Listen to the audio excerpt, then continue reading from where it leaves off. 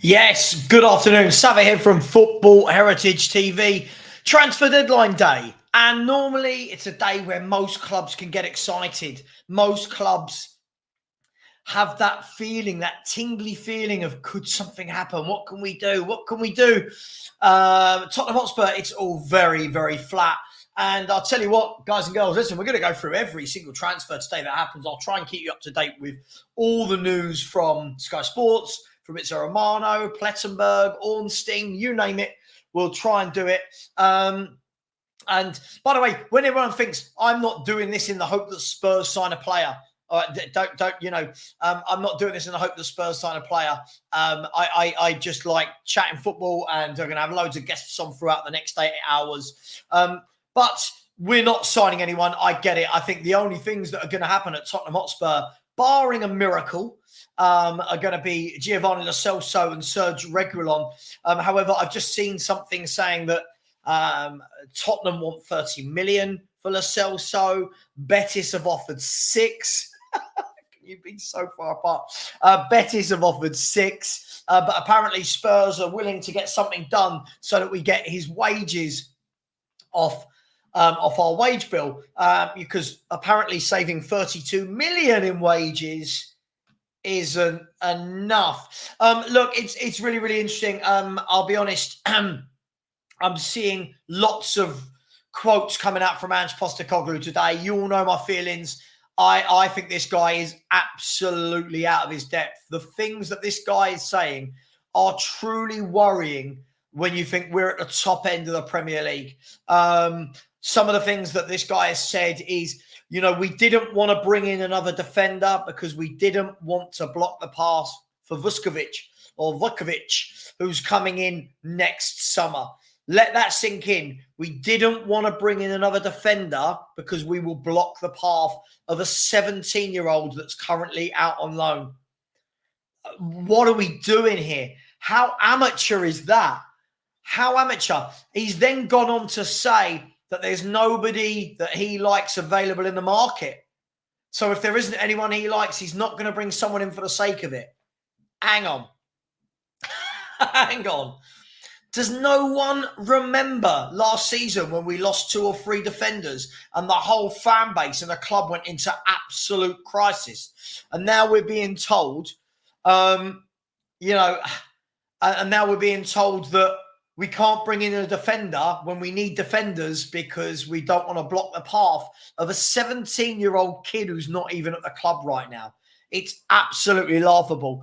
Ange has also said, yes, he said, I was backed. He has said he was backed. Cool. If you're backed, no excuses. This is on you, Ange.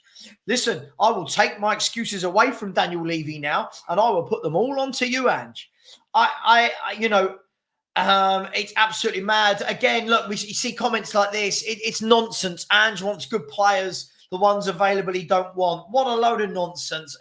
What, every other club can do things in the transfer window, but Spurs, there's no one good enough for. Have a day off. This is the same manager that signed Timo Werner, Archie Gray, Solomon, Johnson, the lease. What are we doing here? Are we truly saying there's no one good enough? Are we saying we can't do a loan? Are we saying we can't get a player for a loan? So this is the manager. He's saying no one was available throughout an entire summer. No one was available. I just don't know what to say anymore. And first of all, I'm glad I'm back on my own channel. Went onto another channel earlier. Love the host, but the comments section was just madness. It's absolutely madness. Look, so by the way, if anyone is joining me now, I'm not sitting here and hope that Tottenham do anything. As I said, I gave up all hope of this transfer window the day that we signed Timo Werner. The day we signed Timo Werner, Ange set the tone of this is what he wants Tottenham to be. Timo Werner on loan, followed by loads of kids and Dominic Solanke. Just to let you know, guys, as well, by the way, if anyone sees any, I've got Sky Sports on. I've got access to Fabrizio Romano and the likes of their X page. I've borrowed somebody's X logins. I'll try and keep you up to date with as many things going on as possible. If anyone sees any concrete, let me start that again, any concrete information, please let me know. You know, it's very difficult. I won't be able to keep up to date with everything, but I will try my best, and we'll talk about all the transfers as they come in. So far, the deals that I've seen that have been done today is James Ward-Prowse has gone on loan to Forest. Sorry, bear with me 1 second. I can't remember his name. Yeah, Carlos Solo, isn't it? Yeah, I'm writing down all the deals from today as I see them. James Ward-Prowse has gone to Nottingham Forest on loan. That freed up space for them to go and that's freed up space for West Ham to go and get Carlos Sola on loan from PSG. Again, how are West Ham getting players like Carlos Sola in midfield when we've brought 2 kids in there? It absolutely beggars belief what this football club is doing. Aaron Ramsdale to Southampton for 20 to 25 million pounds. And then Neto to Arsenal, who's gone in on loan. It's all very, very strange, isn't it? Yeah, by the way, these are Premier League deals I'm talking about. I'm sure there's going to be a lot more deals that are going on. If we look at other deals, you've got Manu Kone apparently is signed for Roma. And you know when you just think, what are we doing? There are players everywhere, but apparently our manager doesn't think any of these people are good enough for Tottenham Hotspur. It is unbelievable. If we have a look, I'll just go through. So Neto to Arsenal was given the here we go 18 minutes ago. Wesley from Corinthians to Al Nassr. The exclusive that Chelsea have submitted an official bid to Man United for Jadon Sancho. Again, another winger who's better than Odegaard, better than Werner, better than Johnson, better than Solomon. No, don't worry, Tottenham, don't you get involved. Anthony, there were talks of him going on loan from Man United to Betis, but apparently he's going to stay at Man United. Lots of the big deals of the day, Tony and Osimhen, both have had bids accepted. Their clubs have both accepted bids from Al Hilal, but Al Hilal can only sign Al Ali can only sign one of them. So it looks like one will be going to Al Ali, possibly the other one will be going to Chelsea. We'll keep updated with that. Kingsley Coman apparently has rejected all loan proposals and he's going to stay at Bayern Munich. Napoli are still trying to tie up a deal for Billy Gilmore. From Romano saying that one's going to happen. Ipswich are in talks for Armando Broja. That will be a loan with an obligation of 30 million. Sofian Amrabat is on his way to Fenerbahce. They're showing him in a private plane right now. Romano said on Spurs, Postecoglou on Tottenham's last-minute signing. I think that's it, unless something surprising jumps out. So we could pretty much say that's it, right? That's it. I'll get some comments in a minute, by the way, but do please smash that like button, people. There are just under 300 people in here at the moment and only 51 likes. I've got a selection of YouTubers that will be joining us over the next hours or so. And please do smash the subscribe button if you haven't already. And that would be much appreciated. What else is going on? Apparently, Pep Guardiola, he said they're all done. They've got nothing else to do. Let's be fair, they really don't have to worry. Mark Guehi is staying at Crystal Palace. And he has said congratulations to our owners because they didn't give up. So Crystal Palace keep Guehi. Crystal Palace are also trying to tie up a deal for both Lacroix today and for Eddie Nketiah. Sorry, my camera's just gone all a bit wayward there. Sorry, bear with me. There we go. That should be better. Apologies. I don't know what happened there. What else have we got going on? Sunderland have sent a bid to Ghent for striker Ahmed Abdouali. Mikel Merino is out for 2 weeks injured after hurting his shoulder. Al Nassr have opened talks with RB Leipzig for Mohamed Simakan. A deal has also been done between PSG and Al Nassr for Skriniar, but still no green light from the player. I like that. Please don't go out there, Skriniar. It's such a waste of talent. One Bernat is going from PSG to Villarreal on loan. It's all happening. It's all happening. And that should bring you completely up to date with everything today. But listen, as we get into the last 6, 7, 5 hours, whatever it may be, there's going to be a lot of movement across the world of football. Let me just see if David Ornstein is saying anything different to Romano. Ornstein has said 47 minutes ago, Chelsea awaiting green light for Victor Osimhen before advancing in talks with Napoli deal. Chelsea hope 25-year-old will agree to fit team and incentive-based wage structures. PSG are not in the race. Al Ali focused on Tony. So from that, it looks like Tony could be going to Al Ali and Osimhen could be going to Chelsea. Chelsea, if they get Sancho and Osimhen and Felix and Neto, again, look at that power in those forward lines. I'm just trying to see if there's anything else from Ornstein that I haven't already reported. No, at the moment, I'll keep you up to date. Florian Plettenberg, let's see what he's saying, see if there's anything else from abroad. A few rumours that Liverpool are in for Varela of Porto, really good midfielder, but we'll see. But Plettenberg has just announced Manu Kone on the verge to join AS Roma with immediate effect. I just don't get it. Again, 20 to 25 million euros. How are Spurs not in for any of these types of footballers is well and truly beyond me. It is absolutely beyond me how bad we have been in this transfer window.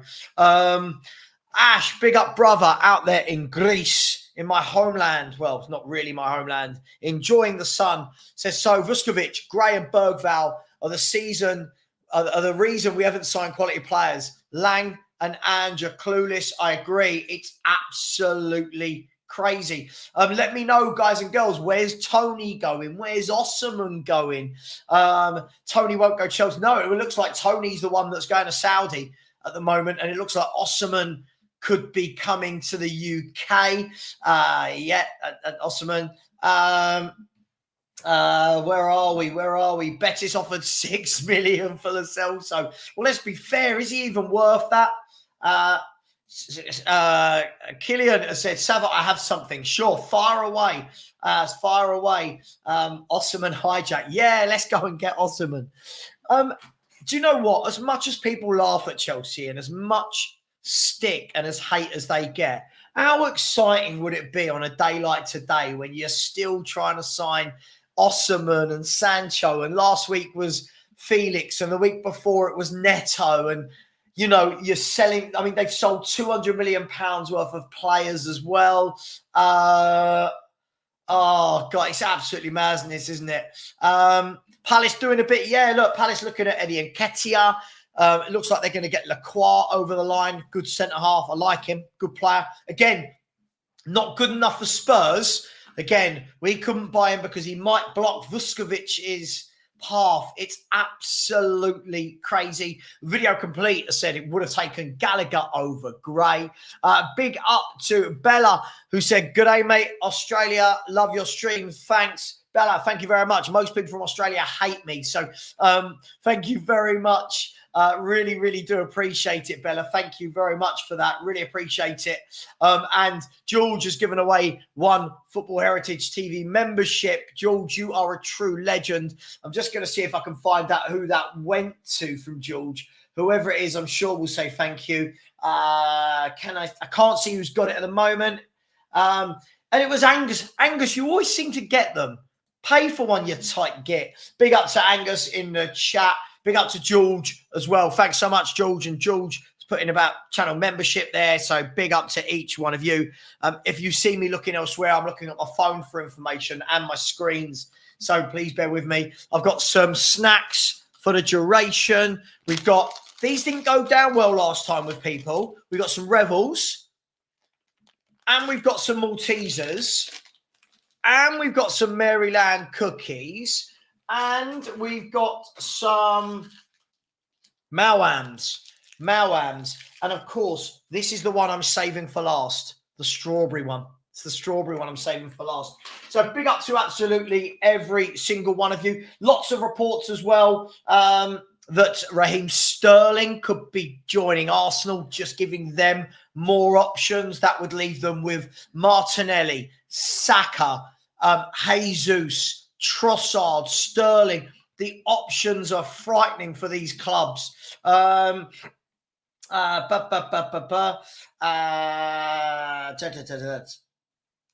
Oh, for sure. Yeah, listen, Acid Twin, I don't think anything is happening for Tottenham today. This was more a chance for, just for people to have something to watch and to talk football for 7 or 8 hours. So big up to each and every one of you. And we will have lots of different YouTubers joining me throughout the day. I've sent a link to about 15 people and said, look, feel free to come on at any point.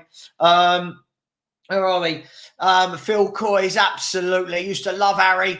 Arm out the window. Yeah, terrific. We might make a couple more signings. There's 15 minutes to go. It just feels very unexciting, doesn't it, at Tottenham at the moment? It just feels like there's no, there's no excitement going into this season for me. Absolutely, Ash. As Paul O'Keefe said today, big up to Paul O'Keefe.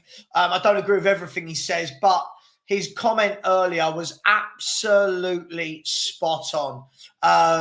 Where he said the Spurs have had a year.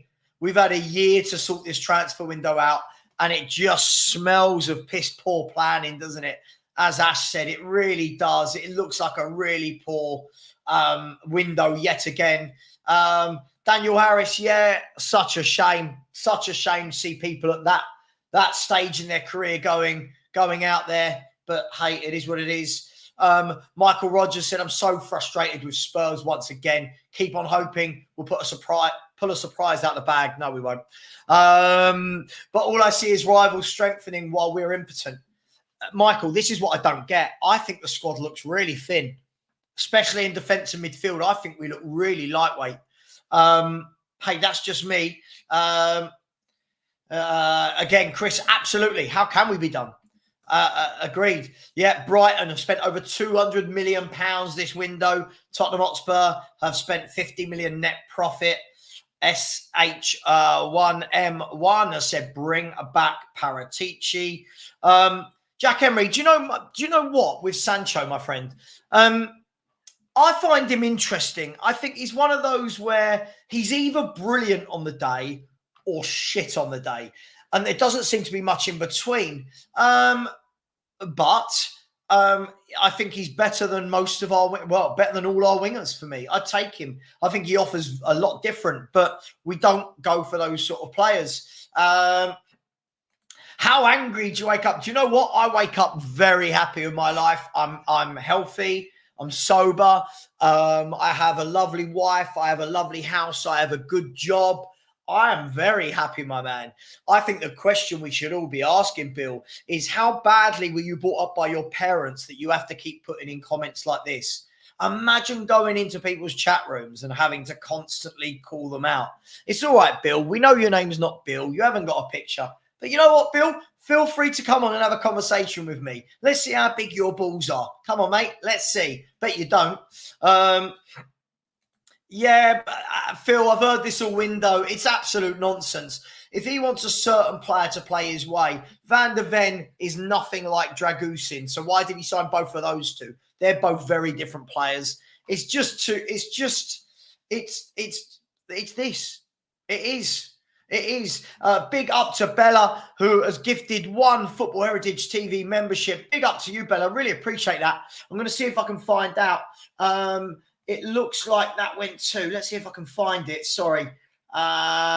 It looks like that went to the Boonverse. So big up to the Boonverse. Well done, Ella. Thank you so much. Really appreciate you.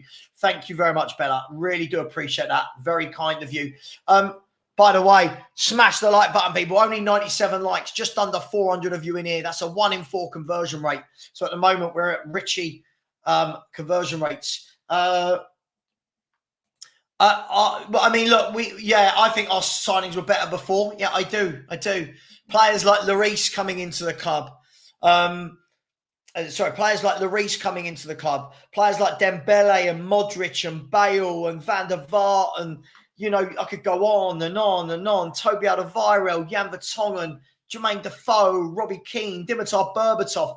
Yeah, I just don't think it's. Yeah. Anyway, let's move on from that.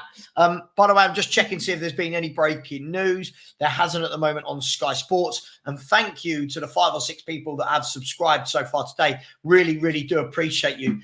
So thank you for that. Chelsea are going to get banned. Well, you've got to remember, Chelsea this window so far have made £200 million selling players and only spent £200 million. So they're actually even on that. But listen, I'm a football fan. I'm not an accountant, right? I don't care about all this stuff. Fans have become accountants. I saw a post from someone today who said Spurs have, look how great the window is. Deadwood's gone. The average age of the team is down. 32 million in wages saved. Why do I care about the average age? Why do I care about 32 million in wages saved? What are we doing? I love Revels. I really do. Apart from the coffee one. There's no fruit. Apparently, we've got to wait 4 or 5 years, Chris, for the fruit.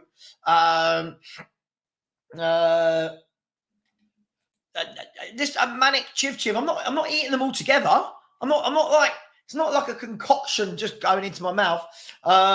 Listen, if I'm going to go for 8 hours, I need some sugar inside me. That's all I know. My wife gave me the look to say, oh, Richard, look how disgusting all that is.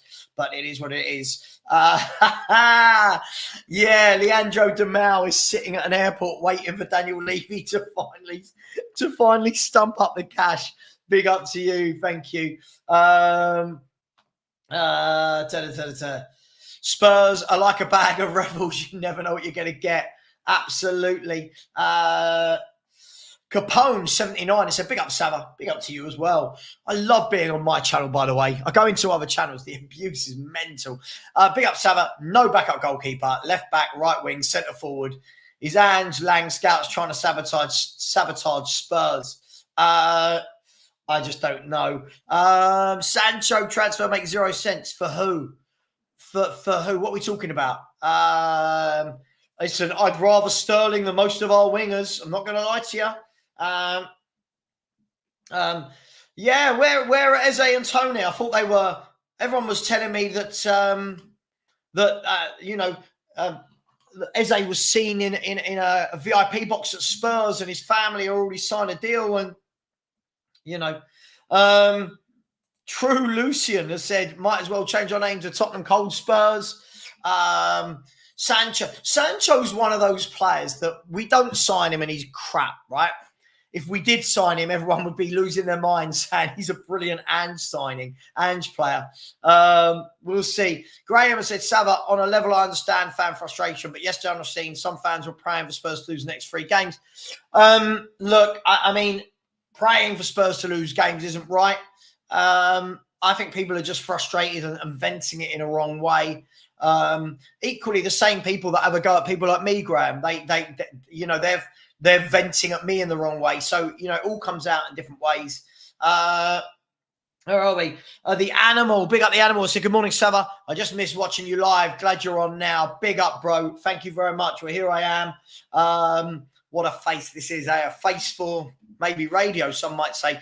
Hadrian's Wall. I said, what's new, Savva? I'll tell you what's not new. Like, let's sort this out. Look, 13,375. Over the next 8 hours, we need to get that to 13,500. Let's start by getting some subscribers in there. I'm giving up 8 whole hours here. And let's start getting some more likes. We've only got 125, so smash that like button. Lister 9 says, Savva, we basically signed one single player for starting 11. I know, and that player is now injured. Back to last year's starting 11 that wasn't strong enough. Can't agree more. Can't agree more with you, brother. Big ups to Tequila. Hope you're doing well, my man. Hope you're well. Billy has said piss poor planning. And what I love about it is what people do is go, oh, it's a meltdown. I don't think it's a meltdown. This is a window I think most of us were predicting. Nige, by the way, if you want to come on, brother, you're more than welcome to come on if you've got some time to chat football. This isn't a meltdown. This is what I expect from Tottenham Hotspur. This is the level of ambition that we've got. Hey, it is what it is. Capone79 said, Ange, no talent ID. He said he wins things in his second season. How is he going to win with the players he signed? He's going to need a bloody good cup run, isn't he? He's going to need a cup run. Big up to A User. Thank you so much for the super chat who has said, we got what is coming to us. No elite signings. Where is the squad depth? We let go of players for peanuts. Only news we will get will be his construction is go. Look, I agree. I agree with everything you said. I don't see where the depth is. People keep wearing a badge of honor that we've got rid of Deadwood. By the way, the same players that they were praising 3 years ago that were going to come good. Everyone keeps talking about Deadwood being gone. For me, I don't know what that means unless you're buying players to replace them. And a user's gone on to say Tony gone for the dates rather than the cockerel. Look, the Ivan Tony situation is absolutely crazy. I feel it's such a waste of a player of his ability going out there at that age. But it is what it is. And a user, really, really appreciate you always there supporting me. Thank you. And George, who's been a member for 12 months, has said the channel welcomes all fans. Enjoy the channel. Big up, George. Absolutely. Please don't tell people in other from other fan bases that they're not allowed here. That's just not the world we should be living in. It's not a world I want to live in as well. But do keep smashing the like button and subscribing. Phil COYS has said, where are we? Phil COYS has said, I'm not saying that's the case, but just second guessing. If Ange gets in the top 4 this year and manages to get to a cup final or better, then I would time down for another 2 years. I think if Ange gets top 4 and wins a cup, I think he's had a bloody magnificent season. If he gets top 4 with his squad, fair play to him. Fair play to him. Hadrian's Wall said the only thing that is breaking is Levy breaking wind in his luxurious office whilst counting his money. Absolutely. Big up, Mr. AJ. Said, hey, Sav, hope you're well. Not sure what everyone was expecting from Spurs. Nothing. This is normal behaviour by Spurs. When we sign F-all on deadline day, I'm used to it. F Spurs, low standards. Mate, I just can't get... I just can't get how many people are liking what we've seen this window. Like, where's the ambition gone? Where's the ambition? Why is nobody asking for better? Not nobody, but why are people not asking for better? Well, yeah, Richarlison injured again. He's out for a couple of weeks. So is Solanke. I think Lankshire's injured as well. So it looks like we'll go with the same team as last week. Anyway, Chelsea, yeah, still trying to sign Osimhen. Absolutely. Bill G said, hi, Sam. I'm happy to come on your channel and have back and forth. I leave the comments on your streams because I think you deserve the aggro considering how you treat others. Bill, come on. Come on with your camera on. Let me know if you're coming with your camera on and let's talk about it. When you say how I treat others, are you talking about all the other YouTube channels that I give super chats to on a daily basis? Are you talking about other YouTube channels that I've helped them buy equipment for their show, helped them with subscribers, helped and showed them how to use YouTube in the back end of the office? Are you talking about how I've raised thousands and thousands of pounds every 3 months for charities? I don't know. If we're talking about how I treat others, very interesting. Bill, let's see you come on. Let's see you. Yeah, of course. Yeah. Join me later on, man. Let's see. Bill, if you let me know you can come on with your camera and let's have a chat. I love it. It's easy to say it in the chat, but let's come on and have a chat and you can tell me how I treat others because you don't know what happens. I reckon if you ask a lot of people, you watch how many times I go into the Irish Hotspur and leave super chats. Tottenham away and leave super chats. I've gone on to Last Word on Spurs. I leave super chats to people. I help support them financially in their channel. I've helped channels grow. But sure, how I treat others. Really interesting one, that. I'd love for you to know what I do in my spare time for charities and supporting people with mental health issues and underprivileged children. I'd love for you to know all that. But let's see if Bill comes on. Let's see what he knows about me, shall we? Big up MC Kelsey said, hello, Savva and Spurs from your favourite Hammer. Big up to you, Kelsey. I hope you're okay. Paul Van Beek said, 5 out of 10 window might as well play regular on the Cellstone Europa League instead of letting them go for free. At the moment, it looks like they're both staying, doesn't it? And unless something happens in the last, what are we down to now? The last 7.5 hours of the transfer window. Twisted Complex. Why are we giving ourselves a pat on the back for getting rid of average players we signed on the cheap? Absolutely. Absolutely. JK27 has said, Savva, the $500 million you said Ange spent turned out to be 370 million. I didn't say he spent $500 million. I didn't say he spent $500 million. I think he spent something like 382 million, so just under 400 million in pounds, right? And I think it's something like 440 million euros. I didn't say $500 million. Again, when people misquote, it's crazy. Billy Andrews has said, if these are players we are signing, then we should have stayed at White Hart Lane. Absolutely. Billy has said we've had the highest net spend this summer. Our net spend is about £50 million. What are you talking about? And it's not about how much you spend. It's about what you spend it on. What's going on here? These crazy, crazy people in this fan base. Yeah, big up Mohit. Yeah, it's not surprising. I don't think any of us really thought there was any signings coming in today, did we? Yeah. All summer I've had this, haven't I? All summer I've had this. Hey, Savva, remember when the window... Yeah, Savva, the window's still open. Savva, the window's still open. Yeah, of course I'll be doing content for the North London Derby. Of course I will. Listen, let's see if he comes on. I'm all for people like that. If they want to come on,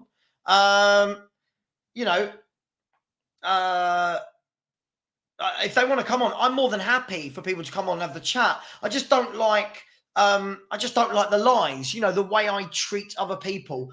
Listen, I'm not going to name which channels I've helped out, but there's going to be a lot of channels out there that if you spoke to them privately would say that when they were first starting, they came to me and asked for help. Some of them didn't have enough money to buy equipment, and I gave them the equipment for them to go and start their channel. But yet there's this persona going around the internet that I'm this evil person, when all I do is actually give my money to other people and support them emotionally and mentally. It's absolutely mental what is said about me. Mike Reyes has said, Savva, one suggestion, sometimes these attractors won't come on, dude, due to camera and obligations. They're afraid of being seen as a fool. What? Look, no, I'm not letting them just on with audio. No, I want to see who I'm talking to. Mike, they don't get to say what they want and then not be seen. So let's see. I put my convictions to my face. Rekka said, yeah, Solar is an insane signing. Look, yeah, they've done some good bits. Daniel, we said it on day one, mate. Daniel, we said it on day one. We said we'll sign one first-team player, 3 or 4 kids, and a couple of average to poor players. And what have we done? Absolutely that. Absolutely that. Am I going to see Oasis? No, I'm not going to go and see Oasis.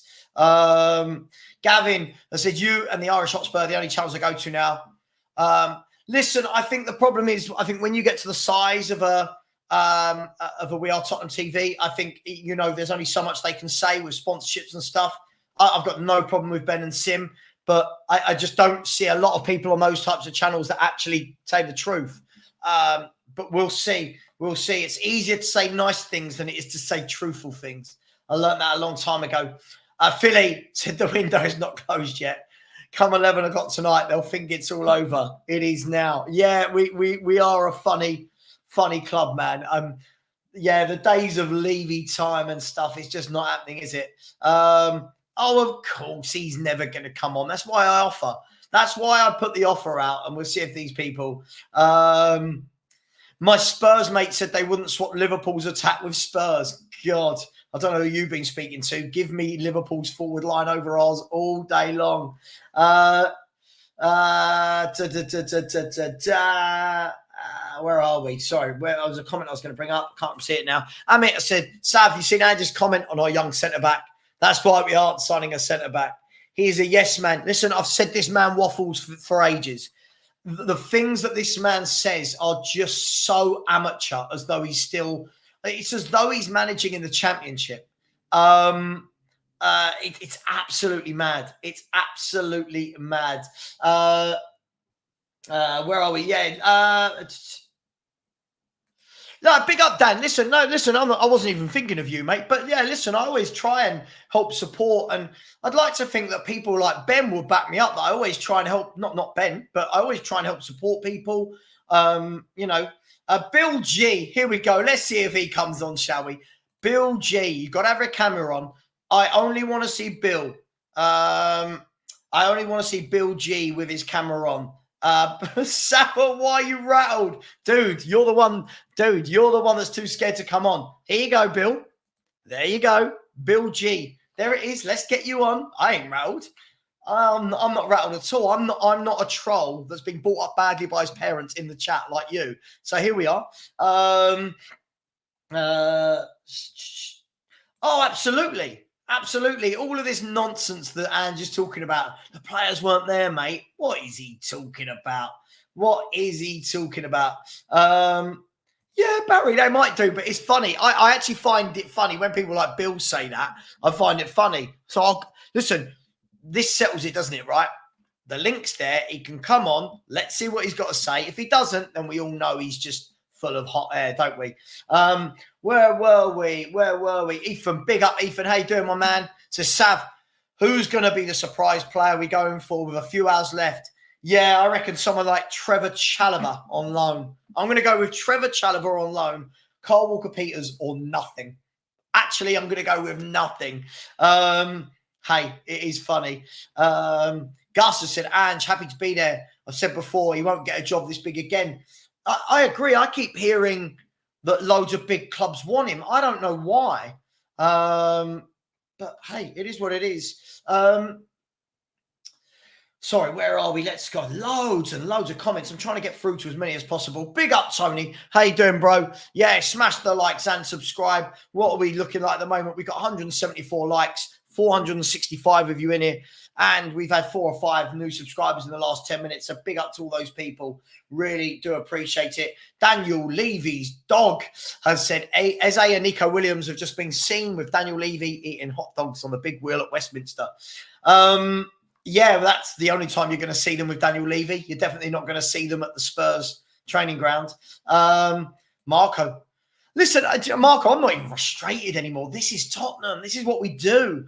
I just find it so funny how so many have now shifted from what they said they wanted to see to make it a good window and that Ange would be backed to now this. Yeah?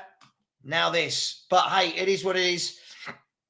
Yeah, the anonymous people always talk the loudest because they've got no name, no face. Savva, you've got to read my comment. Which one? Put it in again. I'll read it out this time. ESJ has said, Savva, where is it? Here.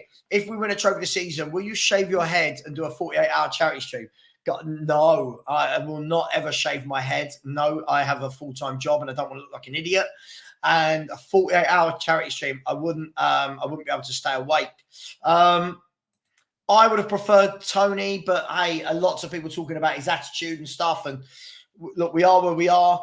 Michelle said, I don't listen to his press conferences now, Savva. Yeah, I don't listen to Ange's press conferences. What happens is all of his comments get sent through on WhatsApp groups. And I just sit there reading and go, oh, what are you talking about, mate? What are you talking about? Can't bring in a defender because it will block a 17-year-old who's not even here at the moment. It is what it is. Why don't we offer Richie plus 15 million for Tony?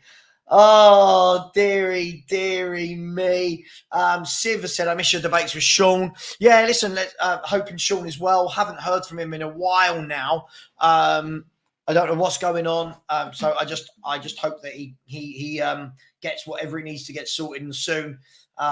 He's a good guy. So let's hope he gets sorted soon enough. Solanke was the only player that mentioned at the beginning of the window. But somehow all our incomings are perfect and signings. Yeah, I mean, he wasn't mentioned. Is that what you're saying? I mean, he wasn't, was he? So it's absolutely crazy.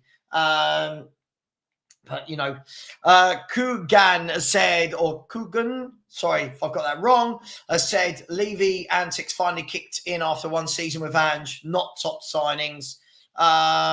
Billy has said, And Ange speaks a lot of sense. Yeah, sure. Wayne Redrick said West fans are going nuts. Carlos Soler in for a medical, and Carney Chuck Mika looks on the cards as well. Again, they're trying to get better, aren't they? They're trying to get better at what they do, and unfortunately, we don't. I'm just trying to see if there's been any. What we doing here? Oh my God. So Fabrizio Romano, I don't know how true this is. Let me just see if this is true before I read it out. Fabrizio Romano on Tottenham News. I can't see if this is true anywhere. Got here, exclusive. Tottenham are closing in on a deal to agree on priority option to sign Johnny Cardoso from Real Betis in the future. I don't know if this is real. Hang on, is that real? Hang on, so I'm just going to ask. Is this real?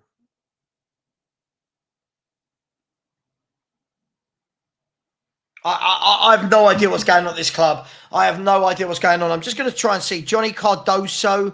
Let's have a look. I'm just going to see. Apparently, Johnny Cardoso is someone we're going to have first refusal on. Cardoso. Let's have a look. Johnny Cardoso, who is a USA midfielder who's played 18 games for Real Betis. I don't know what's going on with that one. Let me know. Lyon are closing on a deal to sign Wilfried Zaha. Lacroix, Maxen Lacroix signed a 5-year deal for Palace for 21 million euros. What a bargain. Simakan, here we go to Al Nassr. Neto's move to Arsenal has verbally been agreed. Olympic Lyon are all set for Ryan Cherky to sign a new deal. Tammy Abraham and Alexis Sailmakers on their way for medical tests. Swap deal between AC Milan and Roma. So Sailmakers going to Roma. Tammy Abraham going to AC Milan. And breaking, Napoli reach agreement with Al Ali for Victor Osimhen. No, sorry, ignore that one. Where are we? Hang on, what's going on here? Oh, he's just reposted. Sorry, he's just reposted that. Hang on, what's going on here? Why am I not? Bear with me 1 second. Exclusive. Tottenham are closing in on deal to agree on priority option to sign Johnny Cardoso from Real Betis in the future. Tottenham will also buy a percentage on future sale in case they decide against signing him. It's part of the deal for Giovanni Lo Celso. I don't have any words. I don't know what we're doing. Carlos Soler is flying to West Ham right now for a medical. Fiorentina have reached full agreement with Union Berlin to sign Robin Gosens, the left wing back. What are we doing, guys? Johnny Cardoso. What are we doing? Let me just see. Hang on 1 second. Perchi, mate, you're the Spanish in the know. Can you do me a favour? I'm live, but could you just message and let me know what is Johnny Cardoso all about, his positional sense? What do you know about him? Listen, I'll be honest, this isn't one I know a lot about, but I mean, I don't know. I'm convinced now this club has zero ambition. What are we doing? I mean, what is he? So what did I say he was? I don't know. Cardoso, so 22-year-old. So he played for Internacional in Brazil and moved to Real Betis last season where he played 17 games, 1 goal and 2 assists. This year he's played 1 game for Betis. I don't know enough about him, but I don't know what we're doing. Yeah, but still, Daryl, people still don't get it. Johnny Cardoso. Ben, me too, Matt. Ben, you and I talk, you know. I agree. Isn't it funny? No one can see. Bill G is nowhere to be seen. Sounds earth-shattering. I don't know him. I mean, he moved from Internacional, played 18 games, and this is what we do now. Here you go.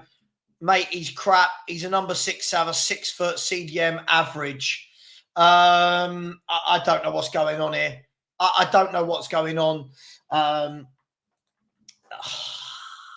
Big up to all 500 of you in the chat. Come on, I'll tell you what, let's help me get some positive today. Come on, let's get this to 13,000, at least 400, 21 more subscribers. And please do smash the like button. We've got 204 likes, 515 of you in the chat. Jay has said, I'm convinced Spurs are groomers with the amount of kids they recruit. Ben Salah has said, what is this deal? Obviously, you know I can't read out that in real time, but Cardoso,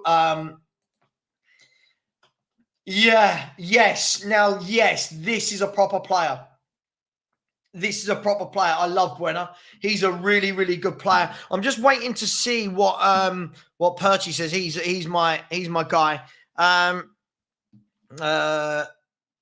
Yeah, the Prem Insider. I've just been told by a source that Ange's latest comments could be a smokescreen for a deal currently worked on behind the scenes. Definitely one to take with a pinch of salt, but could be the bit of hope some were looking for. Oh, mate, my hope died ages ago. My mate sent that to me. I'm not going to tell you who. And then put at the bottom, this will appeal to those who still believe in Santa. Oh, this club is brilliant. Pete Hall, absolutely, doesn't he? Yeah, go and see Johnny Cardoso. I just don't know what to say. I don't know what to say. Right now, there's a million YouTubers getting ready to make a video on, wow, this is why we must sign Cardoso. What is going on? What is going on? All the jokes are coming out. Oh, okay, Ethan. Sorry, one second. Let me stop my TV going into standby. Let's read the tweet again, shall we? So the tweet says, exclusive. Hang on, let's see. I'm going to put it in the chat. This is what it says. I don't know if this is going to paste properly. There you go. Can everyone see that post from me? I've just put it into the chat. So Tottenham are closing in on the deal to agree on priority option to sign Johnny Cardoso. So basically, if they choose to sell him in the future, we got first refusal. We will also buy a percentage on the future sale in case they decide against signing him. I mean, what are we doing here? Why can't we just buy what we need? Oh, dearie me. Yeah, Lacroix and Ketia, Matt Turner, and one left wing back, all going to Palace. Yeah, that's a better window than Tottenham. There you go. I'm going to call it now. Lacroix, just Lacroix on its own. Better window than Tottenham.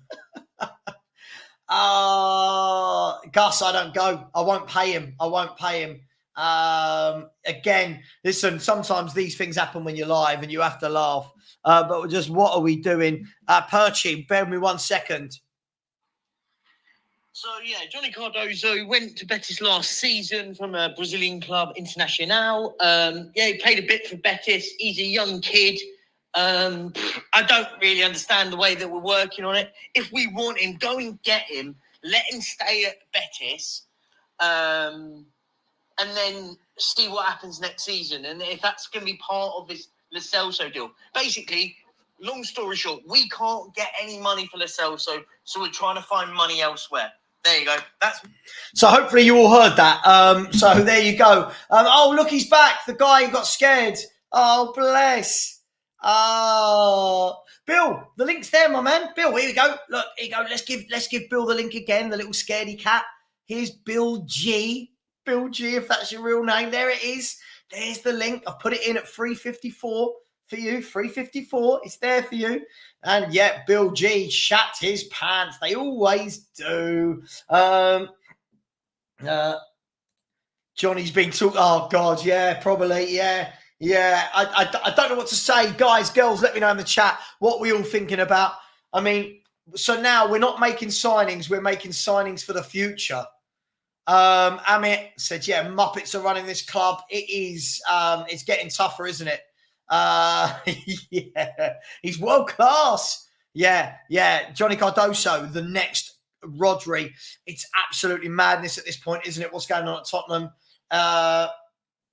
You'll deny every signing at this point. I don't know what this means, Billy. Big up to you. I don't know what that means. You'll deny them. I'll deny them. Don't know what that means. Fidel Castro, well, talking about drug lords, has said a weak, useless, spineless fan base puts up with this endless crap.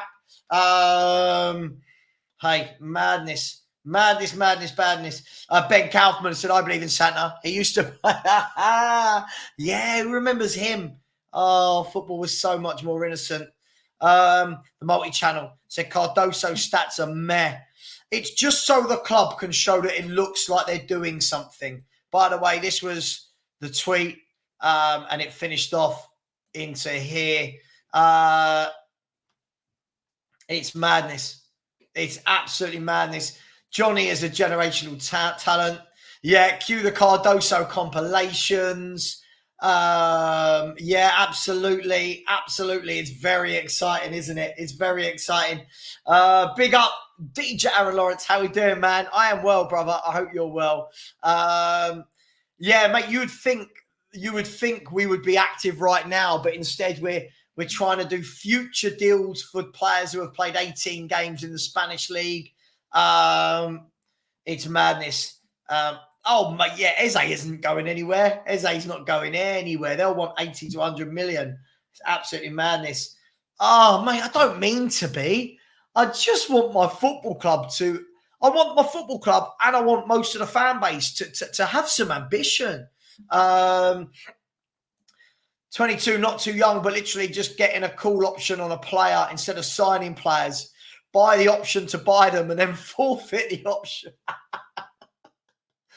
Oh, my God. Oh, he bottled it. Oh, he's bottled it. What are we doing here? He's not coming on, is he? He's full of waffle, the bloke. He calling me rattled. He can't even get in. Cardoso, did he get that many red cards? Let's have a look. Did he? Did he get 5 red cards? Hang on, let's have a look. Cardoso. Well, yeah, he got... did he get red cards? I mean, last season, I can see that for International, he got... Oh, yeah. I can't see the reds. I can see a lot of yellows, but I can't see the reds. Hey, it is what it is. Claire Gorey, big up Claire, said Tottenham remind me of when you go shopping and wait around for the reductions. At the end of the day, you don't need it, but it's cheap. Oh, my, absolutely. Absolutely. Cardoso is generational. And listen, there are certain people in the fan base that it's like the bat signal. Spurs do something really bad and certain people appear. Del? What an intro. Johnny, hello. The beard's growing back. Yeah. I need to shave. I'm good, man. I'm good. How are you? You right? Oh, mate, listen, I'm finding transfer deadline day. I know people think I'm angry. I'm finding this hilarious. Johnny Cardoso, just to reread the tweet, Stel, goes something like this. Tottenham are closing in on a deal to agree on priority option to sign Johnny Cardoso from Real Betis in the future. Tottenham Hotspur will also buy a percentage on future sale in case they decide against signing him. It's part of the Gio Lo Celso to Real Betis deal. What on earth is this? No, it's a new one. I've got no idea. I don't know what to say. I don't know what to say. Like, what are we doing? I'm being told he's a central defensive midfielder, but I've been told all year we don't want a central defensive midfielder, but we've bought options in a player who is a CDM, but for the future and not for now. And just said that we don't need a defender because we don't want to block a 17-year-old's path next year when he arrives in 12 months' time. The right defender wasn't available all summer, and he's gone on to confirm that he's back. He's been backed. It's all happening without anything happening. I think you've summed it up perfectly. It's all happening without anything happening. And just basically told everyone that this is all on me now. So even if we want to turn on Levy or Enoch, which we will if it goes wrong, Ange has basically said, "Yeah, I've been backed. You know, this is all part of the plan." And you know, I know how this is going to play out now, because this has been an awful transfer window. I don't buy into this is a good window. It's not. I'm livid that Manu Kone has gone to Roma for 25 million. I'm absolutely livid. This is a player I spoke about all last season. It's a player I said I really hope we get him.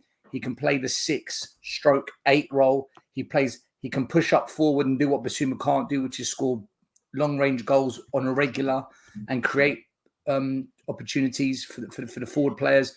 I think he's the perfect player for Ange's system. And for 25 million, how he's gone to Roma and completely, you know, we didn't even look at him is beyond me. But anyway, this window isn't good enough because there's no established, proven players to improve the first team.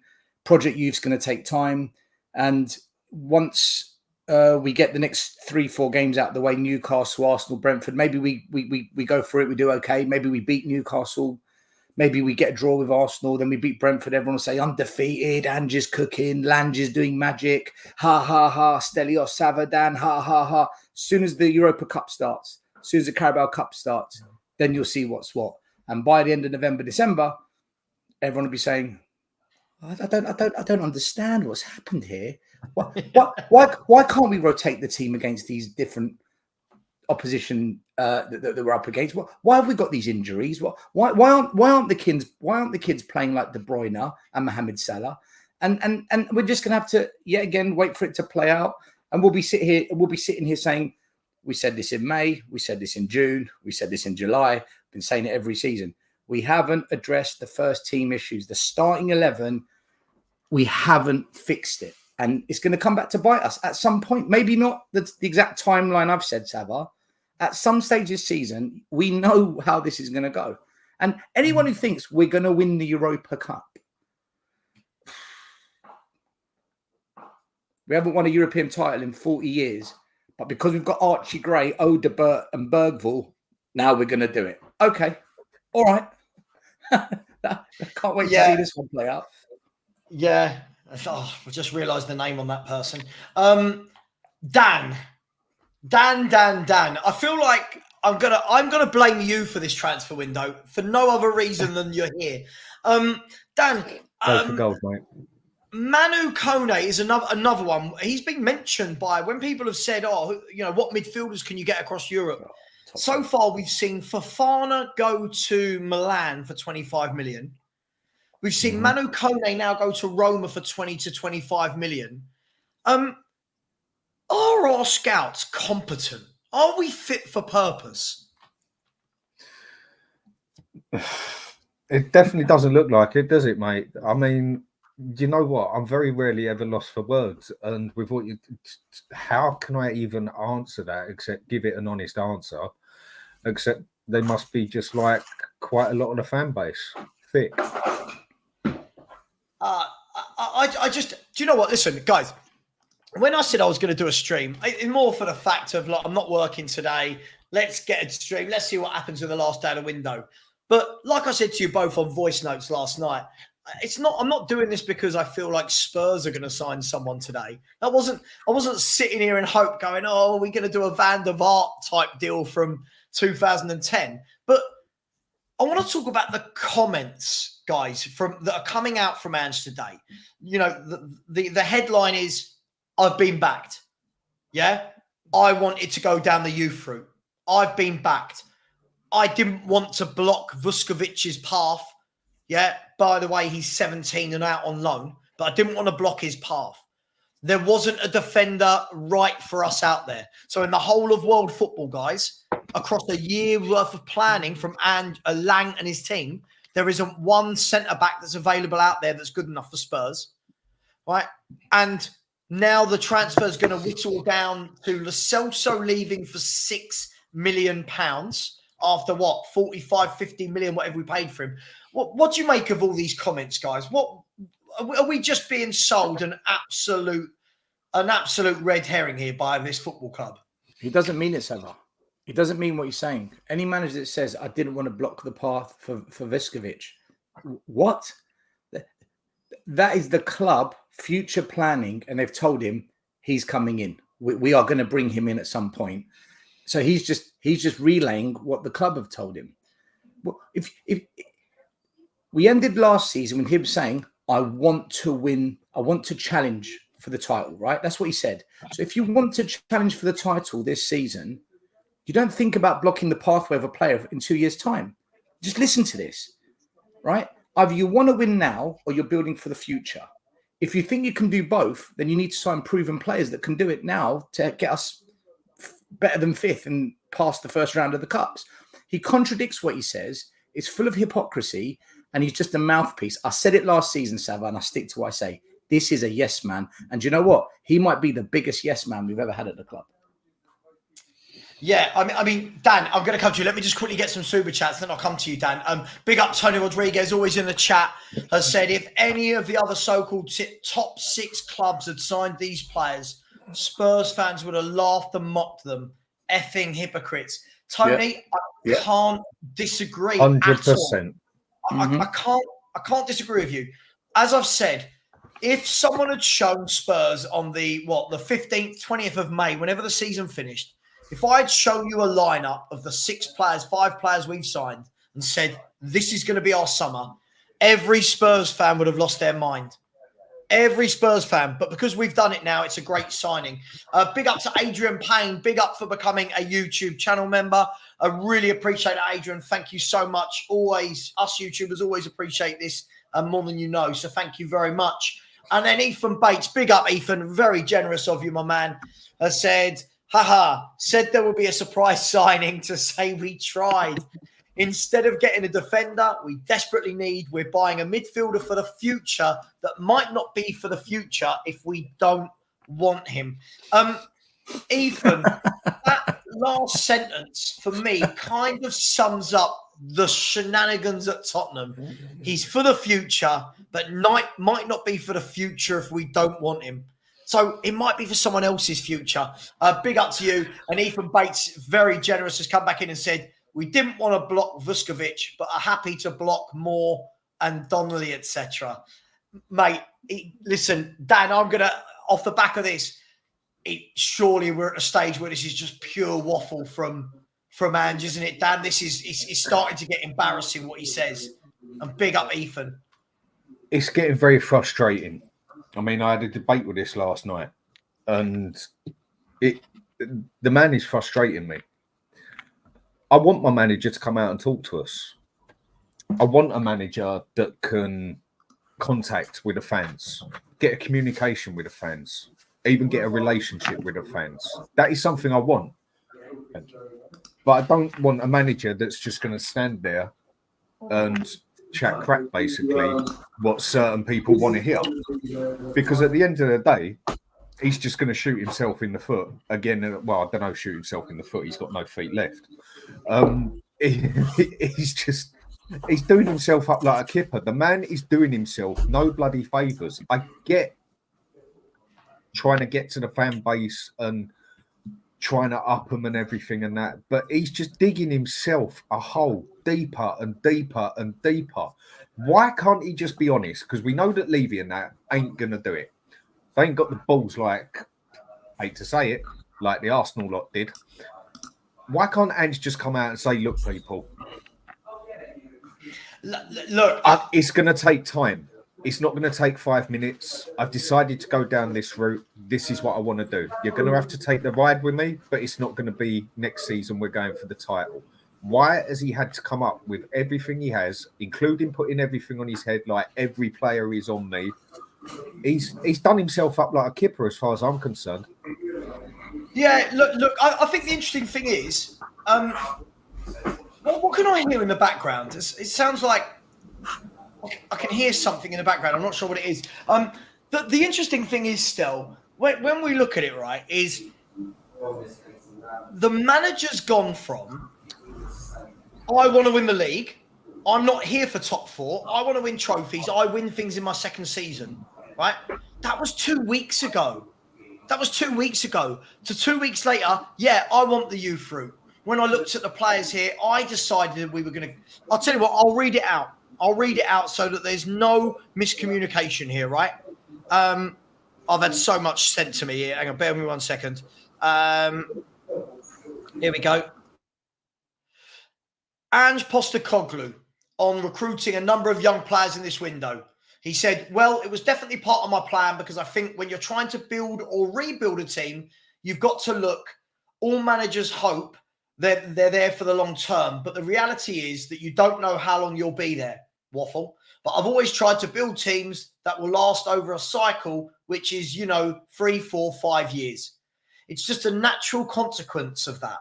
You're looking at a younger demographic, a team that will grow, that will improve, that will adapt to the challenges. So like I said, when I got here, it was a team that even from the demographic point of view, looked like it was the end of a cycle. So that combination with a different approach for me, it was definitely part of it to go younger, right? And then when asked if he was backed, he said, yes. When asked about a centre-back, yeah, we can go out and sign another centre-back, but if the player's not there, I'm not going to do it. It's as simple as that. I never have. I never will. Stel, he's saying one thing this week. The week before, it's something else. I mean, what is it that he's actually trying to do at this club? Because I don't understand. None of us understand. And fans are making it up as they go along as well and justifying it and not being held accountable for what they've said themselves. Everyone's making it up. Journalists, agents, fans, media, and everyone's making it up. Sounds to me that this is a project and it's not about this season and it might not even be about next season. It sounds to me that they're trying to rebuild the age of the team to get it younger. Then maybe a more Lancashire, Hall will come in over the next couple of years. And this is going to be Project Youth. But in the meantime, the club's still got to survive and get Europe for the cash flow and, meet the board's criteria of bringing in enough money to build the hotel and whatnot. So, Savva, we will never know what this is about. And I'll be honest with you, I don't see how Ange survives this because I don't see how fans are going to tolerate this if we don't win silverware and if we start dropping out of that top 6, because then we're going backwards. And this isn't what Ange said. But then again, what you just said, Ange has mentioned 3 different things. It's almost like put your hand in lucky dip. All right, let's go with that. Yeah. Let's just go with that, But when you say fans won't tolerate it, the problem is still most fans are tolerating it. There are fans sitting there now saying, God, this window, God, look, we've identified some of the best young talent in the world. I don't know how they know that, but they're tolerating it. Yeah, they are now, but our fan base is the biggest flip-flop in the business. The way we turn on managers is mind-blowing. I remember when Mourinho came, winning mentality. He signed the goalkeeper from Scotland, used to play for Man City. I forgot his name. He's a winner. Højbjerg comes from Bayern Munich. He won the league there. He's a winner. And they drove that narrative. And as soon as the wheels came off, get him out, Jose out. I was there when Antonio Conte joined. Antonio, Italian flags, the Godfather flags. He got us top 4. We're going to win the league next year. This is Mourinho, but modern. You wait and see 6 months later. Get him out, turgid football. They're doing it again. If Ange goes on a bad run and the football, the defensive tactics get exposed again, they will turn on him. This is what we do. Yeah, I mean, listen, let's talk about that then, Dan, because as much as we want to sit here and say it's all Levy, right? It's all Levy, and look, none of us really like Levy, but I'm going to throw Levy a bone here. This is the first manager I've seen come out, and he's saying, "Yeah, this is my project. Yeah, these are the players I wanted. This is me. I want this. I want that. I." This is on him now, right? This is, if he fails now, surely no one can turn around and say he wasn't backed when he's saying he was. That's where he's digging himself a hole. This is where I hold a man to his word. And people say, why do you keep bringing this up every bloody show? Well, one day, some people, I know a lot do, but some people might understand it. We get accused of we don't show him no respect, we don't show him this, we don't show him that. Well, I'm sorry, in my world, if you want respect, you've got to bloody earn it. Common courtesy goes a long way in life, but if you want respect, you've got to bloody earn it. And he has just dug himself a hole deeper and deeper and deeper. If he's going to come out and say, I'm picking these players, I'm going to hold the man to his word. Isn't that respectful? That hold a man to his word? Or do turn around and say, oh, don't worry, he's just leave his little boy and he's just, he's just leave his little boy. What one's more disrespectful? I'd say holding a man to his word is respectful. And that is what I'm doing with him, even though behind it all, we all know roughly where all the crap comes from anyway, yeah? But he's definitely underselling some of these players because I can't get my head around this thing of that he wanted Timo Werner the second time. I can't get my head around that. Surely that has got to be a club thing or whatever, because if the manager genuinely wanted Timo Werner for the second time, then we've got a manager with problems. But the thing is, Dan, do you know what? I kind of agree with you. But at the same time, the more and more I see what this manager does, I kind of believe that he would buy Werner a second time or loan him. I'm watching this guy and I feel like this is a guy who's in so far over his head with a club this size and with a fan base like ours. I don't think this man's good enough. I just feel that he thinks these players that would probably work for him. Let's be fair. If Celtic had Brennan Johnson one wing and Werner the other, they still win the league, right? Yeah, I agree. But I don't think he's right for Spurs. I don't think he's good enough for this level. I think he's good enough for the Premiership, but I agree. I don't think he's good enough for this level. Yeah, knocking down to it's not disrespectful, but a fact is a fact. Knocking him down to a Nottingham Forest, a Brentford, something like that, I reckon that's more his level. I think the other problem we got with this man, is his age. Now, people are going to say, why are you bringing age into it? There's other managers that are older as well. Yeah, but these other managers that are older, their tactics have absolutely smashed it in the big leagues. The Premiership, the Spanish League, the Italian League, if you want to go to the French League and the German League as well, yeah? Yeah, they're very set in their ways, a lot of them. Conte and Ange, very, very similar managers, just total opposite of it. But on the baseline, on the spine, they're actually quite similar because they're both about as stubborn as a manager can get as it plays my way or the highway. Difference is Conte has proved it in separate leagues that he can win FA Cups and he can win trebles and he can win everything. Same as Mourinho, basically. And I think Ange's biggest problem is I don't think he's actually a bad manager. I just don't think he can adapt because he's got his way set like the others.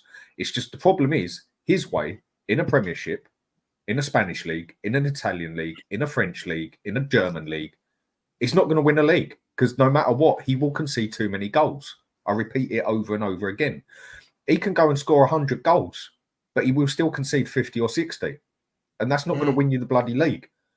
And with that, I just think his biggest problem is he can't adapt because most of us, obviously not everybody, but most of us can actually see 3 points. Out of those 3 points, he could fix 2 of them and we could be significantly better.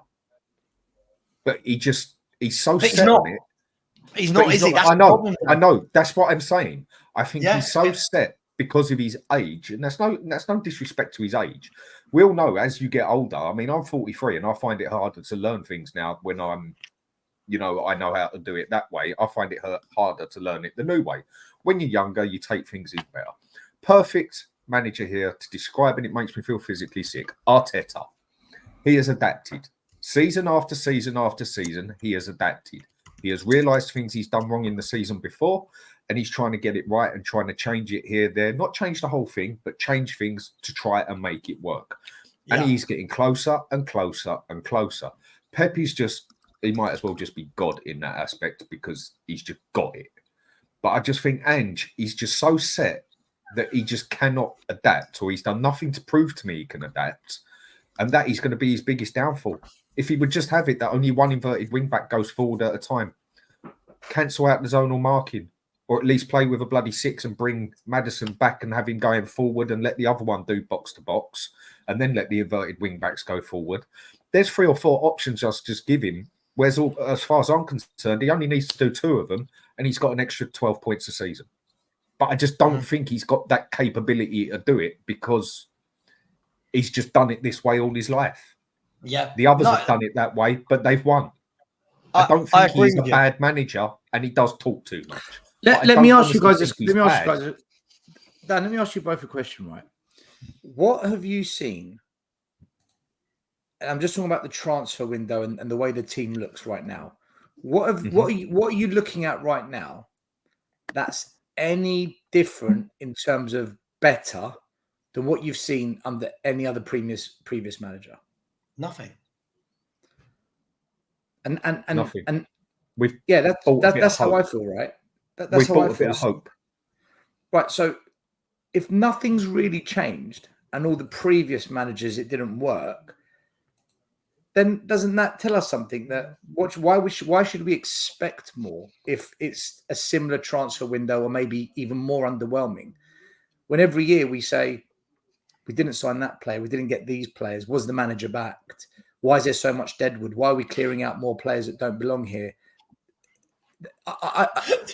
For me, I've completely lost emotion and love for the club because nothing, in my view, has changed to make me think, yes.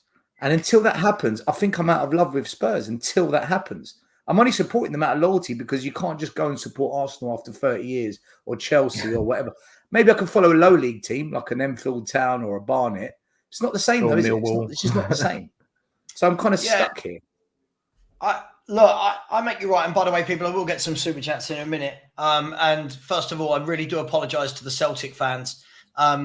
They wouldn't want Brennan Johnson either. So sorry about that. Sorry. Fair enough. I'm trying to sell him off. Yeah, look, still, I think the difficult thing for me is, and I just explained this on, hang on, I'm hearing that Ben Chilwell's going to Brentford on loan. So I'm hearing Ben Chilwell. So I'm talking like I'm Jeff Stelling or something here. I'm hearing, my sources are telling, Ben Chilwell on loan to Brentford apparently. Look, the difficulty for me still, I'm an evidence person. I'm a facts person in all life. I don't just mean in football. I'm a facts person, right? So if someone turns around and says to me, oh my God, we're much better than we were. Show me the facts and show me the evidence, right? Oh, these signings are different than before. Based on what? Yeah, the problem is too many people, and I get it. Football fans, we're tribalistic by nature, and it's, you know, we want to be seen as really great fans. We want to be able to have debates. We want to go onto YouTube panel shows and debate with Chelsea fans, Arsenal fans, Liverpool fans. We want to do that and hold our head high. I get it. But in the cold light of day, I can't look at the signings under Ange. And I'm not saying that all him, but during his tenure as manager, I think we've made something like 16 or 17 signings, of which I think 4 are nailed on first team starters in Vicario. Really hard to do that the other way around. Vicario, Van der Ven, Maddison, and Solanke. You could chuck Johnson in there as well. So from his 17 signings, we've got those 5. Vicario, he's okay. He's a decent. I'm not having a pop. He's a decent keeper. It's nothing special. I don't particularly think it's an upgrade on Lloris. Van der Ven's very good. Maddison has been hit and miss, but is a good footballer. Solanke remains to be seen, and Johnson's really poor. Now, they're the 5 first-team signings he's made. Everybody else doesn't get a game of football. Dragashin has been sitting on that bench since January. We're in September tomorrow, right? You look at Solomon, came and went. Valise has come and gone on loan. Ashley Phillips, come and gone on 2 different loans now. You've got Odeberg, don't know, kid.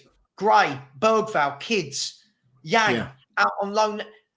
Nothing that he's done, nothing that's happened in these last 16, 17 signings, which is nearly a whole squad, by the way, right? It's nearly a whole squad of footballers Nothing tells me that there's a difference in process. And Dan, I'll pass it over to you now. But nothing tells me there's a difference in process or that the caliber of the players is better than what we used to sign.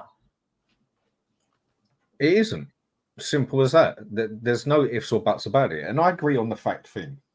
Now, we've all got opinions, and sometimes we can all debate on opinions. And at the end of the day, we all have to hold our hands up and say, well, that's your opinion, that's my opinion. We're going to have to agree to disagree at the end of it, because opinions are just opinions. But at the end of the day, facts are just facts. And one thing I find a lot of Spurs supporters can't handle is facts. Oh, They just can't handle the facts thrown at their face. Why do you think most of them, I won't go saying names, but why do you think most of them haven't even got the bottle to come on a small channel like mine, let alone a channel like you two, or other channels out there? They just have not got the bottle to do it because they know they will get absolutely destroyed by facts. Opinions are all good. Football is very opinionated, but at the end of the day, it's the facts. I need to see things to start believing things. I need to see Ange can adapt. I need to see in the next 10 games that he can adapt his game.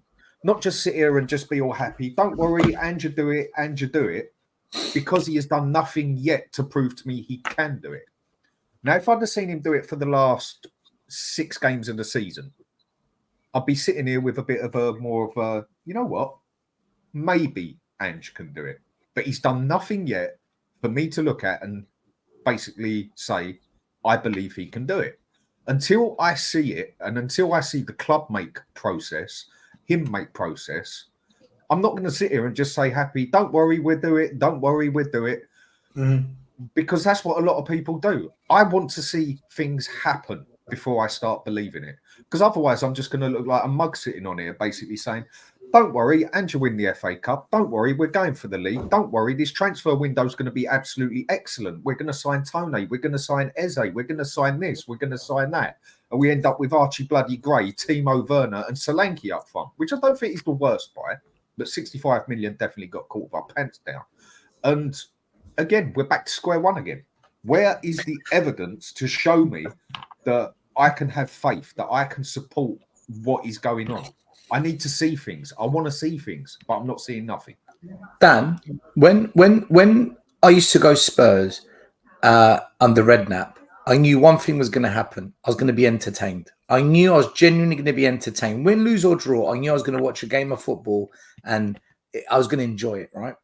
When we had Poch, I was so confident. I've never felt so excited going to... I was buzzing like the day before. I'd go there. Yeah. No matter who came to White Hart Lane, I knew any corners or set pieces, Van der Ven, Alderweireld will deal with it. I knew that if the wing-backs had to get back and defend or had to put in a tackle, Danny Rose, Kyle Walker, I knew would deal with it. I knew that no one would get past Victor Wanyama. He'd tear them a new one. I knew if we needed to keep possession of the ball and link up the play and bully players, I knew Dembele would do it for me. I knew if we got a free kick, a set piece, or a moment to ping a pass to a forward player, I knew Eriksen would, on point, would deliver it. I knew that Harry Kane would score when he had chances. He'd put the ball in the back of the net from a penalty. I knew if Son broke down the win, he'd beat the man. I knew Dele Alli, half a chance, he'd do something special. I knew what I was going to get. And I was so excited and I was buzzing for it, okay? I go to games now and I'm like, holy shit, I hope the other team don't get a corner. Oh my God, here's a counter-attack. Why is there this massive gap? Oh my God, is Van der Ven injured? Because if he is, we're fucked. The ball goes out wide. I'm like, please not to Johnson. Please don't let Johnson get the ball. Please pass it the other way. You cannot tell me after signing 16, 17 players that I should be thinking like that. After signing 17 players, that's a new squad. I should be at least feeling similar to how I felt when I went to watch Spurs under Poch. But I go to games now and I don't know what's going to happen. And it's not like Redknapp excited. I don't know what's going to happen. I don't know whether we're going to get banged up or beat the other team. But either way, I'm not confident. I sit there, not confident. And quite often, I'll be honest with you guys, I'm bored. I don't find it. For all this attacking play, I don't find myself really excited for the game. I have like a 20, 25-minute patch where, oh, this is good. We look, this, oh, good chance. Oh, good ball. But then for 50, 60 minutes, I'm just a bit slow. Are we going to make the pass to the player that's free out wide? No, we're going to go back. Okay. You know, that's just how I feel, guys. And this window has not elevated me anymore. I think it's made me go a little bit more kind of bored, if I'm honest with you. I think there's a word in Spurs, and it's a very, very big word. Hope. I mean, it's a big word in life, really, if you look at it. Hope. There's always hope. You can always hope on something. But I think of what Spurs has done to quite a lot of us. Obviously, not everyone. We spent 400 million under Ange, so we can No, what I'm saying is, it's actually destroyed the word hope. It's actually got me to a point where I can't even hope anymore because I know it's just a load of BS. It's actually destroyed my hope. I do my lottery without fail every Tuesday, every Friday. Why? Because I know I'm not going to win it, but I hope I can win it. I watch Spurs play a game. Yeah, but that's gambling, Dan, right? That's gambling, right? But it's hope at the end of the day. You're still hoping you win. You're still hoping. Yeah, but I never hoped Poch's team would win. I knew we would. That is what I'm trying to say. I knew. But a big word in Spurs has always been hope, because that's pretty much it's all we've ever been about. I mean, when it comes to the Champions League final, did you really feel that secure that we were going to win it? But I knew we were losing that. I knew we were losing to Liverpool. But you telling me there was no hope that you would win it? Yeah, of course there was hope. Yeah, there was. Of course there was. There was. Yeah, but Spurs have now got us to a point where you even look at that magic word hope and you just think, I haven't even got hope anymore because it's just BS. Yeah, exactly. Yeah, you're right. You're spot on. The thing is, look, I must get some super chats. I really must. And I must absolutely berate all 600 people in here. The likes are shocking, guys. Come on. Not shocking, but we've got less than 50% likes. We should be on 400 likes by now. Please smash that like button. And we're only 15 subscribers away from 13,400. Please also subscribe to the Hotspur Hood. And please subscribe to Stella as well. Let's get some super chats before we come back to this conversation. Wacky Paranormal has said Tottenham is a youth development program. A youth development program that isn't actually playing the youth. Yes, I get it, but listen, that's what we're doing. Thank you so much, Wacky. Big up to Jerome, who said Spurs have made Ange a PR merchant now. The PR behind this manager, Jerome, is absolutely phenomenal. Like, if Arsenal or Villa had got this guy as a manager, everyone would be laughing. Everyone would be going, oh my God, look at this manager. He can't defend and his tactics. Because we've got him, it's, this guy's a visionary. Such a stupid thing to say when we clearly need an extra centre-back. Our scouts are rubbish. World-class stadium, but no squad to show for it. Absolutely, Jerome. Really appreciate that and can't disagree with you in any way. Wacky Paranormal has become a new member, so big up to you. Channel membership is available for anyone that would like to be a member. Big up to you. Jerome's come in again and said, on a lighter note, Marino is injured after one Arsenal training session. Marino's gone all Spursy, has he? Got injured in one training session. Fractured his shoulder. Yeah, he's done his shoulder, out for a couple of weeks. You know what? The difference is, unlike Solanke getting injured, Arsenal have got loads of really good midfielders. So they'll be all right without him. But when he comes back, he'll add depth in time for Europe. But big up to you, Jerome. Paul Shepherd has said, once a club's your club, it's a bloody life sentence. Not half, mate. Not half. We are like those people you see in those death row documentaries where there's, we keep appealing. We keep appealing to come out, but no one's listening. Nothing's changing. Big up to you, Paul. Really appreciate that, mate. Tony Rodriguez gifted a membership to somebody. I don't know who it went to. Whoever it is, please say thank you for Tony. Tony, thank you so much. And just a couple of comments. Hector Rigo wanted to give me some stats. Spurs have the most sprints in 23-24 and the second best average possession. I mean, Hector, yeah, great. Sure. I don't know what this means really for anything. What's the outcome of these stats? What did we achieve as an end product of these stats? 2 cup competitions we crashed out early round, 5th place bottling top 4. What is the point of these stats you have shown us? They tell us nothing. And this one, I thought this was really interesting as well. The Speedy Pool Hustler. I really like your little thumbnail. That's pretty cool. I said, I agree with you guys, but come on, what has he changed? Dominating and mauling most teams. Speedy Pool Hustler, when I did some facts the other day with Stel, we went through the Spurs have won. If I add the win against Everton, have now won 13 of their last 31 games. So we're not dominating and mauling most. And our second half form last season, I don't remember us, other than Villa, I don't remember us battering anybody. I'm happy to stand corrected. Second half of the season, who did we batter? What was that stat you said, Savva? We haven't beaten a team in the top 10 since December. Since December, yeah. So how are we mauling? Where's the mauling? Again, and this is the thing, we're just making things up now. Billy, really confusing. Everything you say, every message to me, you hate me, but you've become a member. So welcome. Big up to you, Billy. Really appreciate that, mate. Thank you so much. YouTube is mental. Big up, Billy. Can I ask you to a favour quick? It'll take literally 30 seconds. Right, I picked my number 13. Right, Stel, give me two numbers, between 1 and 50.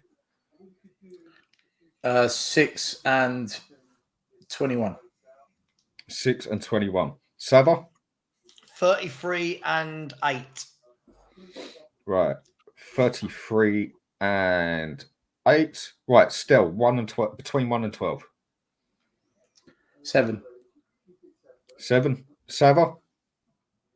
11. 11. Right, there you go. Confirmed. If I win 100 million, you two will also be rich as well. Oh, is that your lottery numbers? I thought you were going to tell us some exciting information about a player. Yeah, I thought like this was some sort of, if you pump numbers into this algorithm. Yeah. Well, if you pump the right numbers into it, it'll definitely be more than a cruise. I promise you that. Right. No, if I go and win 100 million, you two will be millionaires as well. Don't worry about that. I hope you win. And then I will also put $1 million straight into charity if I get 100 million. I'll tell you what. That is now a binding agreement live on air. Yeah, it's a verbal contract. That's right. If I win, let's say 50 million, you two will get at least £1 million each, and £1 million will go to charity. I hold this. I'm a man of my word. If I only go and win 2 million, you get a holiday. Brilliant, and it'll be a good one as well. I'm all over that. Brilliant. Listen, and thank you very much as well to Craig Chicken on a basketball Fenner, who said Spurs are a 24-year-old project, always a project. Craig, I was on a show earlier, and the question I asked was this. Whenever people oppose my opinions and they talk to me about a project or the word that I'm always told, patience, my question to them is always simple. What is the end date for said project? Tell me a date. Otherwise, this is a constant process that these people can never, ever tell me when we're going to see some fruition. So for me, listen, I agree with you, mate. It's absolutely crazy. So thank you, Craig. It's madness. Guys, just quickly, looks like Jadon Sancho is on his way to Chelsea. It's going to be a loan with an obligation to buy. They're just apparently they're just agreeing an obligation fee. Listen, Jadon Sancho for me very hit and miss, but by God would I have him over our wingers, guys. All day long. You've got Sancho rumor, there, Carlos Sola, West Ham. Like, I feel Brighton are in the middle of still buying players. It just feels like Arsenal are maybe Raheem Sterling 1 year loan. It just feels like everybody else is still trying. Like they're still actively trying to add little bits to their squad for the season. And we're sitting here with a manager telling us, no, there's no one that suits my style. There's no one available that's good enough. Do you know what? We let in 61 goals last year, and there's no defenders out there in the world that make us better. I know. I don't get it. I know. Do you know? I was around my brothers because he loves transfer deadline day, right? And I was sitting there with him, and it came up, and Ange did his interview, and he literally said, "Yeah, I'm happy with the window. There's no more signings. We're done." And then he goes, "But we might get rid of a few more." And me and my brother just started cracking up laughing. Oh, so we're going to get more out. keep getting rid of them. We're not bringing anything in. I'm like, fucking hell, man. Like, by the end of the day, we could have shipped out between 13 to 14 players and brought in 5. Crazy. Absolutely crazy. You see the thing with Ben Chilwell on Chelsea, yeah? It would have been... Why didn't we even just go for something like that? Okay, he's a bit injured. Hasn't got the best injury record in that. But I bet you if we'd have put in a cheeky bid of 8 million for him or something, we'd have got him. I bet he's on big wages, Dan. I bet he's big wages. We won't pay the wages. This is the problem with us. We don't pay the wages. We want players that are cheap wages, low wages. Yeah, but are you telling me we couldn't make a deal with something like Chelsea, even though we don't get on with Chelsea? We know that, yeah? But I think the issue between Spurs and Chelsea goes out the window because of the new owners. The Americans couldn't give a toss. Listen, we took William Gallas from them. And we've taken Claudio. But that was when there was an issue between Spurs and Chelsea. That's when there was an issue. With the new owners, I don't think they really care. They're Americans. They don't care about that sort of stuff, yeah? And that's no disrespect for them. They really don't bother them. To them, they're all about the money. They're all about the bottom line. It's about that's what I'm saying. So they don't care that there's this big rival between it. If they're going to make $1 out of it, they're quite happy, yeah? So surely with a club of the amount of money they got as well and the amount of money they're about to throw about, you could slam a deal down of like, right, okay, 8 million, 4 million this season, 4 million that season, whatever way Levy wants to do it, but you pay 25% of his wages. Something like that, yeah? Yeah. Surely it might be a gamble, but isn't that a gamble worth taking to cover a doggy instead of having Ben Davies there? There's another deal out there at the moment that I'm starting to hear about, yeah? I've been speaking to one of my mates who hears a lot. I follow what goes on in Italy. There's another player in Italy who's got the right ump at the moment because he's not getting played regular because they're playing a total different formation to what he uses. It's Inter Milan. As far as I followed last season, it was more of a 3-5-2. They weren't playing with wing backs. What's his name? Denzel Dumfries is meant to be getting the right ump. We could have signed Calafiori. He's less than Archie Gray. Calafiori was less than Archie Gray. Right. And the rumour I'm starting to hear off my mate is Dumfries is like looking at going round about between 12 and 14 million. The it's only a rumour I know. But can he play Ange like that? Can he play Ange ball? Because apparently there's only about 15 players in the world that can play it.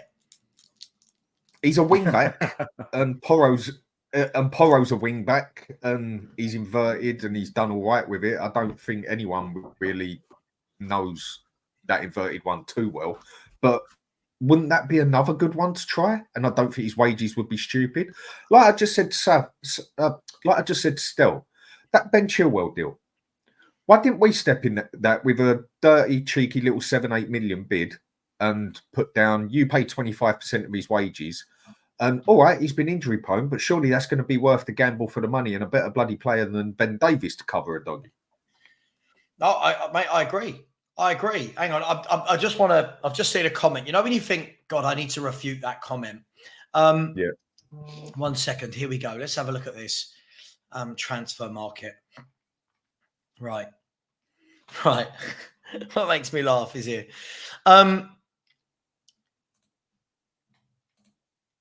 Don't talk like Chelsea is showing any ambition with even more kids than here. Chelsea have signed Pedro Neto, João Felix, right? They're about to sign Jadon Sancho. They're trying to bring in Osimhen. Sorry, that's not ambition compared to what we're doing. And you know the difference between their kids and our kids? Their kids mostly go out on loan and play. Yeah? The kids we're bringing in, they're part of our team. This is what I mean. Look how our fan base, we get this in our head. Whose window are you picking? Chelsea's or Spurs? Spurs all day long. Just mad, isn't it? Chelsea. I was about to call you out then. By the way, guys, right? With the sale of Lukaku yesterday, Chelsea's. Do you know what Chelsea's net spend is this summer? No idea. 0, yeah. 0. Chelsea have sold £205 million worth of player and spent £205 million. Right? Now, I don't give a crap about net spend and blah, blah, blah. But Chelsea are selling players and they're selling players for actual money. We're selling players for 5 million here, 6 million there. I'm sorry, Neto walks into our team. Yao Felix walks into our team. Osman, if they get him, walks into our team. Jadon Sancho walks into our team. Cole Palmer walks into our team. Another one they bought last year. But this is what we do, Stel, to make ourselves feel better. We're now trying to put down teams around us that have done better business than us. I'm seeing it with Man United. Man United have bought De Ligt and Mazraoui, 2 seasoned pros that have been there, seen it, done it, won it. Yeah, they bought in Agate, seasoned pro. Then a couple of younger players to go along with that. But no, they've had a crap window. De Ligt's crap, Mazraoui's crap, Agate's crap. What are we doing here? What has happened to this fan base? $1 million question. What's happened to the fan base? Bit of stupidity, bit of delusion, bit of escapism, bit of happy clappy, bit of denial, bit of actual belief that it's real. We're just. Do you know what? I think a lot of it is fear. Because with the way we run now, you're guaranteed kind of top 6, 7. You're guaranteed to be in that group. You're guaranteed Europe most seasons, and you're guaranteed to not get relegated, finish mid-table. You've almost kind of, we're a safe bet. If you're going to buy shares in the stock market, you put them in Apple. They're going to be around, the great company. It's not really going to change much from what it is, but you know what it is? It's a safe bet. Mm. So people just continue to pump whatever news they can to make sure it just stays that safe bet, and it reassures themselves. Whereas what we're looking for a bit of a risk. We're looking for a bit of a startup that's prepared to do something different and challenge and not accept the status quo and beat the status quo. We're more risky type thinking fans. We're a bit more more pro risk. I think most Spurs fans are just risk averse. They're scared. Yeah. They're scared of what might lie if you go through a different door. They're so petrified it might be Mike Ashley that they don't want to open it. No, just keep this how it is. Whereas we're more, well, no. If it's Mike Ashley, it's Mike Ashley. But what if it's Sheikh Mansour? What if it's the Cronkies? I want to go through the door because I'm sick of this. I'm bored.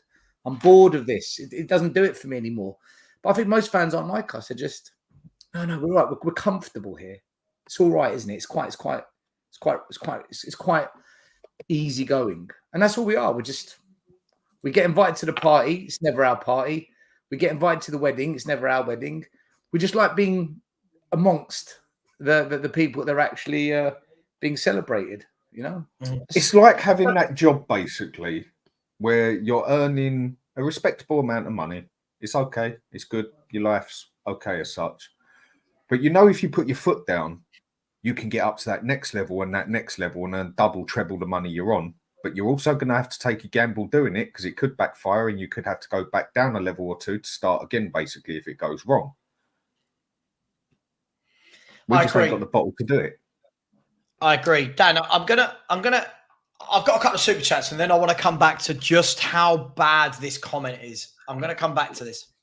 Again, this is the sort of comment which really shows Spurs fans have absolutely no interest in winning things. Tin Man 007, long time no see, Tin Man. Hope you're well. Said, big up, guys. Quick question. What should Spurs prioritise? League, Europa League, FA Cup or Carabao Cup? For me, it's the Europa League. Good question. Dan, Stel, what should Spurs prioritise in your humble opinions? I don't think we can win the Europa Cup. I just think European managers are savvy and will just come up against that one manager that just makes Ange look very mediocre. If I really believed we could win it, I'd say Europa Cup, but I don't think we can win it. I think it's the best competition to win because it's a European trophy, gets us back into Champions League, and it's silverware, right? But I don't think we can win it. I just don't believe this team is going to handle it in Europe when it comes to the crunch. So I would say the Carabao Cup because it's probably the easiest one to win, especially if Man City get knocked out. Then it's anyone's. Competition. Do you know what? I agree. The one that I think he should go for and concentrate on is the Europa Cup because we ain't getting no league. I mean, and with what we've just gone and done and other teams have done, I think we're going to be lucky if we finish 7th. And that would be a good season for me if we finish 7th, because I honestly think that a couple of injuries and we are going to crumble in a bad way. FA Cup and League Cup is anyone's game. You can win an FA Cup or a League Cup with a lot of luck and one good game. It can be done. Highly unlikely, but can be done.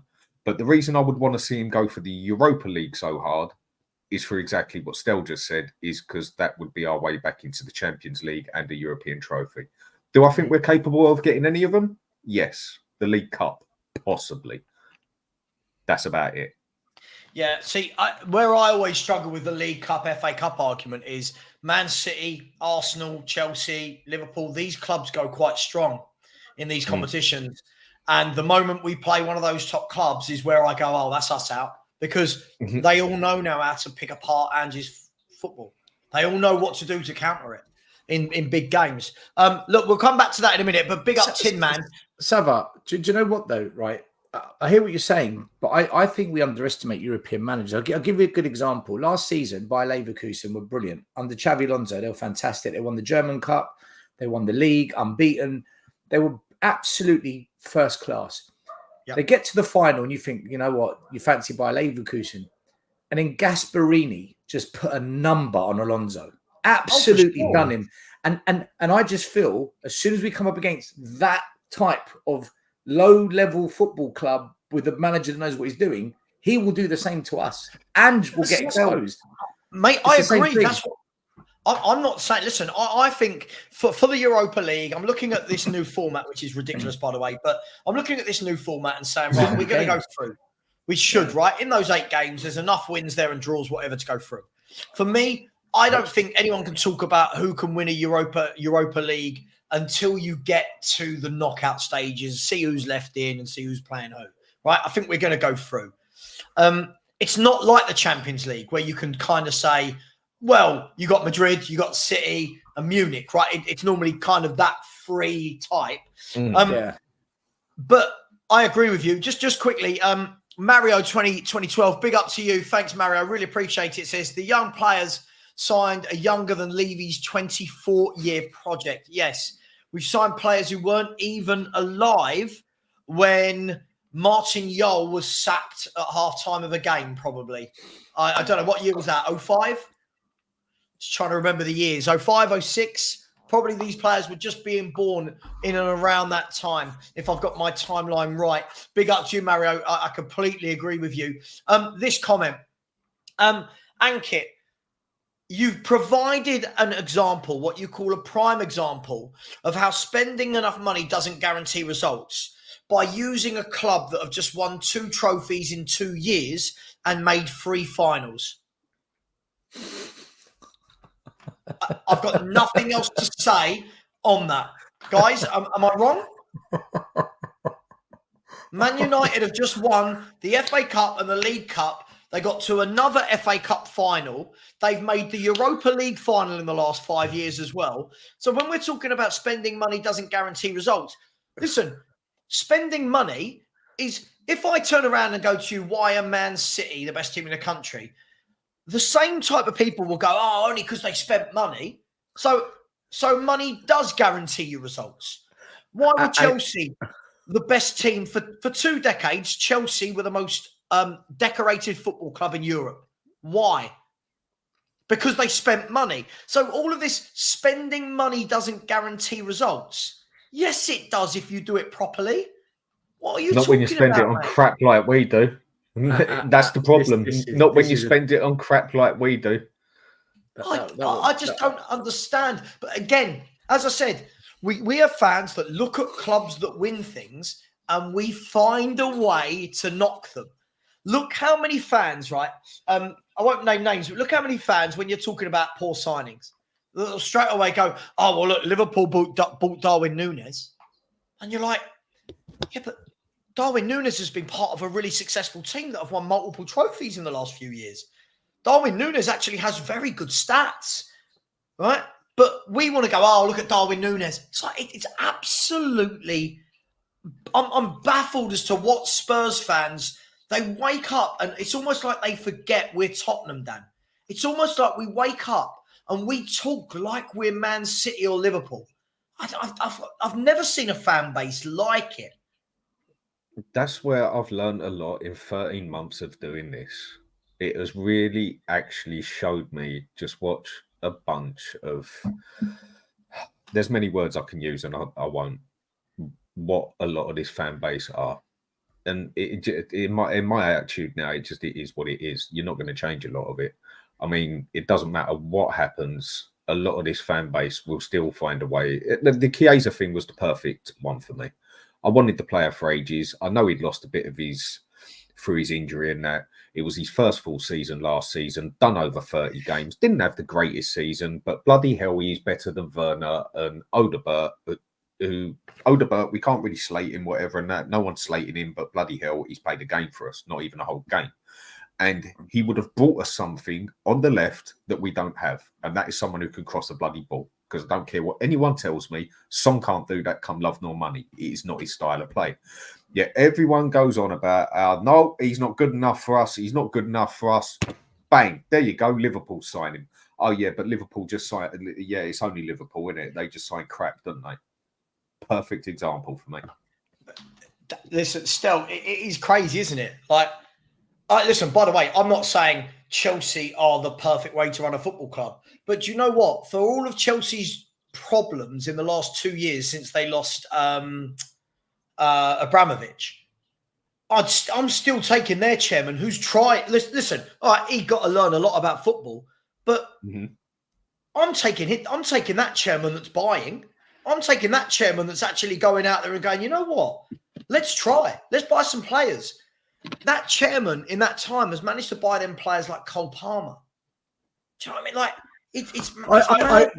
I would take his ambition, but I wouldn't take his understanding, football understanding. I think the biggest mistake Bowley made was, if he kept people that Roman had in place running the football, and I'm talking about the recruitment team, the negotiators, the coaches for a year, and then said, right, let me learn from them and bring in people that can do it like this, I think it might have been a different case. But he came in, he took an axe to everything, and he just he crashed it. He crashed it.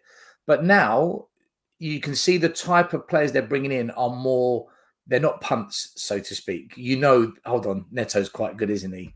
If they get Osimhen, he's quite good, isn't he? Mudryk and Enzo, and they were big gambles, some of these players. Whereas now it seems they're going for a bit more of a proven player. So I think he's learned, the people around him must have said to him, you can't do this, mate. You're going to lose your fan base here. They're going to turn on you. So let's see. But you can't knock his ambition. You can't knock his ambition, whether it's mental or smart. You can't knock it. He's got ambition. But people are also getting what they're doing wrong. If you look at a lot of the younger players Chelsea sign, they're signing them with not a plan at all for them to ever be in the first team. They're signing a lot of these younger players. They chuck them out on loan. They get 50, 60, 70, 80 games out on loan in the top league, and then they sell them for 30, 40 million. That's very different to what we do. So when I see comments like, when I see comments like that, like this, Chelsea are prioritizing quantity over quality. Well, I'll tell you what, if they end this window with Neto right wing, Palmer in the hole, Madueke or Nkunku, right, Jadon Sancho, Osimhen, Felix. I mean, is that quantity over quality? If they're doing things so terribly, and we're doing things the right way, why did we lose twice to them last season? I can answer a question here for you two and everybody. Why didn't we beat Chelsea then? I can answer you a question here. I can answer you a question. Everyone started slating Chelsea. Why? Because everyone had seen Chelsea just be the dog's bollocks basically for the past 20 years and just win. All of a sudden, they didn't. It looked like it came crashing down, and they had people who came in who just threw it about everywhere, had a terrible start to the season, and then ended up a couple of points behind us. That is why everybody started mocking Chelsea, because everybody is used to seeing Chelsea win. Do you know what? Yep. Let us go and win for 20 years straight, and then we lose our man, and then our next man comes in, pumps the money into it, makes us look a bit stupid for a season or two, and then we go back to winning. I'll take that all day bloody long. But everyone started slating them because I don't want to. It's just fact at the end of the day. It's not bigging no one up. Chelsea have been one of, if not the most clinical side in England in 20 years. I mean, have they been more clinical than Man City? It's one of them two, isn't it? I think Chelsea have won more than Man City in 20 years, didn't they? In the last 20 years, I believe until last year, Chelsea were the most decorated club, other than Real Madrid in Europe, and then Man City overtook them last year. Right. Go, I'll take that 20 years. I'm too right. And that is why everybody started slating them. And I must admit, I was one of the ones that was like, yes, Chelsea are falling apart. Yes, it looks like they are literally going to crumble. Well, it doesn't quite look like it now, does it? And that is why everybody slated them, basically, because everybody was happy, like not just Spurs supporters, but everybody was happy. It looked like they were falling apart. The man who came in definitely didn't have a clue what he was doing, but what it looks like he's gone and done is something Levy should have done 20 years ago. And that is get somebody in who knows exactly what he's doing, exactly who to employ, exactly how football runs. Right, there's your money, bruv. Get on with it. You know this better than me. Right, he goes in, employs A, B, C, D. There we go. Now you lot go do your job. You employ them. You do your job. Now look at what Chelsea have got. Look at what we got. Mate, there's but your answer. Dan, listen, I can't agree with you more. I completely agree. It was more a case of a fallen giant. Everyone likes to see it. Same when Man United stopped being as dominant, right? Everyone loves to see it. When Man City come off their perch, because it will happen at some point, it will happen in the future, and they'll come off their perch, and everyone will go, "Oh, see, they're not that good." You know, after the first time in 7 years of not winning it or whatever. The funny thing for me, Dan, is as much as it looks like organised chaos at Chelsea, right? I'd much rather, right now, Cardoso Postecoglou, the chief reporter for Sky Sports, is on the screen outside Stamford Bridge, right? Dan, for as much of a mess as they're in, I'd much rather Cardoso Postecoglou was outside White Hart Lane right now, and Spurs were in talks with Sancho and Osimhen, right? You know, in one day, they could make two signings that show more ambition than our entire window in one day. Not just our window, in basically the past 5 years plus. I mean, Sancho, for me, he hasn't lived up over here. I still don't know if Sancho can handle the Premiership. Maybe it was just Man U's tactics that didn't work with him. Again, I need to see too. But one thing I know is at Dortmund, he is the nuts. But he's better than what we got, for God's sake. Dan, twice the player that anyone we got on the wing. I bet you Rashford, Sancho, Bruno Fernandes. I'm going to put Garnacho in there. Wan-Bissaka, who played really well last weekend. These types of players, take them out of the toxic situation Man United is and put them in different teams where they can just play their game. And I think you've got a player in all of those names I've mentioned. How good? Different conversation. But there's definitely a player there. I feel Man United, again, even though they've still won 2 trophies, right? They've still done it. But they've done better than Arsenal. Yeah, they have. Trophy-wise, yeah. But in the league, they've been very underwhelming because the league is a barometer of consistency. And but I question Ten Hag on this. I do question Ten Hag's inability to bring some consistency to that team. And they've had injuries. Okay, fair enough. But I do think that there's good players at Man United. Otherwise, they would not have won those trophies. They did a number on Liverpool, and they did a number on Man City, and they won those games fairly, which says to me the players are good enough. But how are they being coached, and why isn't the manager getting more out of this team consistently? So I look at the manager more at Man United than anything else. I think those players. I think Sancho, he's proven he's good, man. He's shown us that he's a good player. There's a player there, but I need to see he can handle that Premiership properly. It's one of those things. Yeah, fair enough. He's got to show at the start. I agree. I believe, don't think it's the but I need Premiership, to see it. I don't think it's handling the Premiership. I just think it was Man United. I think if you look at I that can go with that. 3-year period for Man U, it seemed like Stel said, it seemed like there were too many good players that weren't doing well. And when you've got lots of good players that aren't doing well, that for me doesn't scream ability. It screams that something is not all good behind the scenes. But we've seen it before, haven't we? You take a player out of a toxic environment, you put him into another club and they flourish. And sometimes it's right manager, right system, right atmosphere, comfort of living. Listen, I'm not going to sit here and say Jadon Sancho's the answer to everyone's problems. But if you said to me at the beginning of the summer, do you want Werner, Johnson, Odegaard, or Sancho? You'd say Sancho. I want Jadon Sancho. Every Spurs fan would have said the same thing. Every Spurs fan would have said the same thing. But you know what it's like at Spurs? When we're linked to a player, they're brilliant.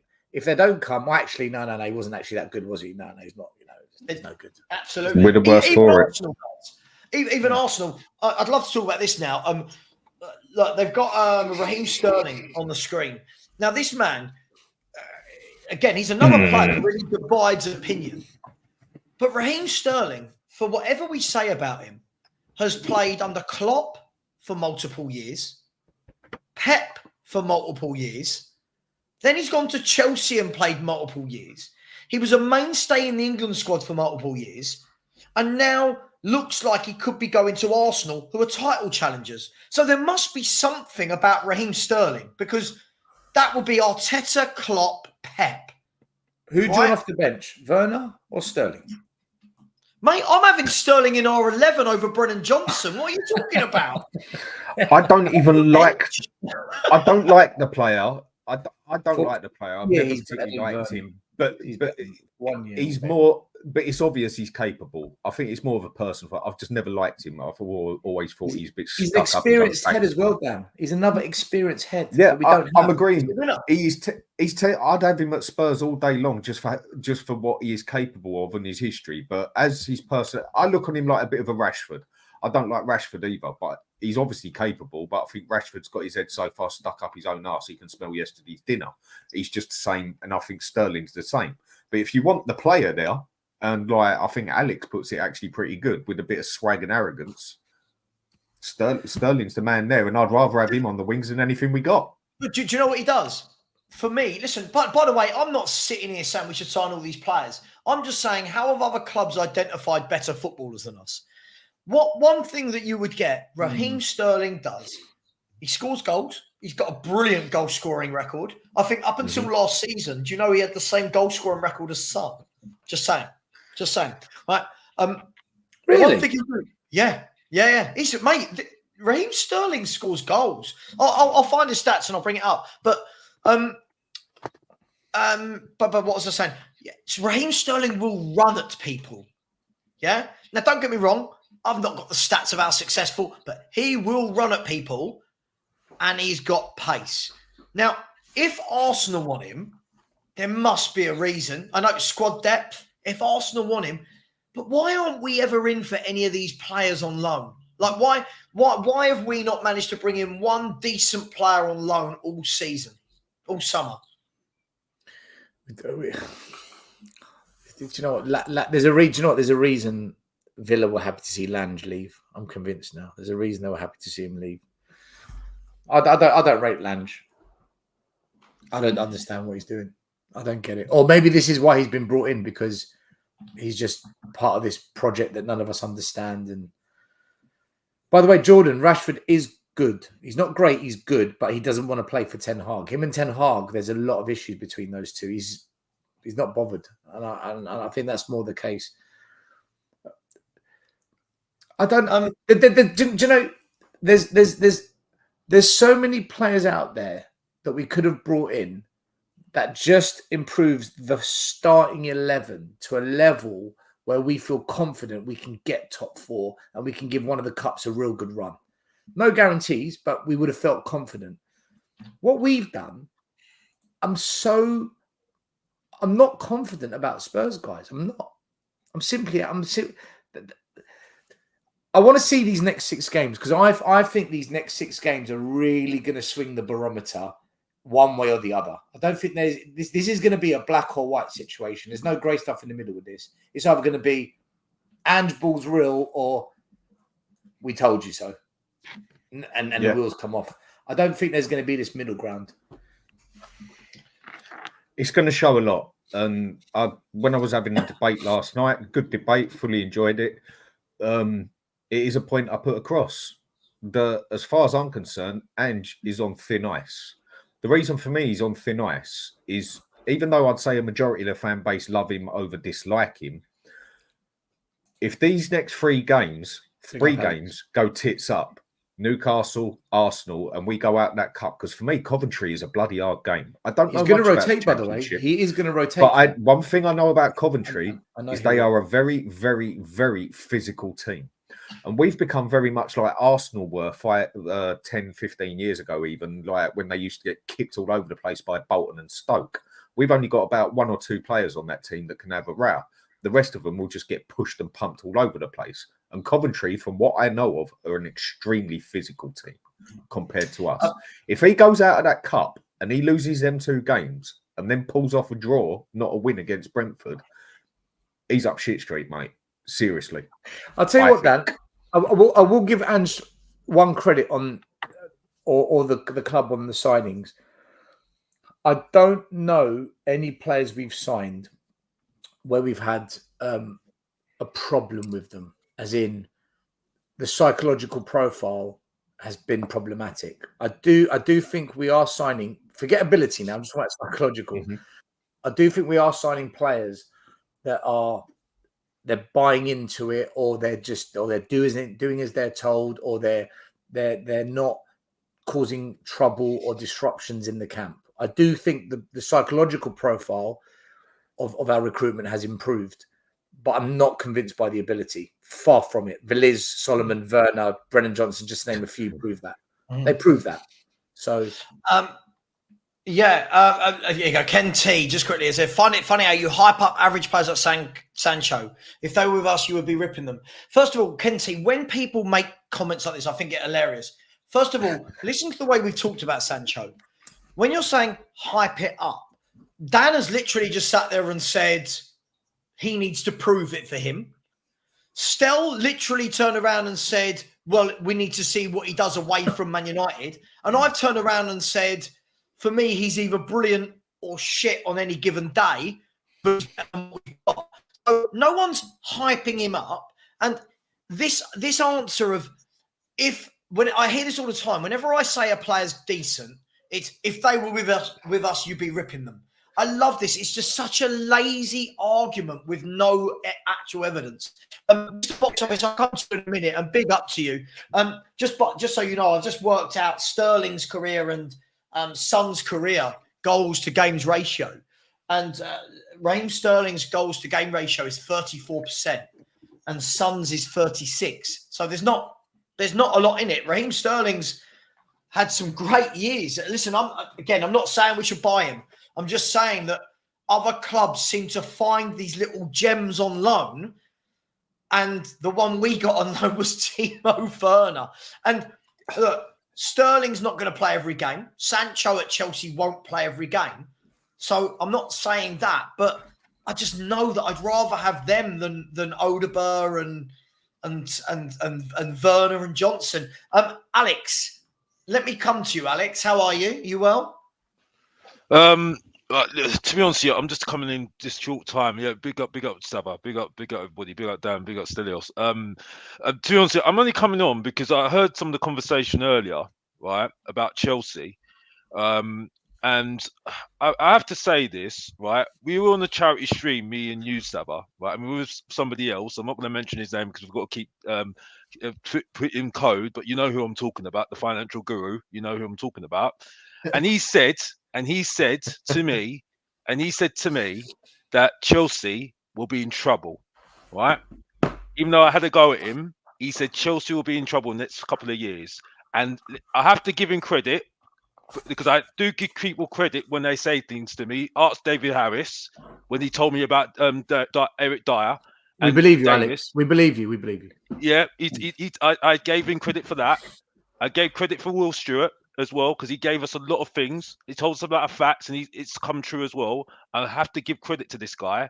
He was absolutely spot on. Now, me saying it's the finances, right? The finances, it don't look good for Chelsea at the moment. I'm not having a go at them. I'm not saying that, making fun of them, because they are you're absolutely spot on. I'm not going to make fun of them because they're the most decorated club than us all day long, every single day, right? So there's none of that.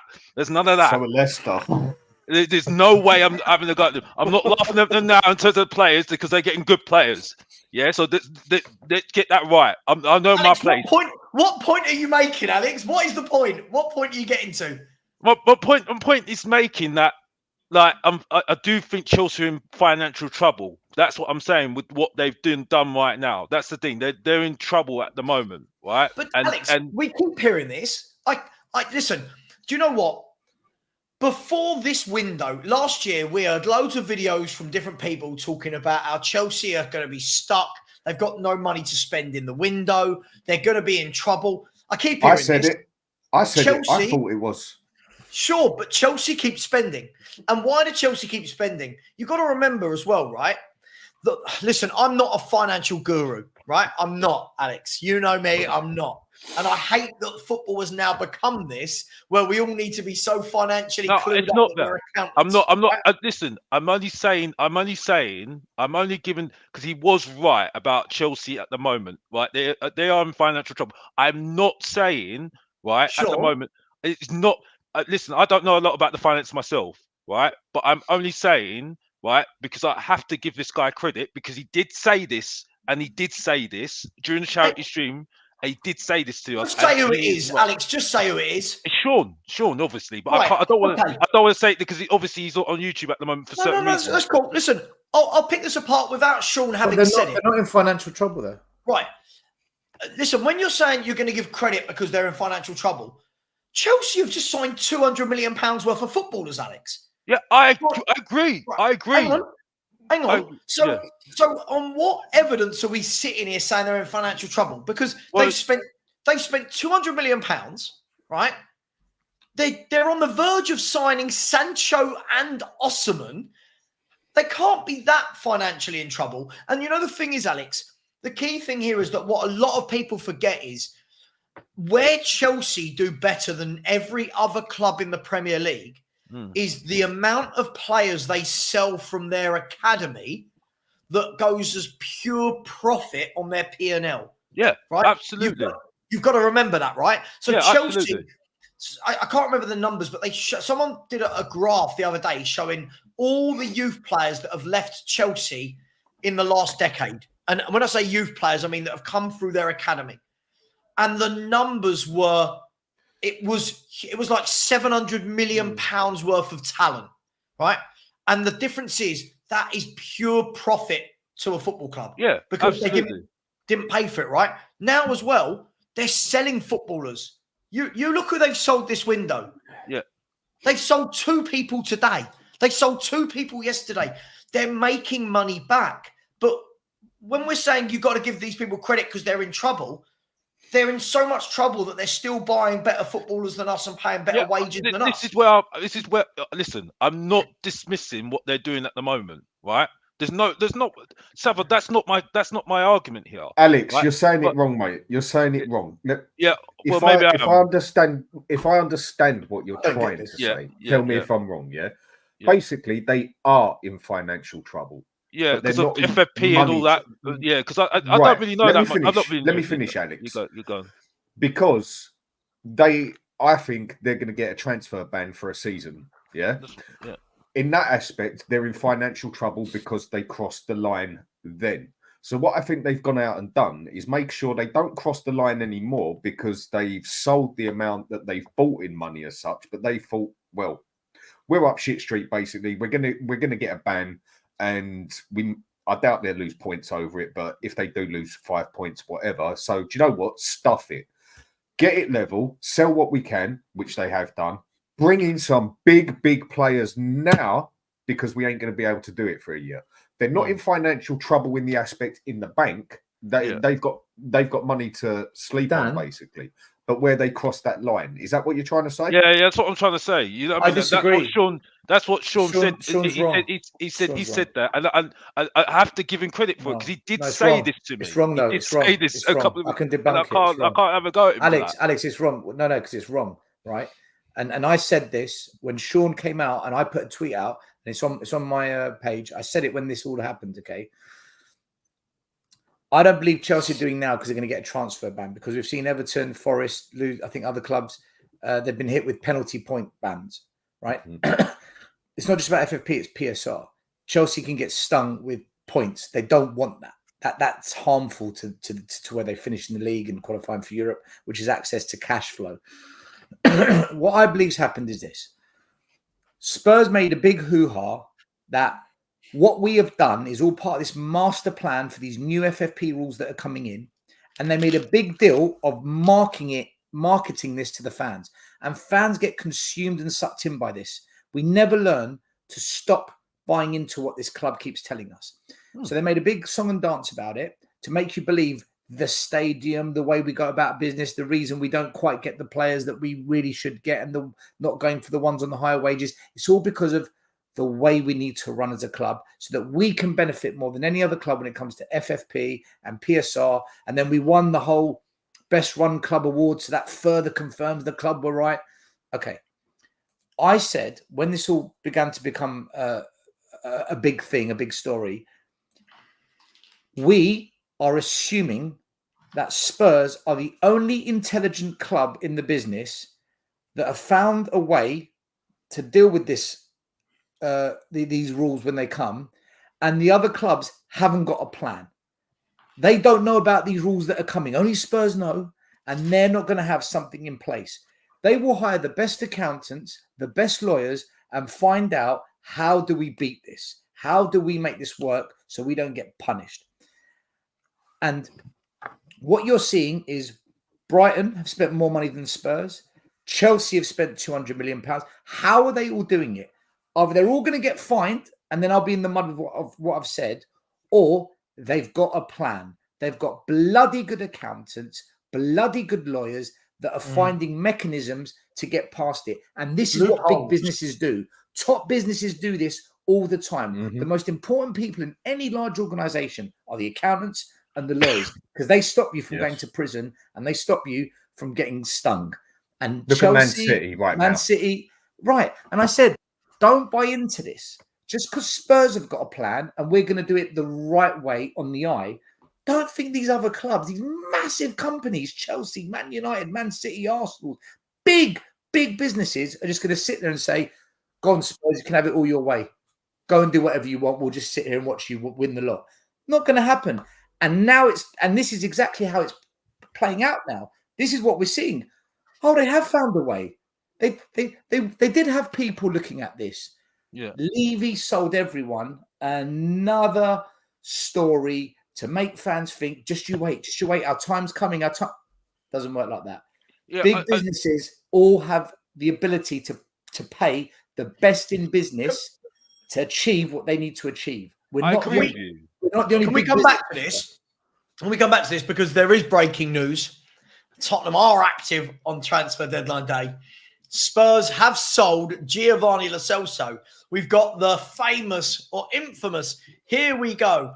And Romano has said this, Giovanni Lo Celso to Real Betis. Here we go. Deal completed with Tottenham for the Argentinian midfielder to return. Move completed with Johnny Cardoso as part of the agreement, as exclusively revealed. Guys, the rumoured number being talked about is about 6 million euros. Right? Now, I've not worked this out. I'll tell you what I'm going to do. I reckon it's 4.2 million. 6 million euros in pounds. 6 million euros. 5 million, right? 5 million pounds. Spurs have sold him for 5 million. I believe that we ended up all in all with loan fees and transfer fees, guys. I believe that it was somewhere in the region of 45 to 50 million. I might be wrong there, but I know it was 40 something. Guys, he's had 5 years at Tottenham Hotspur. Every year we've kept him. And we've now got to a stage where we are letting this guy go for 6 million pounds, 5 million pounds. So that's taken our net spend down from 50 million to 45 million. and takes off another, 120 grand a week. Sorry, 120 grand a week, which is 5 million a year, roughly. If anyone could tell me what salary he's on, another 4 or 5 million pounds off of our wage bill for the year.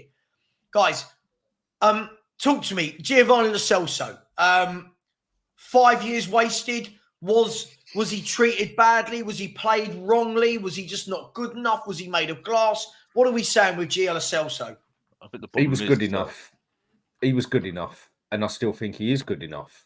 I mean, you don't just get into that Argentina squad because you're bang average, yeah? He's a good enough player. He's capable enough. I'm not saying he's quality, but he's good enough. I just think there's chances are he was played the wrong way, but to tell the truth, I just think he's got biscuits for ankles. Can I just ask a question? That was his main problem. And where the Premier League is actually a very physical league, I just don't think it's his style. Not you and your Premier League being physical thing again. Well, it is physical. Can I just ask a question? I think the Spanish league suits him better. Can I just ask a question? Does this player, does Lo Celso, right? Does any of the players that we've got at the moment better than Lo Celso right now? Would you take Lo Celso in that midfield right now than any of the midfielders we've got right now? I would. If he was fully fit, yes. If he was fully fit, yes. Because at the moment, with the signings being made at the moment, I'm looking like an absolute hypocrite at the moment. It's just embarrassing because I've said Højbjerg I want back, and now I'm saying I want Lo Celso back. Now, what does that say to you? Even though, really, let's be honest here, the guy was twerking for a move last year. I mean, what is this? Alex, so much that we're going back to Lo Celso and Højbjerg. I'm actually now saying, you know, Lamela that we sold how many years ago? You know what I mean? Like, who's actually better than Lamela that we sold? Yeah, problem is it's injury prone, same as Lo Celso. But do you know what? The funniest thing, what you just said, Alex, I spoke to Ellie this morning and I said, do you know what, Ellie? I said, the funniest thing is, I said, a lot of people are having to eat humble pie with you at the moment if you've watched a few shows. And I said, Alex is definitely one of them. And basically said what you have just said on about 3 shows now. And I said, I even put it on everyone. I think it was on your show still, or it might have been on my one the other day, one or the other, where I said, right, we're 1-0 up. We're against Newcastle. Just take it as like an example. We got 10 minutes to go, and Ange actually decides, do you know what? I'm going to put a number 6 there. I'm going to bring us back. I'm going to hold on to this point, these 3 points. Who would you rather have there? Archie Gray or Højbjerg? Højbjerg. And everyone basically said Højbjerg. Yeah, we said she Højbjerg, just started cracking. I think Archie Gray, if I'm honest. Generational. I'll take Lamela. Honestly, I'll take Lamela back. I told her that this morning. She started cracking up. I said, yeah, it's madness. I said that people are actually now saying, and I was one of the ones who said, I don't think he is one of the ones up there that we should be getting rid of. Maybe down here, yes, but I don't think he was one of the first ones that has to go as such. I would have thought it'd be more important to get rid of Skip than Højbjerg, personally. So, Dan, if I strip all this back, right? If I strip all this back, what in essence Spurs have done in midfield this summer is sell Lo Celso, Højbjerg, and Skip, right? And Ndombele's gone as well. But I'm not going to count Ndombele at the moment because he wasn't in the squad last year. So we've sold Skip, Højbjerg, and Lo Celso for Højbjerg, nothing yet but 12 million next year, 20 million for Skip, and 4 million I'm hearing it is for Lo Celso. So we've sold those 3 midfielders for, I'll include Højbjerg's money, 32 million for 36 million. And we've replaced them with Bergvall and Gray. So now when you look at it like that, guys, when you look at it like that, that is what Spurs have deemed selling deadwood and strengthening, is selling those 3 and bringing in 2 18-year-olds to take their place. That's what we've done in midfield this year. Yep. By the way, sorry, I'm not, guys, central midfielders. I'm not just saying who we've signed. I know we've got rid of Hill, but I'm talking about central midfielders was Skip, Højbjerg and Lo Celso, and we've replaced them with 2 18-year-olds, guys. And that And is now- the path we're on for success. We don't have an out-and-out DM now. No, The closest we got to an out-and-out DM is Benton Cook. it's mainly Lo Celso and what is it, Højbjerg. Those are the two that I'm pointing out. I'm focusing on at the moment, right? That's where I think we have just completely gone wrong way about it, and this is why you know how I feel about this transfer when there's been Hang on, absolute Alex. crap. You've left out Ollie Skip.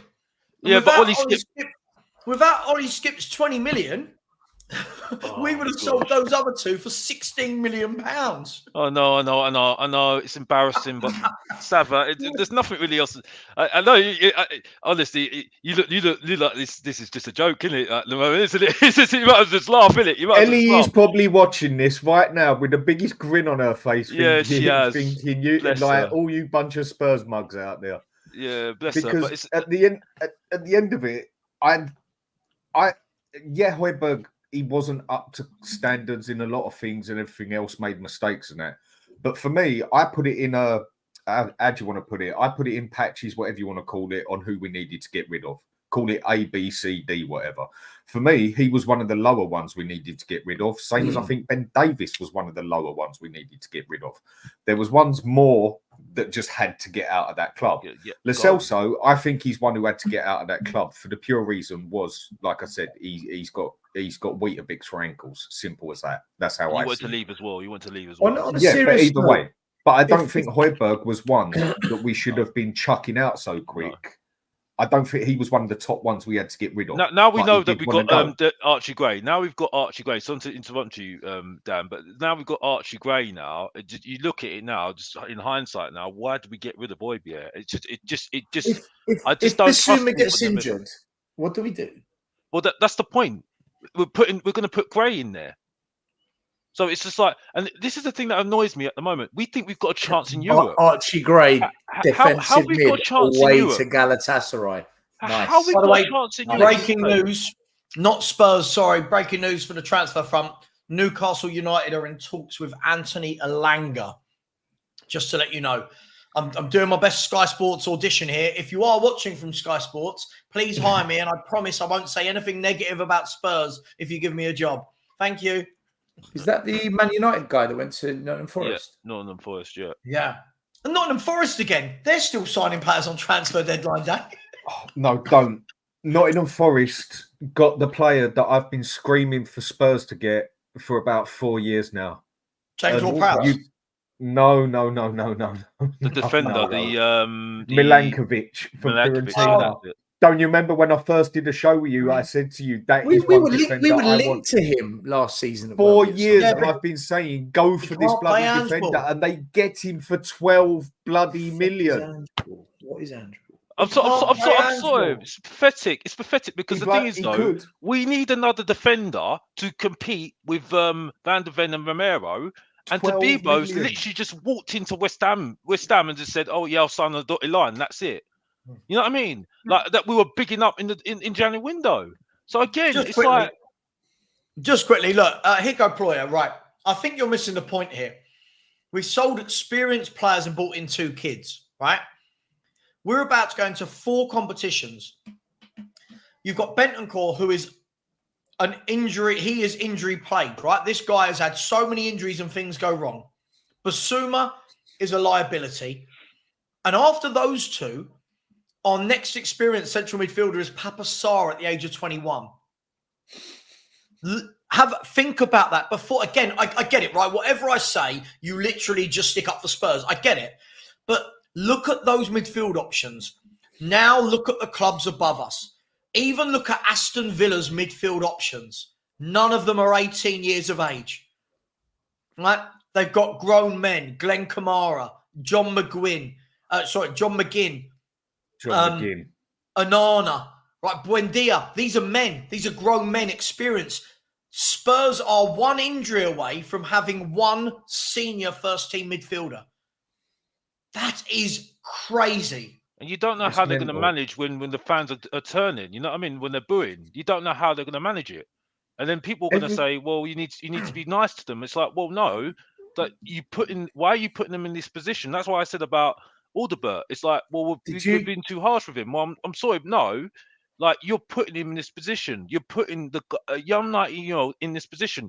You either just put an established player in front of him, so you don't have to put him in that position. So when it's under pressure, when it's not looking good, you've got an experienced pro that can deal with it. That's got the experience to deal with it. You know what I mean? So Did you watch the championship playoffs when Leeds played Southampton? Did anyone Yeah. watch that game? Yeah. I think so. Yeah. Right. Archie Gray had a stinker. Yeah. Right. That's pressure. That's Wembley Stadium. It's a big moment. And Southampton got promoted, not because of Archie Gray, because Southampton beat Leeds. But Archie Gray in that moment showed me he's not quite ready. So you're right, Alex. And there's games to prove that. You're right. The pressure that these kids are going to be put under is ridiculous. And they won't be ready. They won't be ready. Not What yet. I won't do still, what I won't do now is if we get to the stage where we have to play Gray and Bergvall together in midfield because we've got injuries, I'm not going to have, but they're only 18, injuries. Nah, that's what the summer is for. We did this all last summer, Stel. Agree. All last Yeah, summer. yeah, no, I remember agree. talking about, but it wasn't the midfield last year, it was defence. All last summer, we've got to get a centre-back, got to get some centre-backs. We didn't, and then people go, but if it wasn't for Van der Ven and Romero getting injured, I don't know, maybe someone had the foresight to see that we've only got 2 first-team centre-backs and we might need some backup. It's madness how negligent we are when building the squad and planning. It is absolutely criminal. And again, I feel sorry for Bergvall and Gray because if you have to put those two in a massive game together in midfield, you saw it in pre-season. When Archie Gray played against Bayern Munich, the whole He thing... got destroyed, mate. The whole destroyed. thing... And I'm not knocking him, but it just, like you said, Stel, the pressure of the playoff final, it just looked like everything went past him and he looked like a kid. For me, we should be bringing in Archie Gray, if he's what you want, and saying, right, you're going back on loan for a year. Either to Ipswich, bottom of the Premier League, that sort of club where you're going to get a lot of minutes and get stuck in, or back to Leeds, top of the Championship type stuff. But we've bought them, and our fans have automatically, without even half our fans have never even seen this kid play more than 2 or 3 times. They've already christened him as, he's one of the best prospects in Europe. Based on what? When I watched him last year, I saw some good games. I saw some games where I didn't notice him. And that's what you get with an 18-year-old, right? You don't have consistency. But I just think it's absolutely mental how we've sold 4 central midfielders this summer and replaced them with 2 18-year-olds. Savva, the thing is, it's like, again, people will jump on people like us and a few other people just because I'll vouch for myself here. I'll just vouch for myself. As soon as we got Archie Gray, I'd only seen him play once, and he had a very good game against Chelsea. That's the only time I'd seen him play. And if I'm going to be honest, I reckon 3/4 of the fan base as a whole didn't even know about him. Personal opinion, might be totally. Yeah, I agree. All of a sudden, he comes in. He's the next best thing since sliced bread. As all I ever said about him from day one is we've gone and spent 40 million on a player that has not been in the top league, has no experience in the top league. I got thrown at me left, right, and centre. He's been in the Championship. What do you think? Well, that's not the bloody Premier League. It's not. It's not the Bundesliga. It's not Serie A. It's not La Liga. You know, he has not played in the top league. Again, I go back to what I say at the start. I need to see, to believe, to then judge. Yeah, I have never ever said this player is crap. I have never ever said Gray is crap. I just don't think he's ready for what we need yet at the age of 18. And people will just go on and on and on about it because Spurs bought him. That he's just the next best thing since Messi that we've just bought, and he's going to be quality, and he's going to walk into that team like he did, which he obviously didn't, and that is what a lot of them do. And as all most of us have actually said is, we just don't actually think he's ready. We think there's a player there in a year or two. Do you know what scares me? Do you know what scares me more than anything with our fan base? Right. I've always said, I've worked in youth football for a long time. The jump from youth to men's game is a big jump. That's the hardest Oh, yeah. jump bar nothing, right? Oh, for And sure. we've got to let it play out and see what happens. But what scares me the most is you look at Arsenal the last 4 or 5 years. They had Nketiah, Saka, Smith Rowe, Willock, Maitland-Niles. 5 kids all came through roughly the same time. And 2 stood out. Saka and Smith Rowe. They were the ones that really kind of showed more than the rest. Saka's become a wonderful football player. Smith Rowe had a brilliant first couple of years. And we all saying, wow, he's a good player there. And I remember chatting to Cheyenne, and I said, Cheyenne actually said it to me first. He's a player, that boy. I said, you know what? Smith Rowe is a player. I like him. I'd have him at Spurs. So even when a young kid proves himself to some level, he can still quickly drop off. Look at him now. The way we've blown up Archie Gray is mental. It's absolutely crazy. It's crazy. You can't write it. And then you look at someone like Nico Williams, who deserves all the praise, all the credit, and all the wow factor hype that he gets. And yet we've almost put Archie Gray on that same pedestal. And yet they're like this. They're like this. Even if Archie Gray has a good season, right? Even if Archie Gray has a good season, and I'm going to go back to something Alex used to say. Even if Archie Gray has a really good season, we've seen Dele Alli do that. He's got to do it for 4 or 5 years before we say, what a signing. Can't just be, even if he has one good season, the same happened with Smith Rowe. But we've already decided this is Messi, man. We got Messi. Messi's all right. It's like Mainu. Mainu is a good example here, yeah? Everyone will sit here and say Mainu looks like the business, yeah? He looks good. He had a good solid, let's say half a season, 3/4 of a season he played for Man U, if I got it right. Yeah. And he looked good for England. But I'm not going to sit here and say what a player, what a great player he is for the rest of his life. He's now got, like Alex says it, like you just said it. Now go do it for 2 years. Now go do it for 3 years. You've got to be better than the last season. You've got to then be I better will than say the last season. you are a great player. Like Gareth Bale did. Yeah. At the moment, Mainu looks like the business, and I would give up that whole midfield just to have him in there on his own, basically, because I think he'd do a better job than the 3 of them now. But yeah, you're right. At the moment, he looks the bollocks. But let's see what he does in 2 or 3 years. Of course. Listen, I'm a massive component of the same way whenever we talk about world-class footballers. I don't believe a player goes world-class in one season. If you're world-class, you do it year after year after year after year. Just quickly, some more news from around Europe and the Premier League. Ivan Perisic. Anyone remember Ivan Perisic? Yeah. He is apparently in talks with Genoa. They're trying to sign him, and he's their dream target, according to Fabrizio. It's a difficult deal, but Genoa are trying. Man United have been presented with 2 different bids for Jadon Sancho from Chelsea. One is a proposal. Let me start that again. One proposal is loan with buy option. The other is with an obligation to buy. So they're just waiting for Man United to make a decision. Stefan Bajcetic, the young talented midfielder at Liverpool, he's gone on loan to RB Salzburg for the season. And that, for me, is what you do with a young 18-year-old midfielder.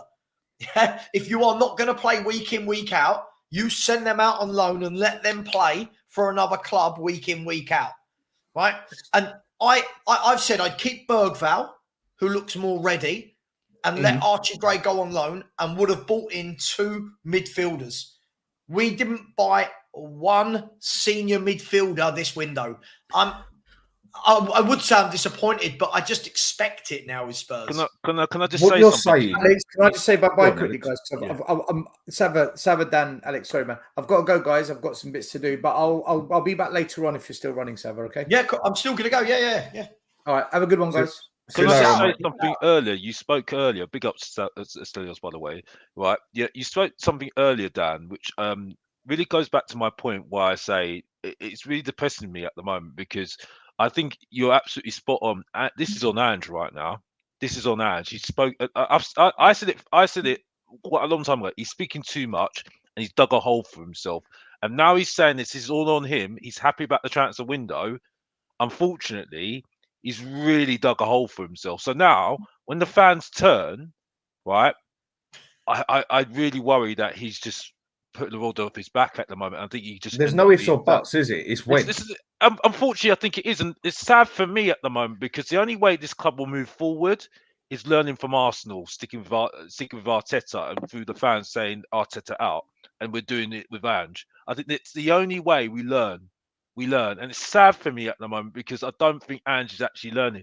I think he's trying to be this strong manager, this strong front-footed manager, just face up, just facing everybody, and I don't think he realizes that if this goes wrong now, because this is on him now to make sure this works. He's got to coach those players now, do a Pochettino and say, "I've got to make these players better." I don't think he's got it in him, bro.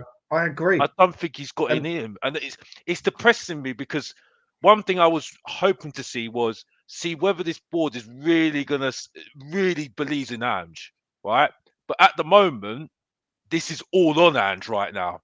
He's made it all on himself, and I think at the moment, yeah, I don't know what else to say Savva, anymore. I want to back up what you said with Archie Gray, yeah? I mean, Stell left. I wanted to put it on while Stell was on, but Haz is on the chat, and he can back this one up. I popped on the show the other day with Eugene, and I don't know the fella's name. There was an Arsenal supporter on there, proper going off his head. So I thought, you know what? I've got to go on there and say something to this fella. So he's going on and on and on. I mean, I must admit, his voice was getting so high pitched it almost hurt my AirPods. Who's this? Sorry. I jumped on Eugene's site because Haz was on there, and there was this Arsenal supporter on there. I mean, when I say losing the plot, he was going right into one, and his voice was like that high that it hurt the AirPods. And then Stell jumped on as well.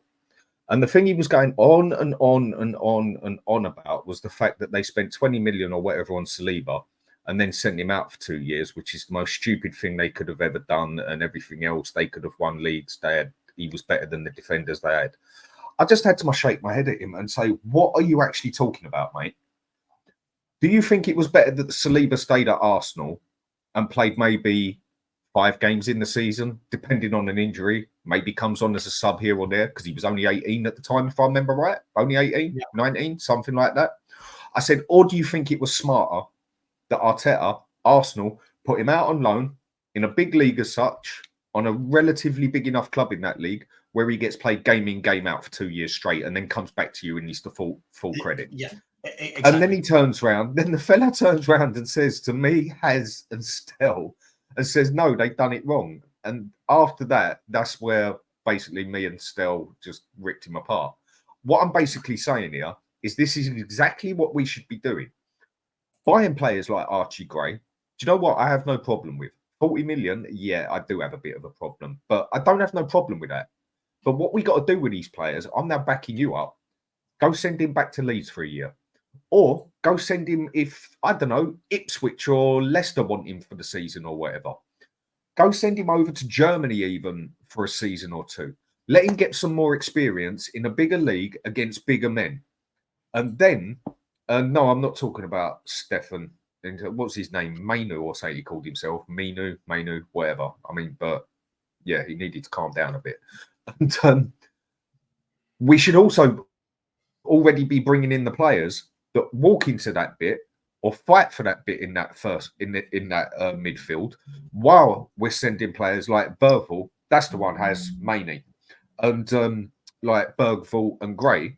We should be sending them out on loan for a season or two, so that by the time they get back to us, they're ready. I agree. Archie Gray is not ready.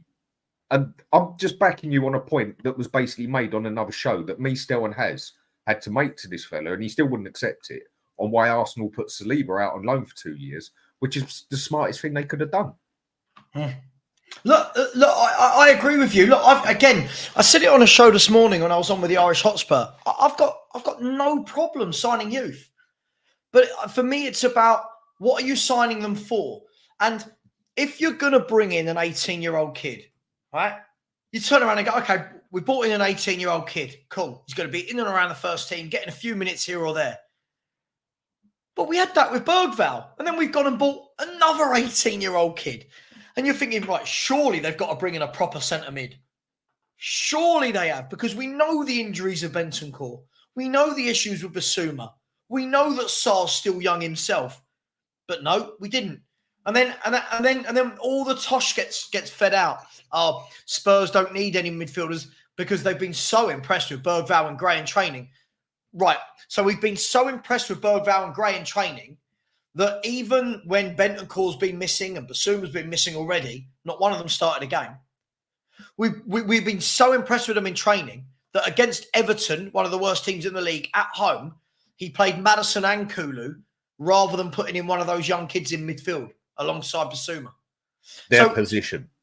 Their position. Right, exactly. He put a man out of position. And again, what people will hear, though, Dan, they'll hear that we're just going, oh, we don't want Bergvall or Gray.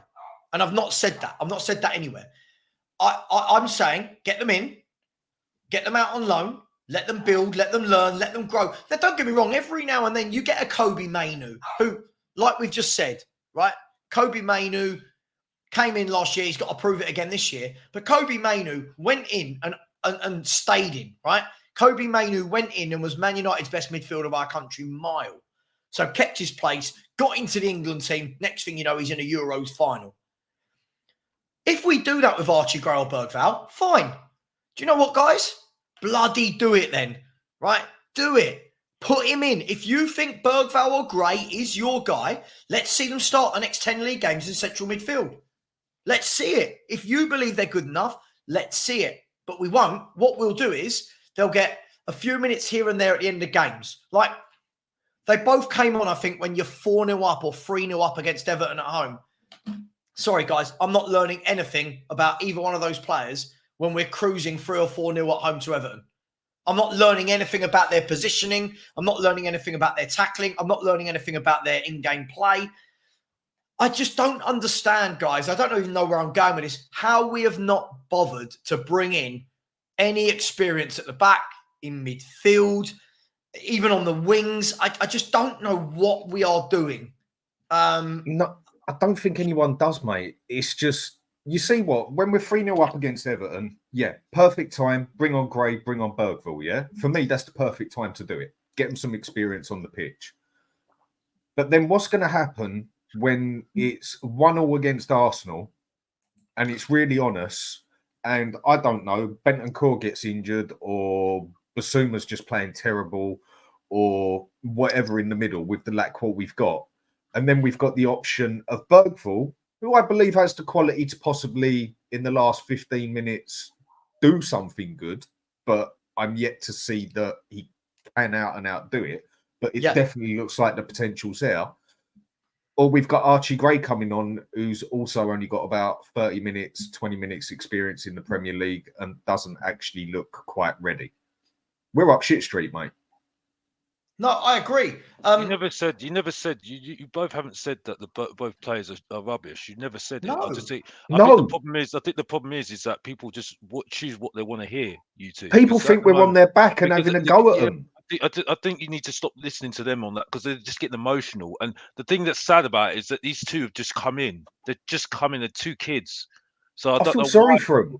I don't know why people are getting so emotional for. We're not winning nothing. That's what we should be worrying about at the moment. That's what we should be worrying about. These two players, if they're any good, they'll make it. They'll make it in the first team and they'll flourish. But at the moment, I've got nothing to go on at the moment, and I've got and I don't really care whether people think I think they're rubbish or not, because at the end of the day, they're not in the team at the moment. I don't really care. I'm not emotionally attached to any of these players. Like I said before, right? There might not be wingers like right now, but no one has at the moment. When I look at my wingers compared to my centre midfielders, no one's improved the players that we've let go of. Yeah, I can even look at my wingers at the moment. Like I said, I mentioned Lamela. Has anyone come in that's improved Lamela? No, we bought crap wingers. We keep buying crap wingers. Lamela, we said we needed to let go of him because he's too injury prone. Since then, we've got a load of rubbish since. And this is Alex. this Just really quickly. Sorry, mate. So Romano has just announced that Tottenham have completed the agreement with Real Betis for the priority option to buy Johnny Cardoso. Cardoso has agreed and documents are being prepared right now with Spurs. In case Tottenham Hotspur decide against signing Cardoso in the future, they have they'll have sell-on clause. So essentially, our business on the last day of the window is an option to buy someone that we don't necessarily have to buy. What's the point in that? Because it's made the Lo Celso deal go through. Oh my gosh. Just buy the flipping player, for goodness sake. What are we Just buy the doing? flip- What are we doing? Honestly, it's only Spurs could do that. Only Spurs can do that. Everyone else basically is what we've buying done- players. So what Just we've buy basically a bloody done. player. So what we've basically done is loaned him out for the season. If he's good enough, we're going to buy him. Essentially, yeah. Right. Do you know what? From a business perspective, I get it. Yeah, I get it. It's playing safe. The player's yours. He's in your hands. If you want him, keep him. If you don't, if he has crap, you can throw him back. In that aspect, for me, for a player that you're not 100% sure of, I think that's a smart move. Just from a business side of it, I don't think that's the worst idea. As long as it is at the end of it, we can buy him. So no basically, matter we're what. saying that we needed a defensive midfielder. Then basically, that's what we're saying. So why did you just go and Well- buy one already? Then you know what I mean? Look, no, I'm being honest with you, Dan. Yeah, I'm sorry. We're just do you playing Russian roulette right now. Honestly, like honestly, I see what you're saying. I hear what you're saying, but it's just too I'm annoying just for talking me about now. this player. I'm not talking about I any know what I'm position. saying, but I'm it's just just like for talking me, about it's this deal. it's annoying. It's annoying to me, yeah. But basically, what we're saying is we need a defensive midfielder then. So just go out and just get a defensive midfielder then. Why are you messing about? And yes, you want to get the Celso done, yeah. But why can't you just do it separately? I don't understand it. It's just stupidness. It's stupidness. I'm sorry. I'm not stupid anymore, Dan. I can't do this anymore. I cannot do this anymore. When they're doing stupid deals like this, right? It says to me, right, they just needed a midfielder, but they can't find the right midfielder they want, and that's it. You know what I mean? So why don't you just go and get one just there right now? You know what I mean? There are plenty of midfielders out there that we've looked at. Even Asmatic on his show, right? I'm on nearly every single Tuesday with him. He's given us centre midfielders every single week for free. He does. Yeah, and we're getting ridiculous deals like this. It's ridiculous, bro. It's embarrassing. It's embarrassing, bro. I'm sorry. I'm just gonna be straight up with you, bro. I'm fuming. I'm absolutely fuming. It makes people. They think that we're stupid. We're not stupid Right. now, bro. But he's a DM.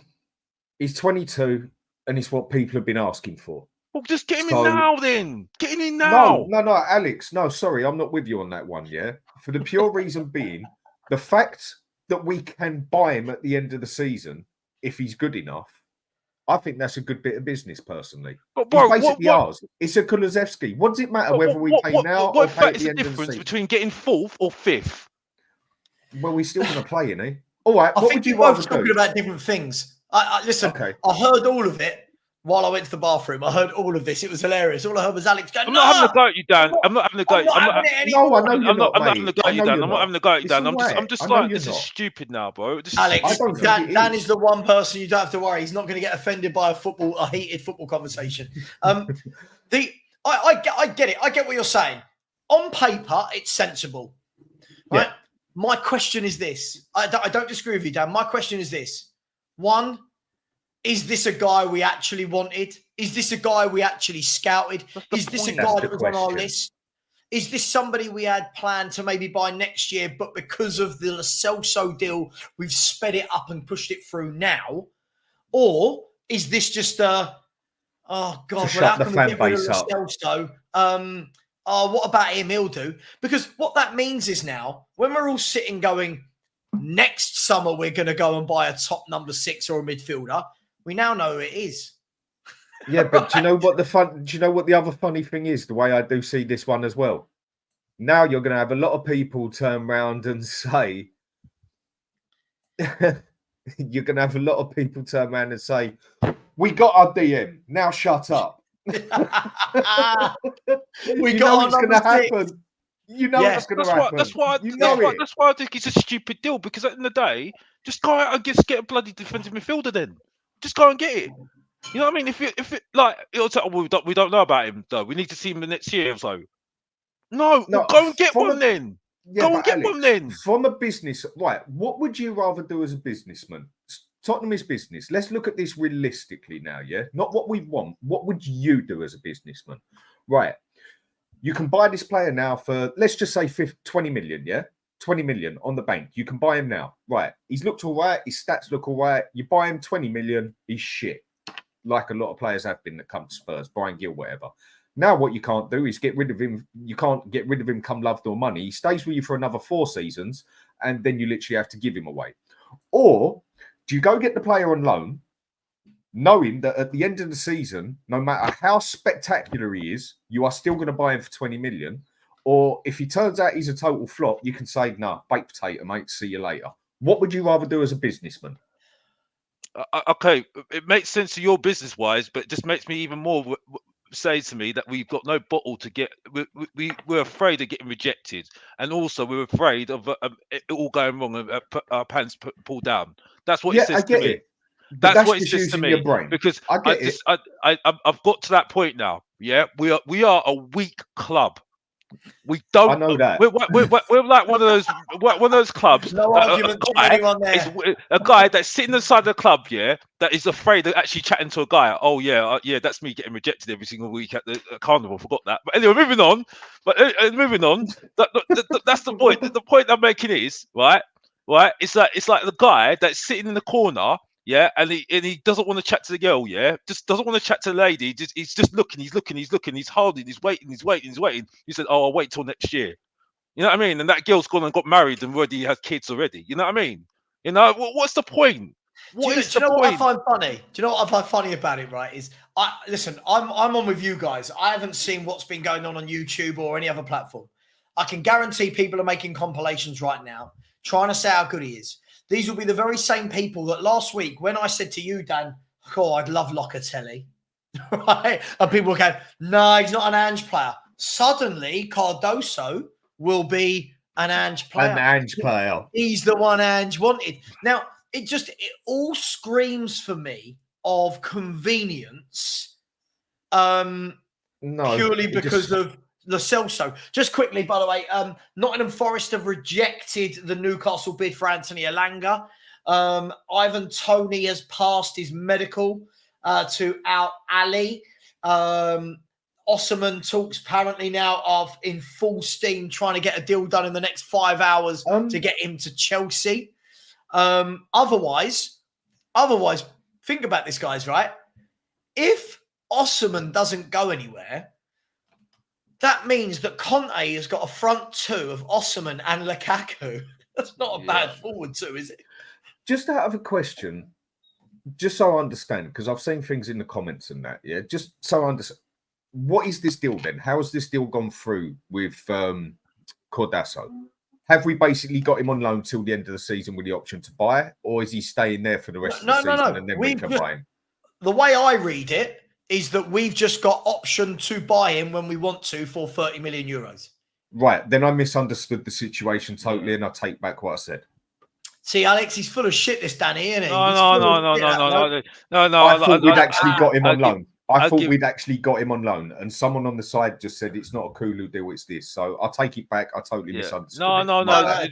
You know what, Dan? It's confusing me. It was confusing me anyway, the way it was put across. You know what I mean? So to be honest with you, don't worry, mate. Honestly. Alex, the interesting thing here is all summer. Again, this is where it's all so much nonsense. All summer we've heard we don't want midfielders because we're so impressed with Bergvall and Gray. No, it's great, yeah. All summer we've heard Ange don't play with a 6. He don't want a 6. And then on the very last day of the window, it's Tottenham have got the first option on this player in the future, who's a number 6 and a central midfielder. I'm so baffled as to what the plan is, what the process is. But again, it's another player who's played 19 games in the top flight in Europe. So again, listen, I know he's played a couple of years in Brazil for Internacional, but in Europe, he's only come over to Europe in January. So straight away, it's another, I mean, he's 22, he's not 18, but it's another youngster with no real experience that we've gone, this is our plan. What are we doing? Like, Well, and again, all the people that are praising this, I guarantee you again, if Aston Villa had signed Cardoso today, what would we be saying? We're laughing. Let's be slating him. Now, if we would have gone and done it the way I said, I totally understand it, but I misunderstood the situation. So, Alex, you was right. I have to come back on myself Right. on that one because I misunderstood. Hang on, let me read the tweet again for everybody that wants to hear this, right?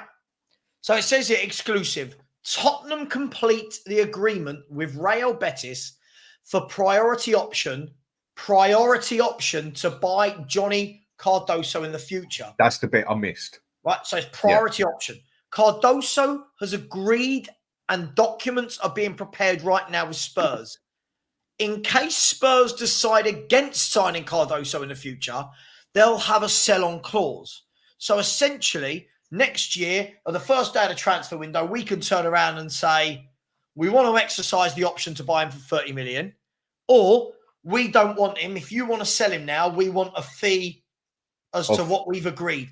And that fee is going to offset basically what they couldn't afford for Lo Celso. For Lo Celso. Yeah, right? It all makes sense now. So, and it looks like Cardoso, they value at more than 30 million, but we'll let Spurs have him at 30 again to offset the 10, 15 million that they couldn't find. Couldn't afford. Yeah. For Lo Celso. So I get it, but again, it's just all smoke, mirrors. It all looks like convenience rather than, hey, this was our plan. We want to go and get him. If you want him, just go and get out and get him. Just go and get him. Yeah, I agree. Because the thing is, though, it's just all just making a molehill at the end of the day. You know what I mean? Or if you needed a 6, go and get one then. You know what I mean? But doing this, I know what they're trying to do because I know what they can do to the fans. The fans are thinking, well, next year we'll be cooking because we've got a number 6 coming in and he's going to look good and that's it. You know what I mean? It's like, oh gosh, and we don't. And he's walking at the end of the season, bro. I'm sorry, he's done. Mate, I don't even think you don't even know he's going to be here next season. So what is the bloody point? Depending on the next, I say depending on the next 3 or 4 games, let alone the next 10 games. I still think Ange, like I keep telling people, if he doesn't adapt, I think he's gone by January. And I don't think he will walk either. Because even though he comes across. Even though he comes across like this big, strong man and everything, bollocks. Don't give me he's a Conte. He ain't no Conte. Conte looks down on him as far as I'm concerned when he comes to front. He's gone. I'm not saying that Ange hasn't got front, but he ain't no Conte. Not at all. And he would be silly if he walked away from this because he will never, ever, ever get a job this big. I mean, some people tried telling me, Dan, you're stupid. What was it? Man City was looking at him as the next manager for Pep. Yeah, of course they were. He was our 6th or 7th choice manager as well, wasn't he? So, of course, Man City are looking at him. And so were Liverpool. I totally forgot about that. He won't walk away from this job. It's too big. Yeah. I agree. I agree. Just quickly, guys and girls, big up to each and every one of you. There's still 600 of you in here. Only 393 likes. Let's smash that like button, please. And come on, we are 12 subscribers away from 13,400. Just 12 of you out of 600. So please smash that button. I'm going to put the link in the chat to subscribe. I really would appreciate it. There is the link going in right now at 6:08 UK time. It will say featured at the end. Please subscribe to Danny at the Hotspur Hood. Please subscribe to Mr. Box Office as well. Guys, a couple of super chats here. Phil Peter said, deposit on a defensive midfielder. Get Lexit done. Yeah, it's almost like a kick in the teeth, like to say, well, we know we needed a midfielder in this position, but we don't want him just yet. And listen, if you want him, get him. If you want him, get him. We can then have that debate as to whether he's good enough afterwards. I'll have to go and watch him. I've probably seen him play without really realising it, but I'll go and watch him. And obviously now it means for any Real Betis game this year, we're all going to watch it, right, to see what does Lo Celso do? What does Johnny Cardoso do? But big up to you. Thank you so much, Phil P. Much love. You said you were sitting in a Wetherspoons on your own. If you want, join the stream if he wants to. You can join the stream. But if you need someone to talk to and things have got so bad, you're in a Weatherspoons on your own, just pick up the phone, my man. Big up to a user who has said at the Hotspur Hood, love the pick behind you.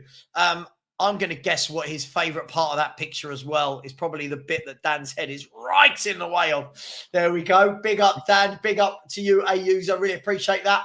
VCats, big up to you, who said Cardoso signing is a great answer to those that have been saying since the Werner deal. Window is still open. Stop being negative.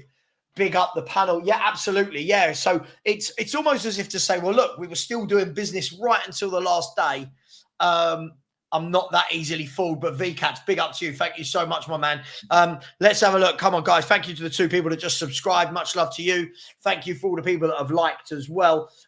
Tommy Castillo has put in a question to us and said, quick question for the panel. Would you take Anthony? I would. This is an interesting one because whenever I watched Anthony play for Ajax, he looked a different player than the one I see at Man United. And Dan, this kind of goes back to what we were saying before about Rashford and about Sancho. It seems like you go to Man United, I'm not saying now, but in the past, you go to Man United and you kind of just forget that you're a good footballer.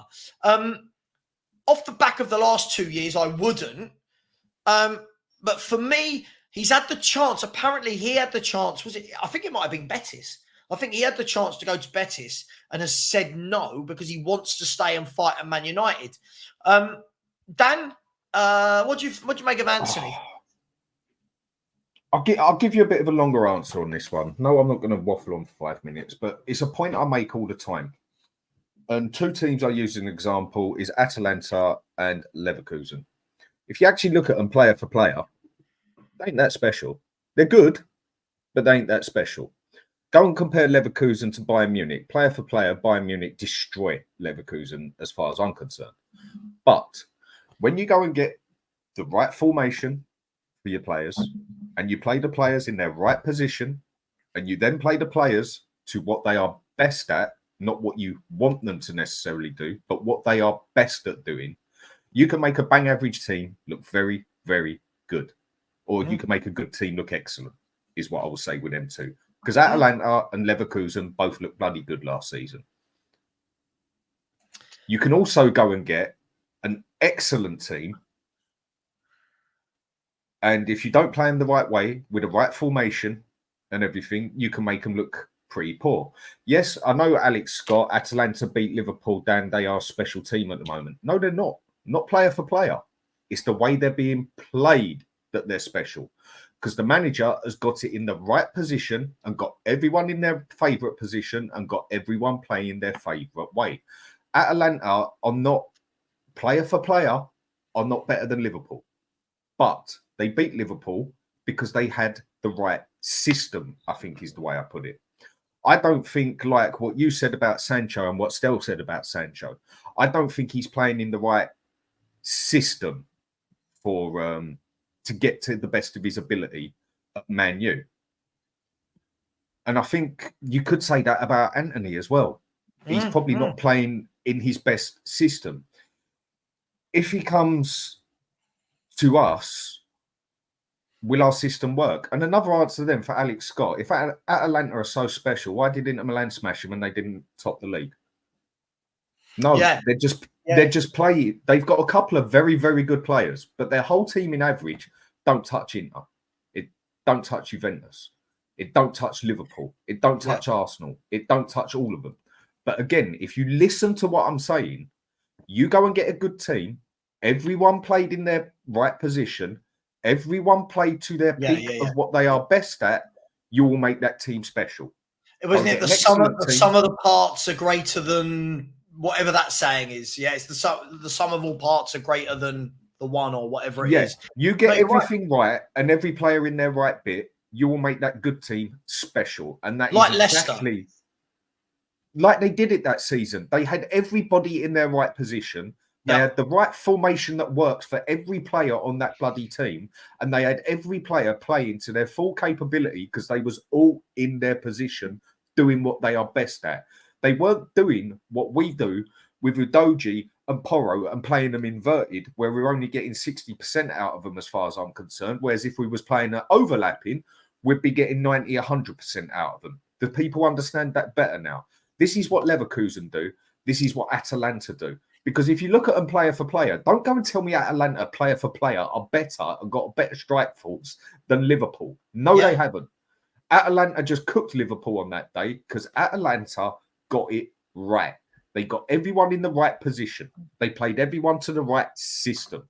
That is the difference between a good manager, a very good manager, and an excellent manager. And all right, they beat AC Milan. AC Milan, all right, they won the league the other year, but they've been nothing special for 15 years, mate. Inter Milan have been better than them. Yeah, I completely agree. I mean, look, Dafa, sure. First of all, I mean, when you say here, let's not diss him, I'm not dissing him. I don't know enough about him. All I'm saying is it's another one where no one's mentioned him, and it's if we actually wanted him, get him. I see this all the time about players. When I hear things like, well, Barca wanted him, Atletico wanted him, Liverpool wanted him. For me, none of that means anything if the player didn't actually get a bid. Do you know what I mean? If Barcelona really wanted him, they could have bid for him. If Atletico wanted him, they could have bid for him. They just went and bought loads of players. So I get what you're saying, but again, Leipzig and Dortmund also interested. We could also, I'm interested in dating Margot Robbie. Doesn't mean it's happening, does it? Do you know what I mean? It's her loss, but it doesn't mean it's happening. So this one I found really interesting, guys. And I'm going to make him wrong. Big up, Chris. Much love, dude. I'm going to make you wrong here. And I'll tell you why. So we signed 55, 42, and 25. So quick maths tells me that's 97, 117, 122 million pounds, right? For these three. Not one of them had an even decent career in 5 years at Spurs. So for 122 million pounds, they had 15 seasons at Tottenham, right? If we look at all three of their 5 years, 15 seasons. Sessegnon went on a free. Ndombele, we had to pay 5 million to get rid of. And Lo Celso, we sold for 4. Now, if I make that right, does that mean that we are actually minus 1 million? If I'm right. Minus 1 million in terms of all three of those players, because we actually had to pay to get rid of Ndombele, 5 million trumps 4 million. We're 1 million under in terms of all three of those players we signed. Does that make sense? So we paid 122 million for them and ended up getting minus 1 million back. That is truly. Now add into that same window was Jack Clark. Now add in since then players that have come and gone. It is truly atrocious. Big up, Chris. Love you, brother. Hope you're well. Atrocious is the wrong word, mate. I think you want to use the word abysmal. But rivals think that our team is cooking. I've seen shows and rivals are saying that we are cooking. Like Ange, like they don't understand why we don't rate what was going on. At Alex, mate, they're taking the piss. And I think they're taking the mick. I don't know what they're watching. Yes. I really don't know what. No, they're taking the piss, mate. I don't know what they're watching. I really don't know what they're watching because honestly, if I look at some of their midfields, I even look at Man United's. You know what I mean? Like Newcastle's. I'll take Guimaraes any day of the week. And No, Joe but Linton the problem over is, midfield. Alex, I go back to what I was just saying again. And I brought this up bloody 7 months ago, 8 months ago nearly, where nearly everybody on a chat argued me. And then all of a sudden, 3 months later, see my point. I'm going back to exactly what I just said 2 minutes ago. This Spurs team isn't actually that bad. The first 11. The squad is terrible, but the first 11 ain't that bad. Yeah. But we're not playing them to their formation. Yeah, I agree. We're not playing them to their top capability. Go and get this team and play it as a 5-2-2-1 or a 3-5-1-2 or a 3-4-2-1, whatever way you want to put it. You will get the better out of those players because they will be playing to a better formation that fits them and they will be playing to what they are best at, not just what the manager wants them to do. And that is the thing that is most annoying about this lot because we haven't got the worst team out there. Go and play them to their capability, but the squad is terrible. But Dan, this is what we get a lot. And big up Colin. And I'm not mocking you, Colin. I just find this comment constantly. I'm hearing this comment in my chat.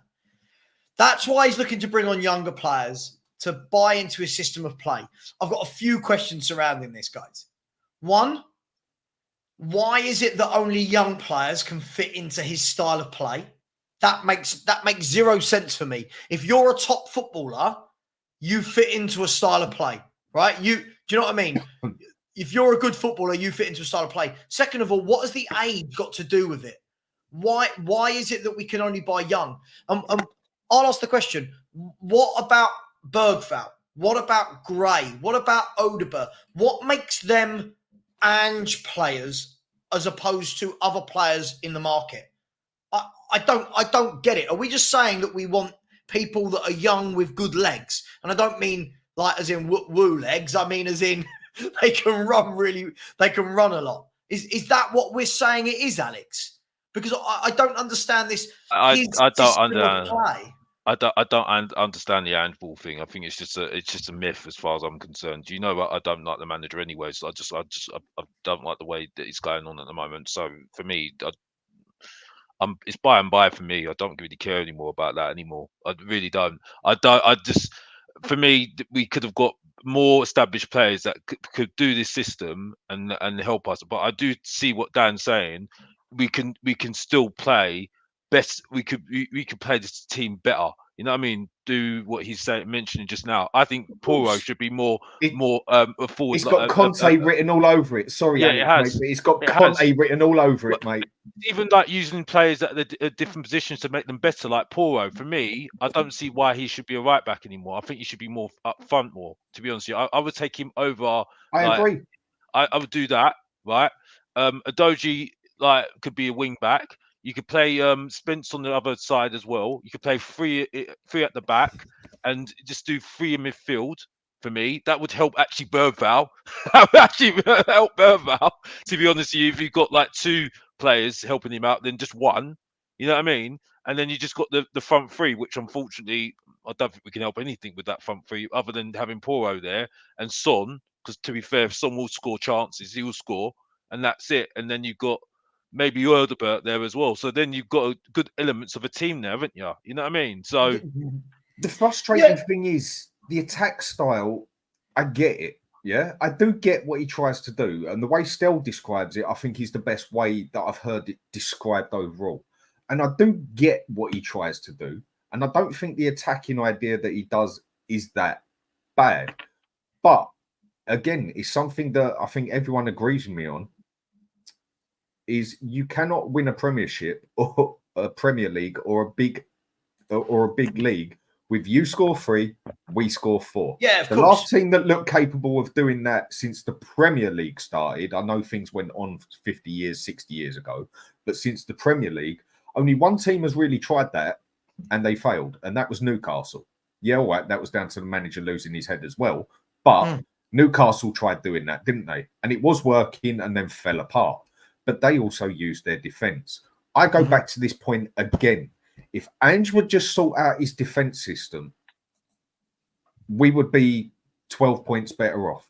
I personally think. I'm not saying we're going to win a league or whatever, but if we had those extra 12 points, or even if we had those extra 6 points last season, if he wouldn't have been so bloody stubborn on the bloody zonal marking, and also so stubborn on having his players halfway up the pitch and realise something ain't working, and so stubborn in certain games, we would have easily had another 7 points out of those 15 points, 20 points that we dropped. And we could have got top 4 last season pretty easy, I reckon. We did not get top 4, and I blame that on Ange. Yes, some of the players were crap, but play them the wrong way, play them out of their style, and you ain't going to get the best out of them. You know, I agree with you. Just quickly, breaking news around the transfer window. Scott McTominay is now a Napoli player. It's a done deal. All documents are signed. So Scott McTominay has joined Napoli. Maxwell Cornet has joined Southampton from West Ham. Chelsea and Ipswich are now deep into advanced talks for Armando Broja for the deal to be reactivated. So there's still stuff going on between clubs.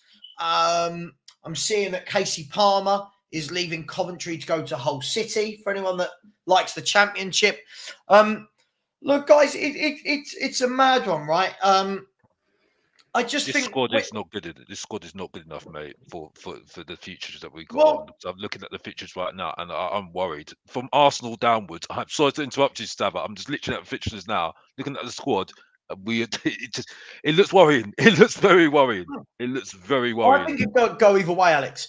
I think we're one of those clubs where in the next 5-6 games, I think Stell had it right earlier. In the next 5 or 6 games, Spurs could win 3, draw 3, and we'll all be sitting there going, oh my God, 8 games played. Sorry, 5-6 games played. 8 games played. We've not lost. Oh my God, it's brilliant, blah, blah, blah.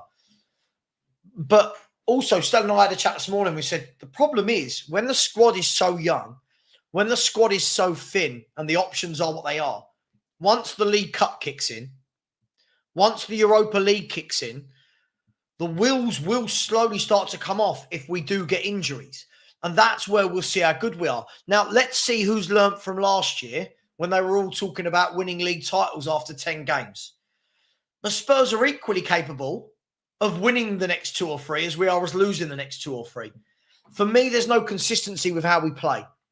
What I will say is I think this is a really good time to play Newcastle in terms of their back 4 injuries. I think, they've got, I think only Dan Burn is the only fit one of their back 4. But like you said earlier, I'll take Guimaraes from their midfield all day long. I'd take Tonali all day long. I'd have Yo Linton in our midfield as an enforcer, as a powerhouse, as a midfield box-to-box engine. They've got some good players. I'll take Barnes. I'll take Barnes. I like Barnes at Leicester. I like Barnes at Leicester. Do you know what? I'd take about 7. I'd take about. Bro? I know, but I'd take about. The point I'm making is I'd take about 7 of their players and put it in our first team. Yeah, absolutely. And listen, I thought, but by the way, yeah, that money was without wages. If I believe they're talking about the Lo Celso, Sessegnon, Ndombele. Well, Ndombele's was 10 million a year. So Ndombele, the deal was actually 55 million plus 60 million in wages, plus 5 million that we had to pay to get rid of him. Ndombele cost the club 120 million pounds in total. And we got nothing back from that. That's mad. That's absolutely mad. What I will say is, big up to Craig, chicken on a basketball feather. I love that. I said, you only need to look at the Hill deal. That's bad. Look, Craig, we seem to be a fan base at the moment that we're wearing the outgoings and the Deadwood going outs as a badge of honor. I don't actually think we've done well. What we've actually done is most of the players that have gone were on a free transfer. If we really look at it, right? The others that were going had 1 year left on their contract. We haven't sold anyone that's got 4 or 5 years on their contract for good money. And that's a really good sale. That I feel like we've gone completely overboard on that. The only one I would say push back on is Skip. I think we've done well with that one. I'll give him that. I must admit, Skip was a good sale. I'll give him that one. But that's the only one. You're absolutely spot on, Sabah. Absolutely spot on. Yeah. I'm not disagreeing but with you. Skip, you've got to give it credit where it's due. Skip was good. They could have kept it, and they got 25 million for him. That's pure profit. So you got to give him that. I'll give him that one. I agree. By the way, you don't have to agree with me on anything. It's absolutely fine to disagree with me, Alex. We can all talk about Erling Haaland and stuff, can't we? But We'll I'm sure we'll get to that later. I'm gonna bring up Tottenham's. Oh, if I can find what's going on here, Tottenham Hotspur. Yeah, hang on. I'm gonna bring up Tottenham's transfer market, right? And all I keep hearing is, if it's for incomings, it's 4 out of 10, but outgoings is 10 out of 10. I don't think people understand how outgoings work because I'm going to show this, right? Hang on, where are we? Here we go. Transfers and rumours, all transfers. Right, I'm going to show this screen, all right? And we're going to concentrate on the outgoings, all right? Where are we? Boom, boom, boom. Present. Share screen. There we go. Can everyone see that? Is that big enough? That's big enough, right? People can read that. Can you read that, Dan? Do you want me to make it bigger? Yeah, go on. Yeah. Let's make that a tiny bit bigger. It's all right. I get that. Yeah, it's fine. Yeah. Okay. So if you look on the right hand side, right? Okay, we agreed. Oliver Skip. I cannot believe anyone paid. I mean, it works out to 20 million. I cannot believe they did. That's a good sale. Have a look at all of the other players that have gone out when we talk about getting rid of Deadwood. First and foremost, I would say that so many of these Deadwood players are players that I was told for years were going to come great for this club. Yeah. Sessegnon, Brian Hill, Tanganga, Ndombele, Roden, right? Royale. The least. You see what I mean? Solomon. Now, when you actually look at these outgoings, right? Forget Skip. I think that was really good. Look at this. 15 million euros for Emerson Royale. Joe Roden, 1 year left on his contract. He went for, what's that, 10 million pounds? Perisic on a free. Yeah. That's not getting rid of Deadwood. He was on a free. Eric Dyer on a free. Yes, that's not getting rid of Deadwood. He was left, his contract had gone. Tungai and Ndombele, we had to pay. Japhet Tanganga free. Sessegnon free. Højbjerg, Hill. We haven't got any money for these players so far. So all of these, we've done really well in the market to, the outgoings. What have we actually done? Like, most of it is, what have we done? Most of it is loans or free transfers. Why are people so ecstatic with Deadwood leaving? Yeah, the Emerson Royale deal taken way too long. Way too long. Let me describe this quick here. You'll understand this, Savva. You might get it, Mr. Box Office. Some of the side might get what I'm going to say. This Tottenham transfer market, is that what you're calling it? It's it's worse than bloody Dartford market. Mate, it's terrible. Mate, it's terrible. No, I know a lot of people won't understand that, but you get exactly what I'm saying. Yeah. Mate, I get it. Do you know what I mean? When you look at that, though, everyone's going, oh, my God, how well has this team done to get rid of the Deadwood? Ange has done brilliantly. What? All we've done is let the players run their contracts down. We've not actively gone and sold. Like, it's not like we've actively gone and sold a player that's got 4 years on his contract. Do you know what I mean? We've not gone and I just find it all a little bit clutching at straws would be what I say. Let's look on it in two ways, though, yeah? Let's try, I do say try, and it's going to have to be try hard, to be positive about this as well as honest about this, yeah? On the positive side of us, we have got rid of the crap. We have got rid of a significant amount of crap, yeah? That's the positive side for me. On the realistic side of it, we've had to basically give it away and pay to get rid of it, and it's actually cost us more to get rid of it than it has to bloody sell it as such. That's like me getting my PlayStation 5 out there and saying, do you know what, I'll give you £100 to take it, when 3 years ago it was gold dust and I sold two of them for 950 quid a piece that paid for my third one. That's the best thing I can give. There is a positive side to this, the fact that the crap is gone. But the negative side of it, the realistic side of it, not even negative, is the fact that we really haven't made much from it of what we should be making of these quality players that I'll came argue in. that we've got players that we might be selling on like we've done before now. I'll argue right now, because at the moment no one's exciting me at the moment.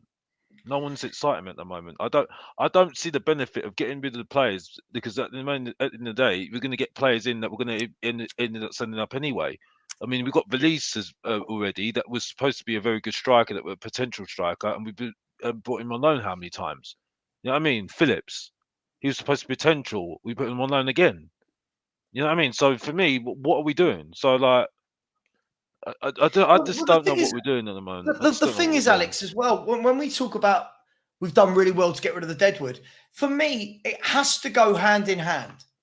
We can't say Deadwood's gone here, but we've only signed kids here. If you're selling that Deadwood, if you're making a saving of £32 million in salary a year, go and buy better players. Surely that's the whole point.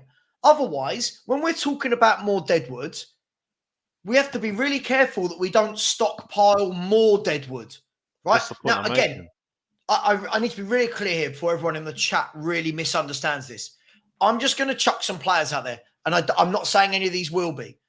But like in recent years when we've overhyped players, for all we know, in 2 years' time, we could consider Valise Deadwood, Yeah, Ashley agreed. Phillips as Deadwood, Agreed. Solomon as Deadwood, Agreed. right? I'm not saying Bergvall, great. We don't know, right? I'm just saying we could consider these as Deadwood. Brennan Johnson in a year's time could be considered Deadwood if he doesn't do well, right? This is the problem. Richarlison, when we keep using the term Deadwood, that would suggest that everyone you're then bringing in afterwards is an upgrade. Yeah. But we're not. They're not. We're getting rid of, basically, when we say getting rid of, they're running down their contracts because we're so scared to sell anyone. Like, do you remember last year, Alex? Do you remember last summer? Right, the conversations about, God, Lo Celso's got 2 years left on his contract. Sell him. Oh, no. Ange will get the best out of him. He wanted to leave. He wanted to leave. I said it. And I at said the it then. time, there were like figures going around for 25, 30 million. And everyone's going, no, I can't sell Lo Celso. You know, he could be good for the fifth manager he's played under. And this is what Spurs do. Look at all those players. Every single player in that list, I think the only one who had more than a year left on their contract was Ollie Skip. So it's not like we've actively gone out and sold people, if that makes sense. Exactly. We've waited for it to wind down. And I'm not knocking the club for that. But then go out and say, right, we've got rid of Højbjerg, we've got rid of Skip, we've got rid of Lo Celso. Can we now go and buy two central midfielders that come in and go, boom? Yeah, Skip, Lo Celso, Højbjerg. Can we get two that are there? Not there. I'm not talking about Rodri, but can we get two that are there? Can we even get one? Can we get one that is much better than all of them? And we didn't. We went, we'll have some kids that are here that we hope can be there. And basically trying to do a Gareth Bale, isn't it? Trying to do a Gareth Bale. We think every youngster is going to end up being Bale or Kane. That's the problem. Every youngster, like if you say about, Brennan Johnson, don't forget what people said about Bale. You know, well, Bale had raw talent. Like when people watched Bale play football, you went, yeah, it's not quite working, but God, he's got the tools. When you watch Brennan Johnson play, I don't see anyone going, he just needs to unlock the tools. You need a coach to make them better. I've got a question then for you two. I was literally just thinking about saying it, and someone's going to put it on the chat. Colin Richards, yeah. And I don't know what you've done, mate, but you've just read my mind. I was literally going to bring this up after. Just is hypothetical the right word? I'm not good with long words, but hypothetical question. I think that's the way to put it, yeah. If we would have got an offer for Son at, say, a week, 2 weeks into the transfer window of, I mean, look at his age now. Still a great player. No two ways about it. Slowly on the way down. Still a world-class finisher as far as I'm concerned. Of, let's say, 70 million from Saudi Arabia, because they're the only ones who are going to pay that. Would you have sold him as long as you know the money was going to go back into the club? No. You know why? Why I say not? this, yeah? Because I don't trust the club to make a good signing to actually to do what they need to do. And that's what worries me at the moment. I actually would take the money, yes, but now looking at what we've been doing the last how many years now, actually now I say no. I'll just keep him because at least I know I'm going to get some It's goals a fair from him. point. It's a solid point. It's sad me saying that because I should just want him to go, but unfortunately I can't trust the club at the moment. I can't trust the club. Alex, I was gonna say if it's any other club that you know are reinvesting properly, you go, his age, yes. The problem with Tottenham Hotspur, and this is always the conundrum, we would take that £70 million and spend.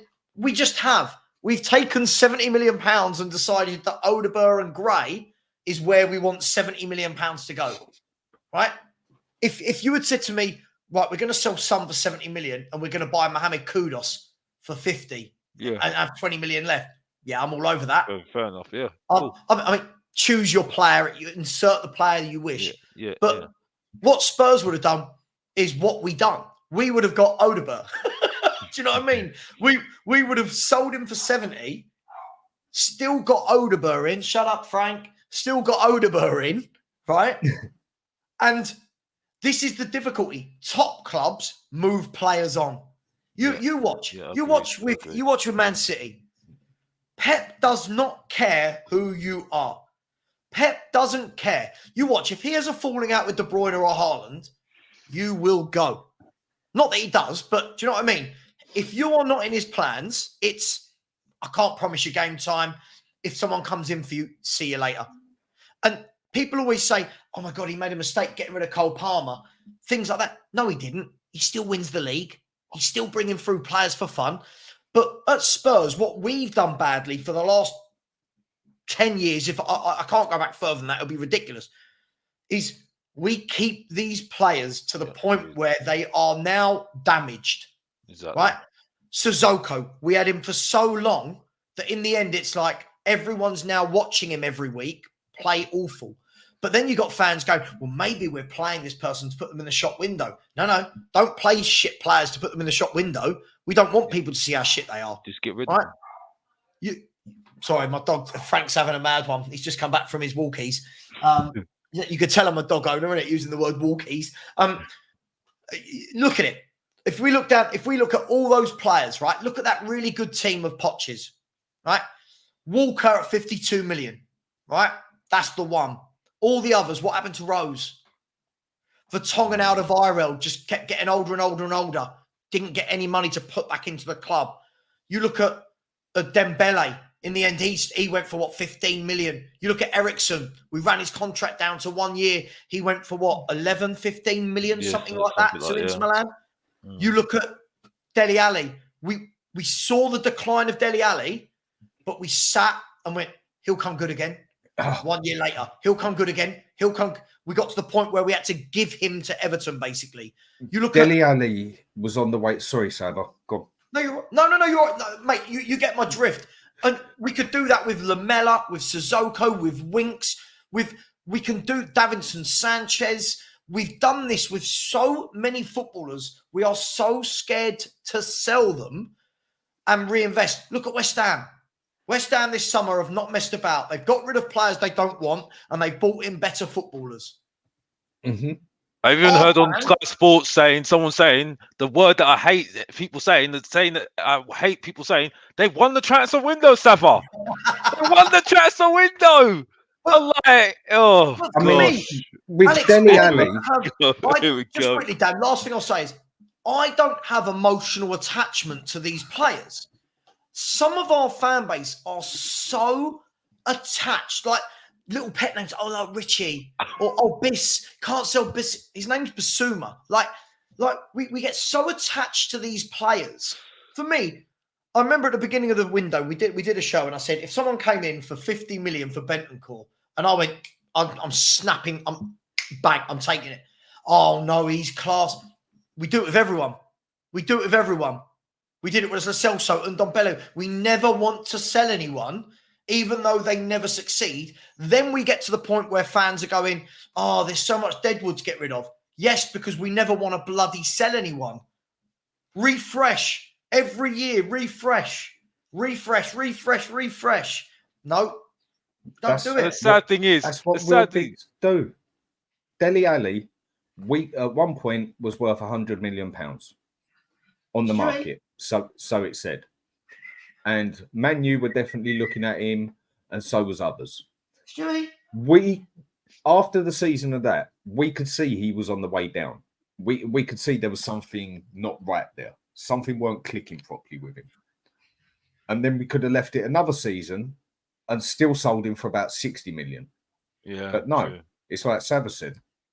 We just let him decline to the point that we have to give him away to Everton. We haven't got, whereas other clubs would have noticed that within that season, maybe still give him the next season, but they would have said, no, mate, he's on the way down. 60 million, baked potato. End of. But the sad thing is, it's the sad thing is though, Dan, that the players that we've let go of that we thought were not good enough, I don't think we've actually improved on those players that we let go of. That's the funny thing is. That's what's so funny about it. You see what I'm saying? So that's why, like, listen, the truth is, if you say the truth, it sets you free. Like I said before, like, you know what I mean. And listen, like, I'm not like misbehaving at the moment. I'm not even doing jokes and being Mr. Box Office right now. I'm just so fed up right now, yeah, that I'm just like, okay, whatever. Like, come and come and throw it all at me right now. I don't really care if you call me negative anymore, because I can see it right now in front of my face. So I don't really Yeah. care anymore. I really Um, couldn't care can less. I go to some super chats? Go, yeah, go on. So Oh, Twan, yeah, we've had some dreadful ones that we kept. I mean, I don't know how long. I mean, Ben Davis is here after 10 years. Let that sink in. Let me get some super chats. Big up, first of all, big up to Valkyria. Valkyria, apologies if I butchered your name. Let me know how it's pronounced, who has become a YouTube member. Big up to you. Really appreciate that. Yeah, I can't say more. Thank you very much for being a channel member. Really, really do appreciate that. Also, Tony Rodriguez has given away 5 Football Heritage memberships. So if you are one of the 5 recipients, please thank you. Send a big thank you to Tony. Big up, Tony. Thank you very much. Really appreciate that. Tony's also followed it up with a super chat saying there is a greater chance of my black father turning white than Spurs winning a trophy or finishing better than 8th this season. Tony, all sorts of things I should not be talking about on YouTube channels, race. I'm not going to go there, but finishing 8th. I mean, I've got us down as 7th, but I mean, Tony's going in at 8th, and this all looks very interesting. Big up to you, Tony. Always a big supporter of the channel.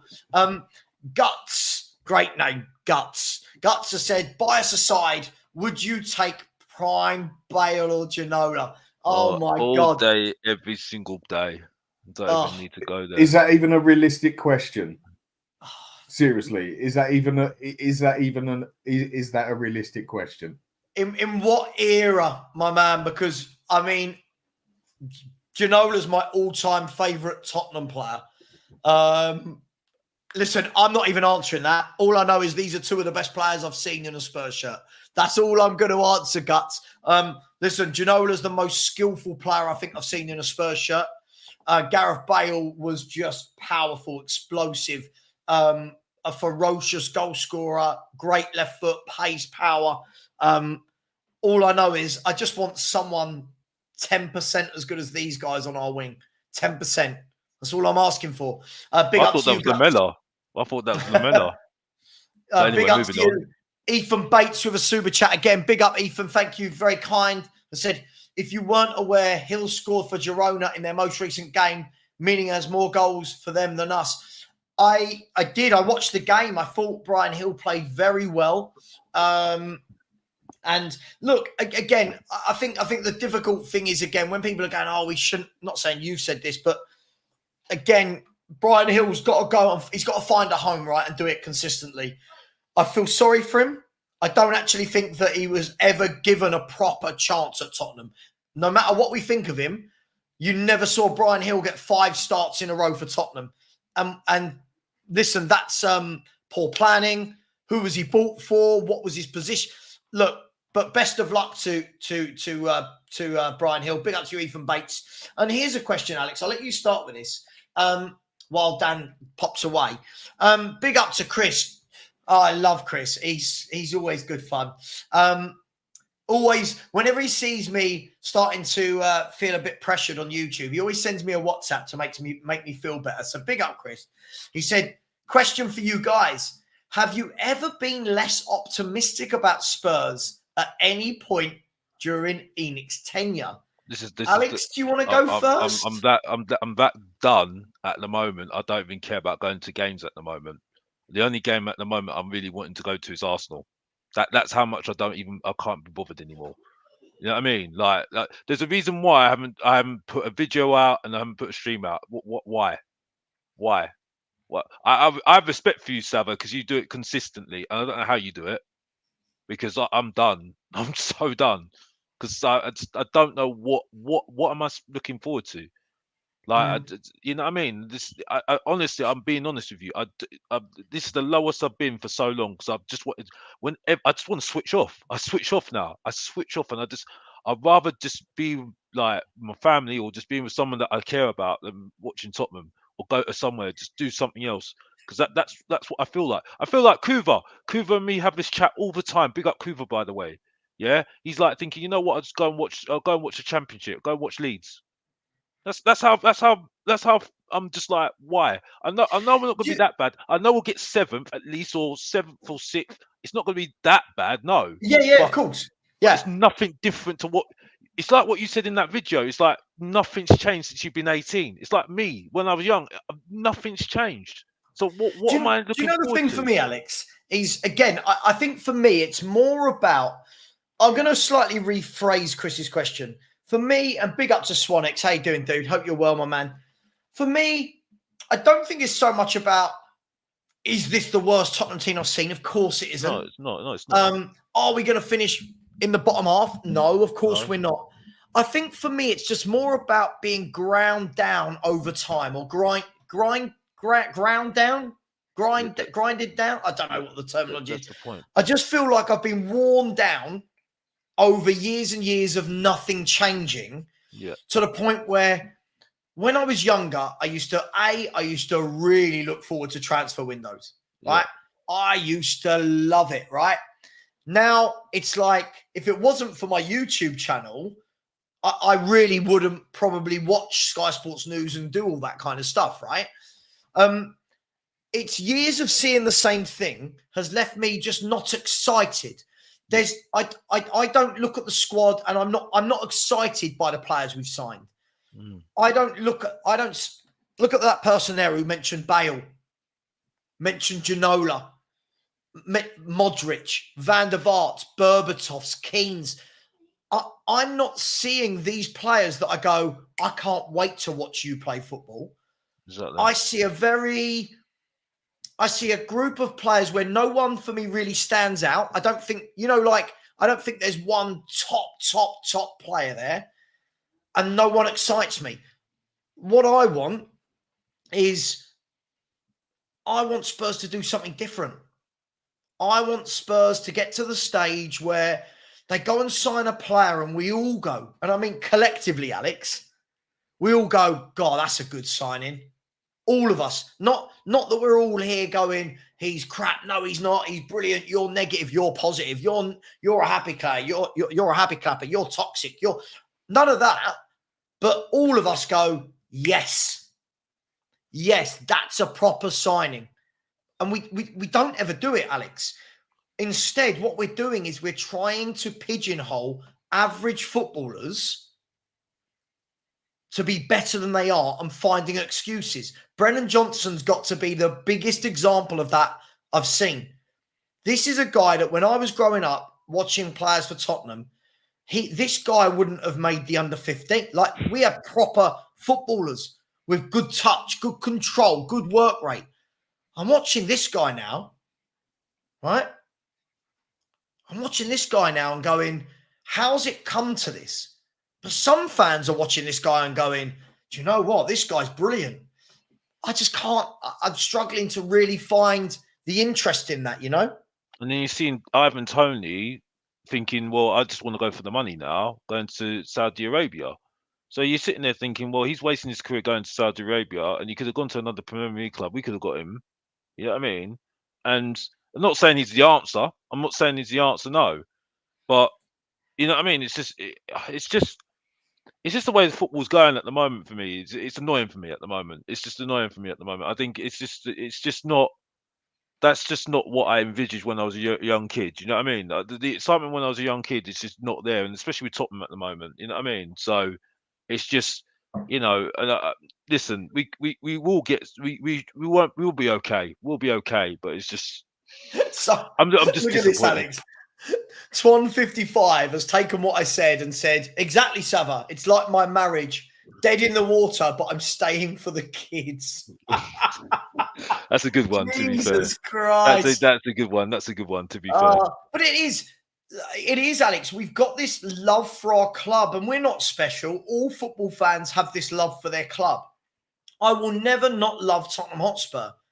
That doesn't mean I have to love the current setup. That doesn't mean I have to love the manager. And when I hear this when I hear this, just get behind them, I feel like that's something you teach kids. I'm a grown man. If I don't want to get behind a player, I'm not saying I wouldn't, but if I don't want to turn around and go, oh, I really like this signing, I don't have to. But they've got to persuade you, Savva. They've got to show you. They've got Of to show course. you. They've got to persuade you and show you. You know what I mean? If they really cared, they'll say, okay, well, we'll show you then. Yeah. You know what I mean? Show us this season. That should be a minimum. Show us this season. You know, but if they can't show you, what am I supposed to say? Oh yeah, you just got to give him a chance. Well, he's got a chance. Life's too short. Like life is unfair. Like I said before, yeah, life is unfair. You know what I mean? We all know this. We know this as adults. That as young people, we know how hard life is unfair because if we don't get to where we get to, because it's hard work out there. So it's like for me, I don't listen to that because unfortunately, football is not avoidable as well to that fact as well. So this is the way I look at it, and that's it for me. I'm sorry. I don't know what else to say. People say to me to support the team. I've supported the team for so long now. And like I said, my breaking point was done, and I've said it how many times, I don't want to bore you, it's Pochettino, because of the reasons of what the club have done to me over the years. You know what I mean? And I'm now seeing it clearly in my eyes at the moment. I think it's annoying to me at the moment that we haven't got a proper coach at the moment, because this is what the team needs at the moment for me. I think you can see it with Brighton at the moment and Newcastle. They've got a proper coach at the moment that can coach players and make them better. I'm really concerned that we've got somebody that just wants to manage a team into a system at the moment, and that's all we're doing at the moment. Do you know what? I tell you what, that's a great topic to talk about. Oh, if you can hear some panting, there's a pug panting away. Oh, Stewie? it's all right. There you go. Jim. All right, I'll look after the dog.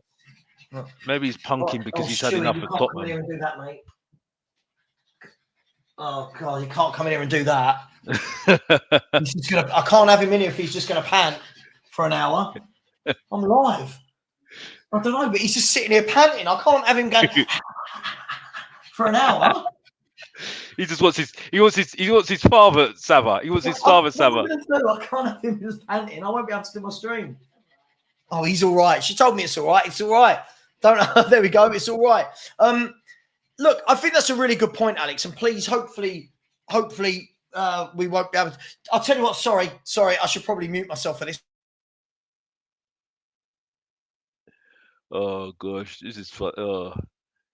This is. So I'll ask the other half to get his cool mat and his fan. If he goes walking in this weather, he's just like. Look, really good point you made, Alex. Because one of the key things that we talk about as well is about being a coach. I'll ask this question. Did anybody get upskilled last season? No.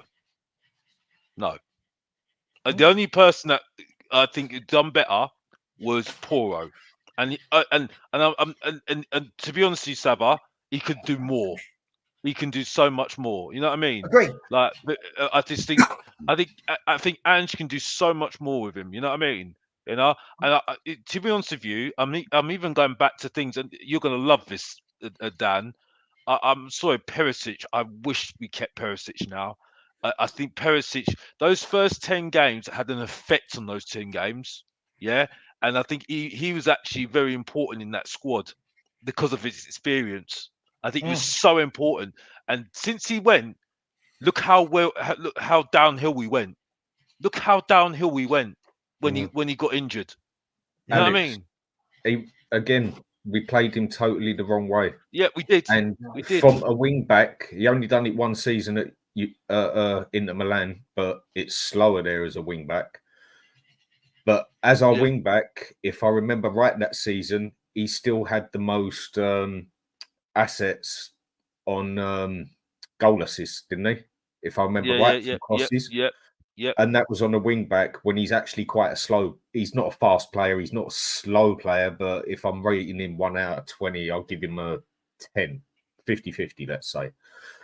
We don't need a fast player up there on the left or on the right necessarily, yeah? Depends how he wants to play. If we want someone to cross that bloody ball, we need the other side to be inverting like he does, and one person to just keep crossing that ball. Yeah. If If we had Perisic up on that left, do you know what, mate? You don't have to do much running and that. Just stay up there, do your bloody job. That man could cross a ball as good as, I wouldn't class him as world-class crosser, but I'd class him as a bloody good one. But he knows what he's doing, though. I watched him play for years at Inter, at Bayern Munich, Exactly. Croatia, a team, let's say years ago, I always had a bit of a soft spot for, and then they sort of got older and fell apart, sort of thing. But at one stage, I really did like Croatia, same as I did Holland, and just everybody ripped into him. But a lot of people just could not see what was being done again. It's basically what's being done now. We're playing players the wrong system. And again, it also shows how a lot of people like to talk it off, but it just does actually show that a lot of people only watch the Premier League. Well, I mean, the interesting thing, right, is, look, for me, what I want to see this year is I want to see what has he worked on with players, i.e., what is Sarr better at this year than last year? You know, as a 21-year-old, that's the coach's job, right? How are you developing him? What type of midfielder is he becoming? Brennan Johnson, what we should see, and we haven't seen so far, is what's different about Brennan Johnson this year to last year. Because we keep hearing that these players, Dan, are going to learn the system, right? And bearing in mind, last year, Spurs, of all the clubs in the Premier League, in that top half, were the only ones that didn't have Europe other than Chelsea, right? Mm-hmm. So 5 days a week, they were on the training ground. They should have been getting, the progression should have gone like that. They should have been getting better in his system, but instead it actually went like that, and they were getting worse. And you're thinking, well, hang on, you're on the training pitch every day, learning this manager's tactics. And again, we've had all summer, still looks the same to me. I still can't see any obvious, we'll find out when we play better teams. So far, we've played two of the worst teams in the league, right? No offense. I just think Everton and Leicester are going to both be in the bottom 3 or 4, right? Yeah. Let's see, when we play the better teams, what has he worked on with Sarr? What has he worked on with Johnson?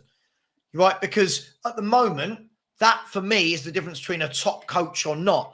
And when you look at what Eddie Howe did, this is a key thing for me. When you saw Eddie Howe took over that Newcastle team, I believe in the October of that year, I can't remember the exact year, 21 or 22, whatever. He took over that team that were rock bottom, weren't they? And they were odds-on favourites to get relegated. Do you remember? Hadn't won a game in about 12 or their first 11. And what he did was manage to make players like Almiron, Willock, Joe Linton, right? All of a sudden, these players started to look like good Premier League players because he put them in positions that suited them, got them working hard, got a structure. I want to see that. I want to see that he can get these players and upskill them to the next level. And at the moment, I haven't seen one player that I would say he's made better. Porro, really difficult to judge because I liked Porro when I saw him at Sporting, right? But I don't think he's a defender. So no. Does that make sense? I'm not knocking Ange. I just want to see it. I want to see these players upskilled. The example is Pochettino at Chelsea. Look how he made them better. Looked at the end of the season. You know what I mean? It looked like the start of it looked really dodgy, and then look at it up there, and that was from him being coaching them. You know what I mean? You know, players were actually looking better. You see what I'm saying? I don't think Ange's got it in him, and I don't know if his coaching staff have got it in him. I think what they do is that he just stands on the sidelines and gives the instructions to the coaching staff, and they just do what he's told him what to do to try and learn the system, and that's it. That's all he does. And yeah, I don't. But with that, in this aspect, I don't think it's 100% Ange on the aspect of the other side. On the pitch, obviously you've got to give the players credit where it's due, but obviously you've got to grill them when it's due, yeah? And a lot of the time, players did not perform. But I also give my reason that it was, it is down to the tactics, yeah? But some of them just didn't even perform when they were sort of playing in the right position, i.e. like Johnson and some of the midfielders sometimes. And I do also think it is down with Ange to the shit coaching staff he has. when you've got Ryan Mason sorting your defence out, as far as I know, he is the one that was doing Dan, the whose defence. fault I is that? don't know, but This is. Does he actually? Of Does course he he does. actually He's the pick the manager. coaches? No, Of course. but that's just it. I've heard otherwise. I've heard that No. Levy just put them down on him. This is what I mean. This is what I'm asking, basically. That's where I was No. gonna If you're go. the manager of a football club, you're turning That's around what and I going, would think. I don't want that guy. That guy's not for me. I need to bring in my own manager. My own coach. Look at the coaches he brought in this summer. Were they his pick? That's what I don't know. Was it the club's pick or his pick? They were both asking. from Scotland and had worked with him before, etc. Right? Like, look, I didn't know they'd worked with him before.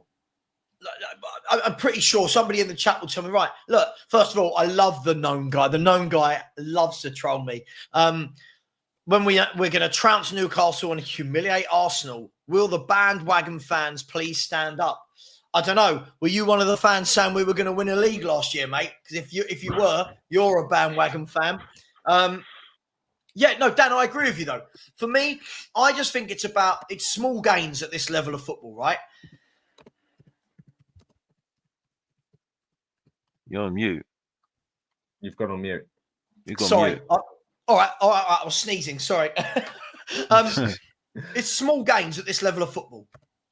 You have to look at it and say, right, what are you doing to get the extra 10% out of this player, that player? At the moment, I want to see that. I want to see what extra 10% are you getting out of Maddison? What extra 10% are you getting out of Sarr? What extra 10% are you getting out of Basuma? Again, Udogie, for example, another one. Our fans cream their pants over. I think he's a good player. I think he makes a lot of mistakes.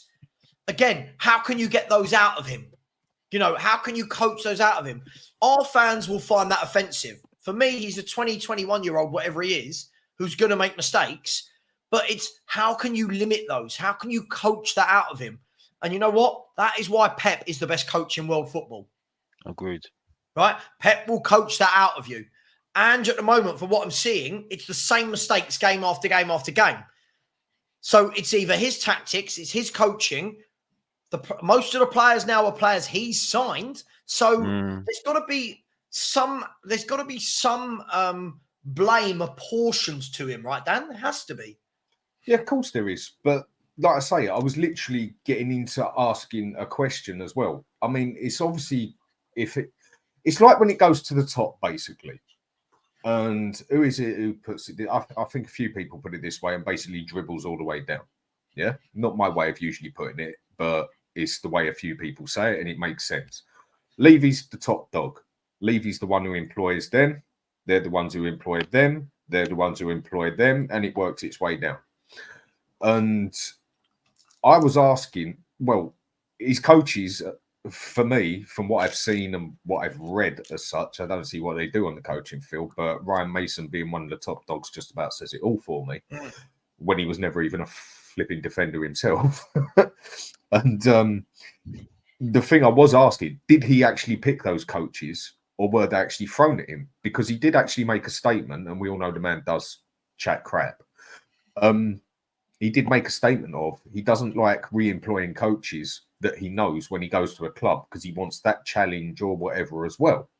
And this is where I was basically going to ask, did he actually get these coaches or were they the ones given to him? Because he did actually say that he doesn't want to pick his coaches. Well, I don't know, mate. But look, if you've got anything about you, you go to the chairman, right? You go to the chairman and you say, big up David, by the way, big up. I'll come to you in 1 second, brother. You are, Dave. If you are the manager of a club, you go to the chairman and go, I don't want that coach. I need to bring in better. We need best in class. And this comes back down to, Dan, is that everything is best in class at the training ground, hotels, stadium. Mm-hmm. When it comes to coaches, when it comes to scouts, when it comes to the direct, like, where's the best in class? He should be asking for top coaches, the best defensive coach there is, the best set piece coach there is. We've got the money. That for me falls on Ange. That's only my opinion. Do you know what Spurs remind me of these days? Now, I've got to watch how I put this, same as a few things, yeah? Spurs remind me these days of modern parenting where kids actually have more power than their parents as such. Yeah? And with the aspects I'm going to try and get to here, probably fail it, but try and get to here is the fact that I believe a kid needs to be scared of his parents for repercussions. Now, not scared in the aspect of you're scared of them, but scared that if you do something wrong, you're up shit street. Yeah? People should be worried about the police and stuff like that, that if they do something wrong, there's going to be serious repercussions. But I don't think no one really gives a toss about them anymore because you could probably spit in his face and you wouldn't get in trouble. And that's how it seems to work at Spurs. It's all happy-go-lucky. There might as well be rainbows written all over the stadium and everything else. Whereas when you went to someone like, when you go to a team like Inter Milan, when you go to a team like Man U used to be, when you go to a team like Chelsea, when you go to a team like even Man City, where it all looks hunky-dory, but you know behind the lines, you're in trouble if you're in trouble. When that helicopter used to land at Chelsea, players used to shit themselves. Oh dear, we're in trouble. When they knew they'd done something wrong, on pitch or off pitch, it was like, it's going to hit the fan. Oh my God. They was worried for repercussions.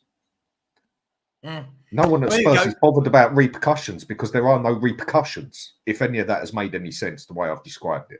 Well, here you go. Just quickly before I bring in David, look, this is, I've just been Googling the coach's situation. I'm not sure if you can all see this. Oh God, it's going to be one of them things where there's just pop-ups for fun. So apologies. Can you see that? Right, it's not great there, but you can see here, Matt Wells stepped up to replace Chris Davis. So Matt Wells, who was previously employed as a general assistant coach, will now become Postecoglou's senior assistant at Spurs. Blah, blah, blah, blah, blah, blah. And then here, Spurs hire 2 new coaches. It's also confirmed that both Nick Montgomery and Sergio Raimundo will join the coaching staff in North London. The pair work together at Hibernian and Central Coast Mariners. So again, look, I'm not knocking. I don't know. They could be amazing. David, let me bring you in. These could be amazing coaches. But again, it doesn't scream that we've gone out and bought the best in class coaches for him. But is that what are leaving the club doing that, David? Or is this Ange giving his mates a gig? Is this like me saying, oh, I've won the lottery. I've bought Bromley Football Club. Come on then, Danny. Come and be my head of scouting. You know, is that what I'll probably do a better bloody job. It would actually go against Ange's philosophy of hiring random coaches that he doesn't know, right? So he said when he first came into the job, he likes to be challenged himself by coaches. But Matt Wells, I do actually know a bit about Matt Wells. So when I was coaching, and I'm going back 11, 12 years ago, I used to nick a lot of his sessions for my team. Difference being I was running a pub team. And so he was very good for that level of what I was nicking. And I'm hoping that obviously he brings better level sessions than what I was nicking off of him then. But he was a very good coach for putting up drills and little sessions for players. The other two I don't really know much about. But yeah, no, great show guys. I've been watching whilst working. I've missed the last half an hour or so. So apologies if I mention it. Oh, that was the best. I did like... Yeah, it probably was, yeah. But get this, and it's a fella called Michael Hamilton on Twitter I follow. He's obviously a Spurs fan. I know. He put summer 2019 signings, and Ndombele, Sessegnon, Lo Celso, 122 million by my maths. 2024 outgoings, and Ndombele, Sessegnon, Lo Celso, 3.6 million. And not one of those 3 players has actually contributed massively to the Spurs shirt in that 5 years, have they?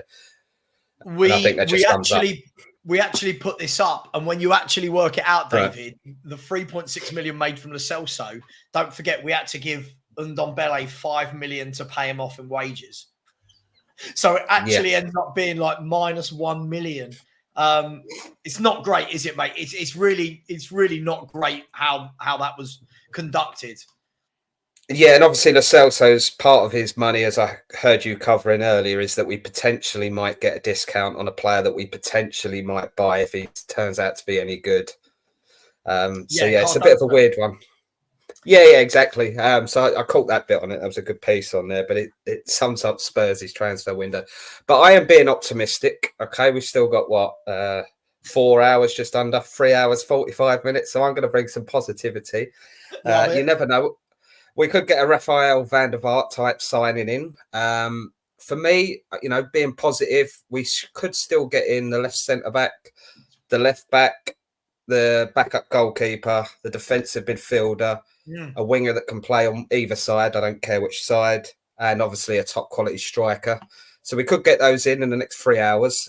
You never know. So until that bell goes, I'm holding out a bit of faith. But I've got more faith on Dan's lottery ticket coming in and him paying for yours and Stell's holiday, to be fair. Me too.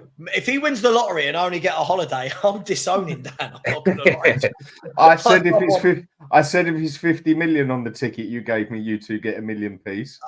If it's lower, then we just go like the whole lot of us and everyone else I pick and all my mates out there. We go on a worldwide football cruise. Love it. But on a slightly more serious response, just to give you roughly where I am at on a serious level, I think the outgoings has been pretty decent because we have had to get rid of a lot. I'm not a massive accountancy fan, so I'm not too bothered about what money we've got in for them because at the end of the day, it's not really my money. And even if we did get loads of money, would we actually reinvest it in the squad? I'm very doubtful. In terms of the incomings, I want to echo what you guys have touched on in terms of the youngsters we've signed.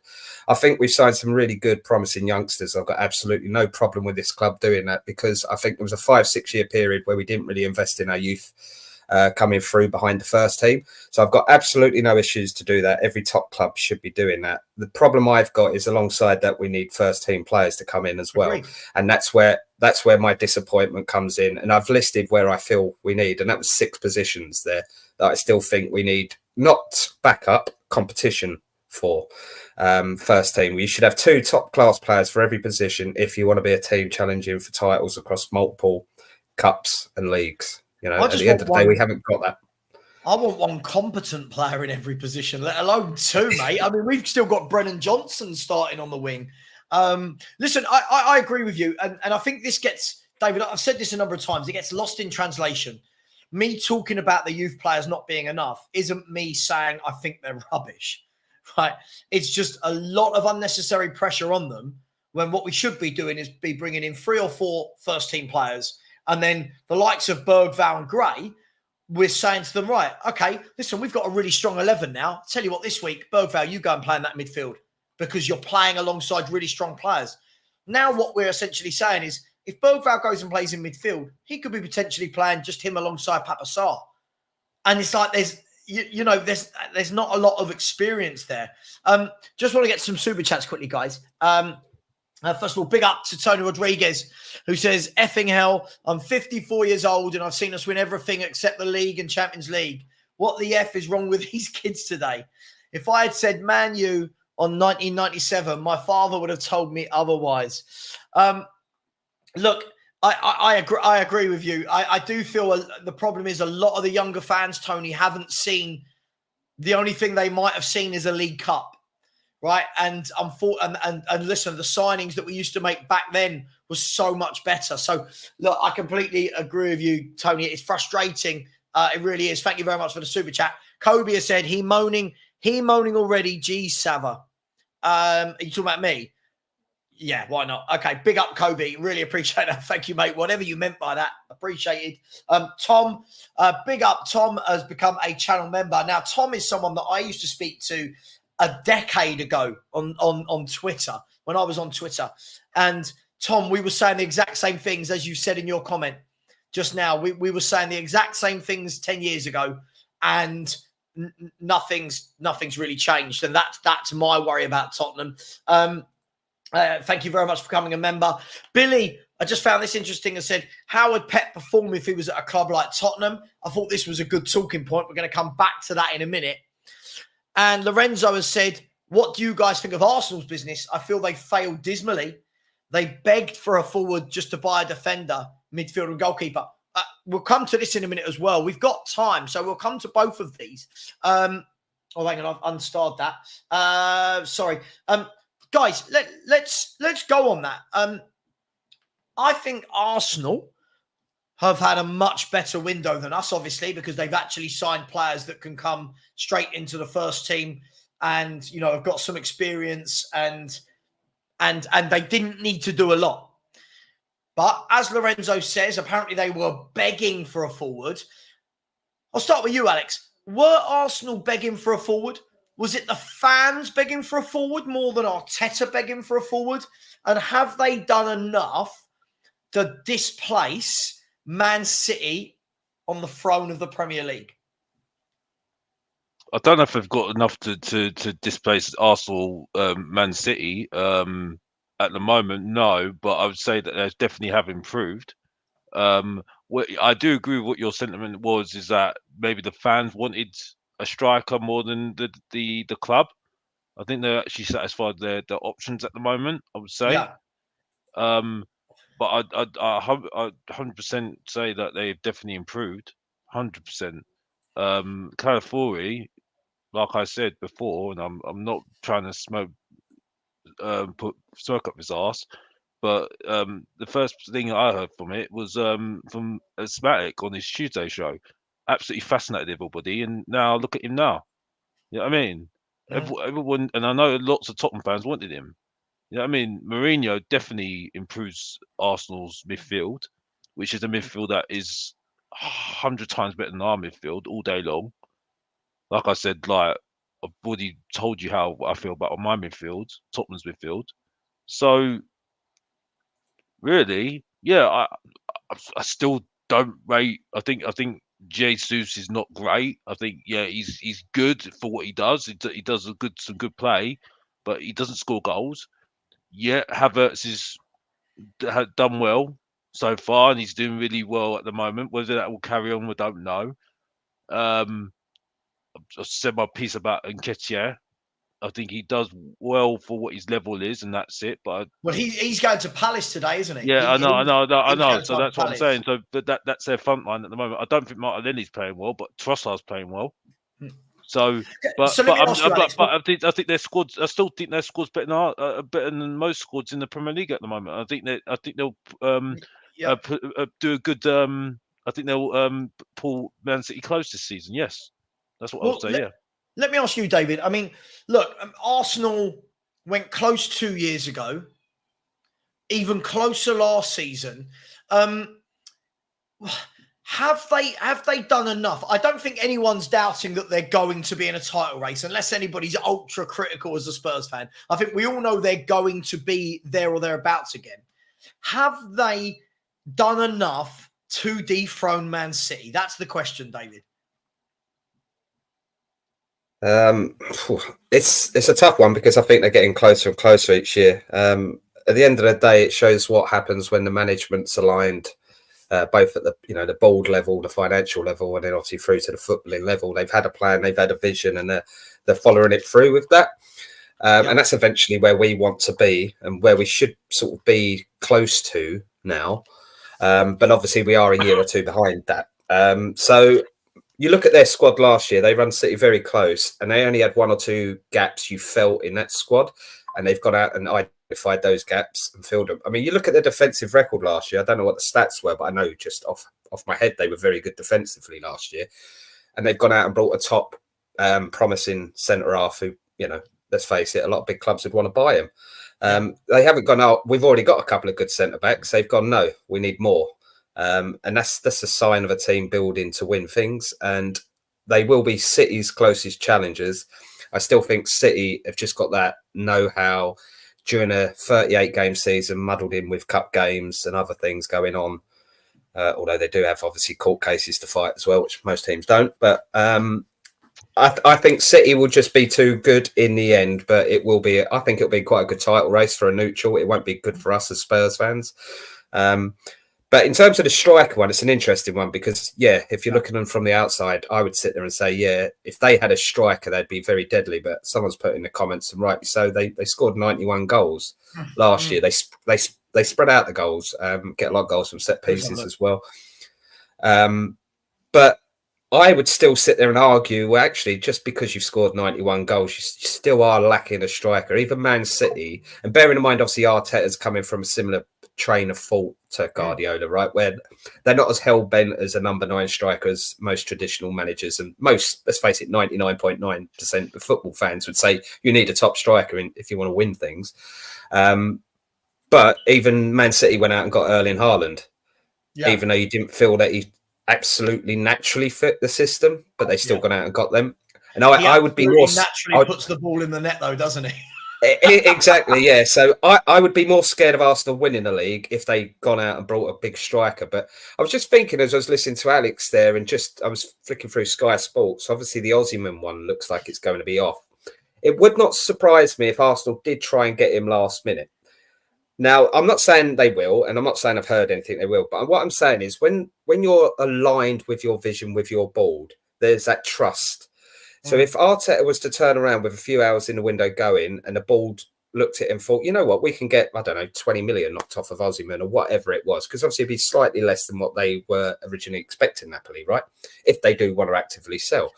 So I wouldn't be surprised if Arteta turned around and went, actually, let's go for Osimhen. And the board went, you know what, Arteta, we're trusting what you're doing. I don't mind pushing out the boat a little bit to go out and get a top striker like that. So watch this space. It'll be an interesting one because I can't remember who said it on your stream today. It's that I think it was you, actually. We said like Napoli have got Osimhen and Lukaku, haven't they, as their strike force? And I was like, yeah, you know, I can't see Conte. Well, maybe Conte will play both of them, but who knows? Can you imagine? I mean, he does play wing back, so he has got the opportunity to play 2 forwards. But look, for me, I'm waiting for, not for Spurs, by the way, David. I need to be really clear here. I'm waiting for that moment on the transfer deadline day where it comes up and you go, oh, hang on, that's interesting. And if they can get that over the line with 90 minutes to go, that would be interesting. But for me, I do think that Osimhen will probably rather go to Chelsea in terms of what we're hearing, that Chelsea are in contact. I do think it would make sense for Arsenal. I'm just going to throw a spanner in the works here. And again, this comes down to, listen, do I think Arsenal are missing the X factor that City have? Yes, because City keep winning the league. Yes, I do. I think Man City have got too many. I talk about this all the time, right, guys? Alex, you've heard me talk about this loads of times.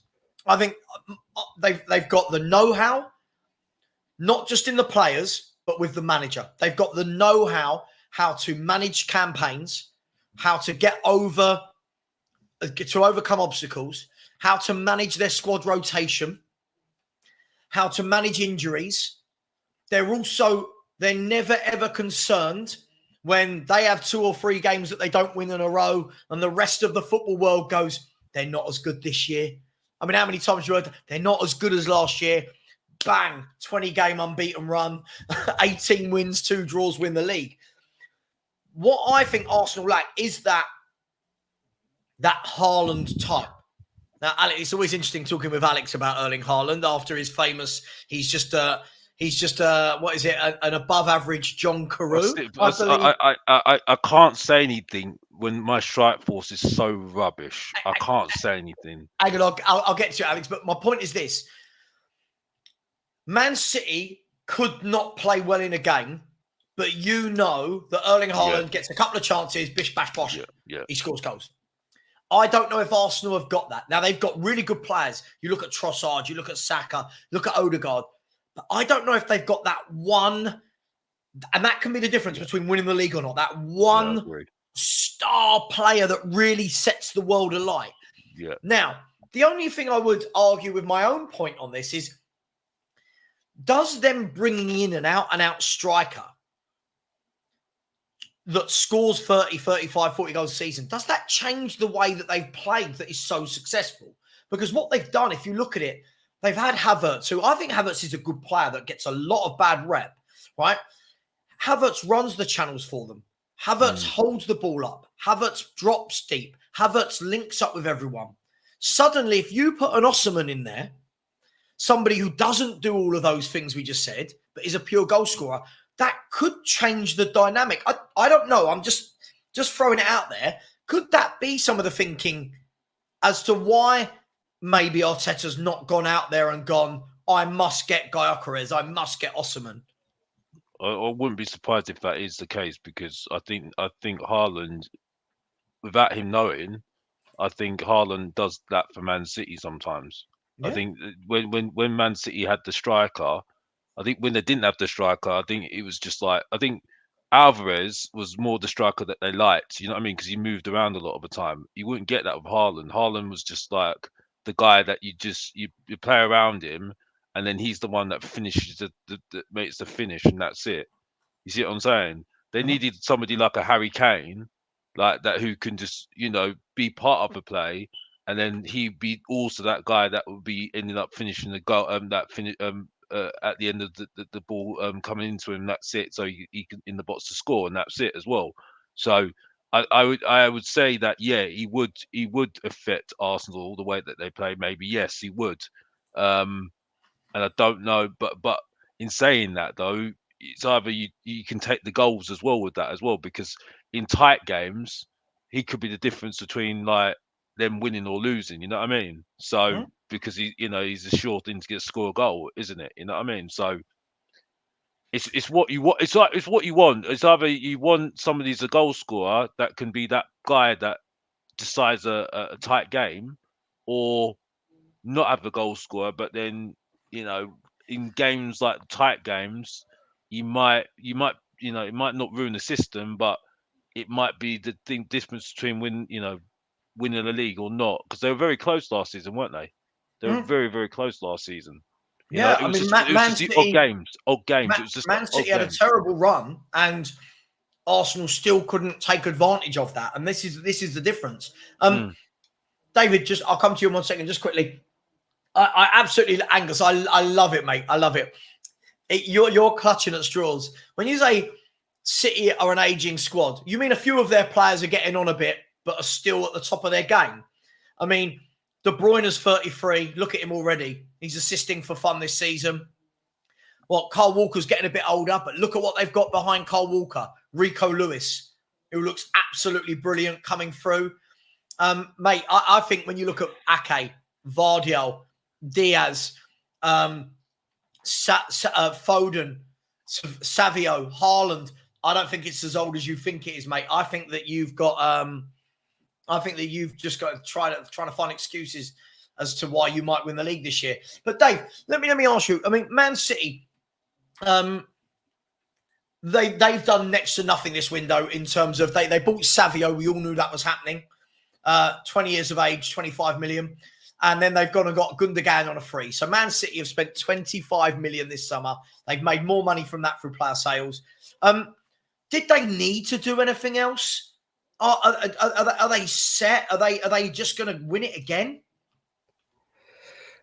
Well, just quickly, the one thing I am scared about, because where we've not been close to winning the league, I don't really care what City does, right? I don't really care, if they're winning the league every year, because we're not getting close ourselves. Yeah. But it is Pep Guardiola's last year. Obviously, his contract runs out at the end of the season, and I don't think he'll extend.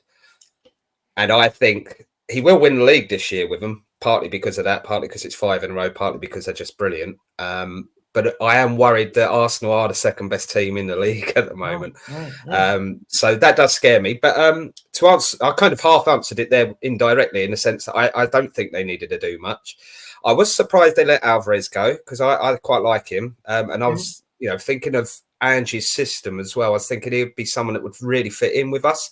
Perhaps it was never an option. Perhaps we didn't like him, couldn't afford it or whatever. But if we had the choice, he would have been someone that I'd have liked to have gone for. I really rate him. He's a hard worker as well. But no, I don't think they needed to do much. I think what Man City have been very, very good with, I know they get a lot of stick with how their money was pumped into them. But what I am very, very, I'll give them great credit for is what they've done off the pitch, particularly around Manchester as a whole. They've totally regenerated that area. They do a lot with the coaching, education with the kids. They haven't just gone in and brought league titles. They've actually put money into the area, and I think they deserve a bit of credit with that. But also on the back of that, their youth system is brilliant. I think you saw that in the in the old Mickey Mouse Charity Shield game when, I mean, they quite a few of them played, didn't they? And they didn't look out of place. They played the Man City way, they played the Pep Guardiola way, and they just came in. So I don't think they're in a position where they do need to go out like they did previously. You remember when they went and brought like 4 fullbacks? Yeah. I don't think they're in a position, especially with Pep there, because also it's got his director of football. It's not the clubs, it's his director of football, isn't it? There's that kind of joined up thinking where like these players coming through that have been being built up in the last few years are ready to go in that first team.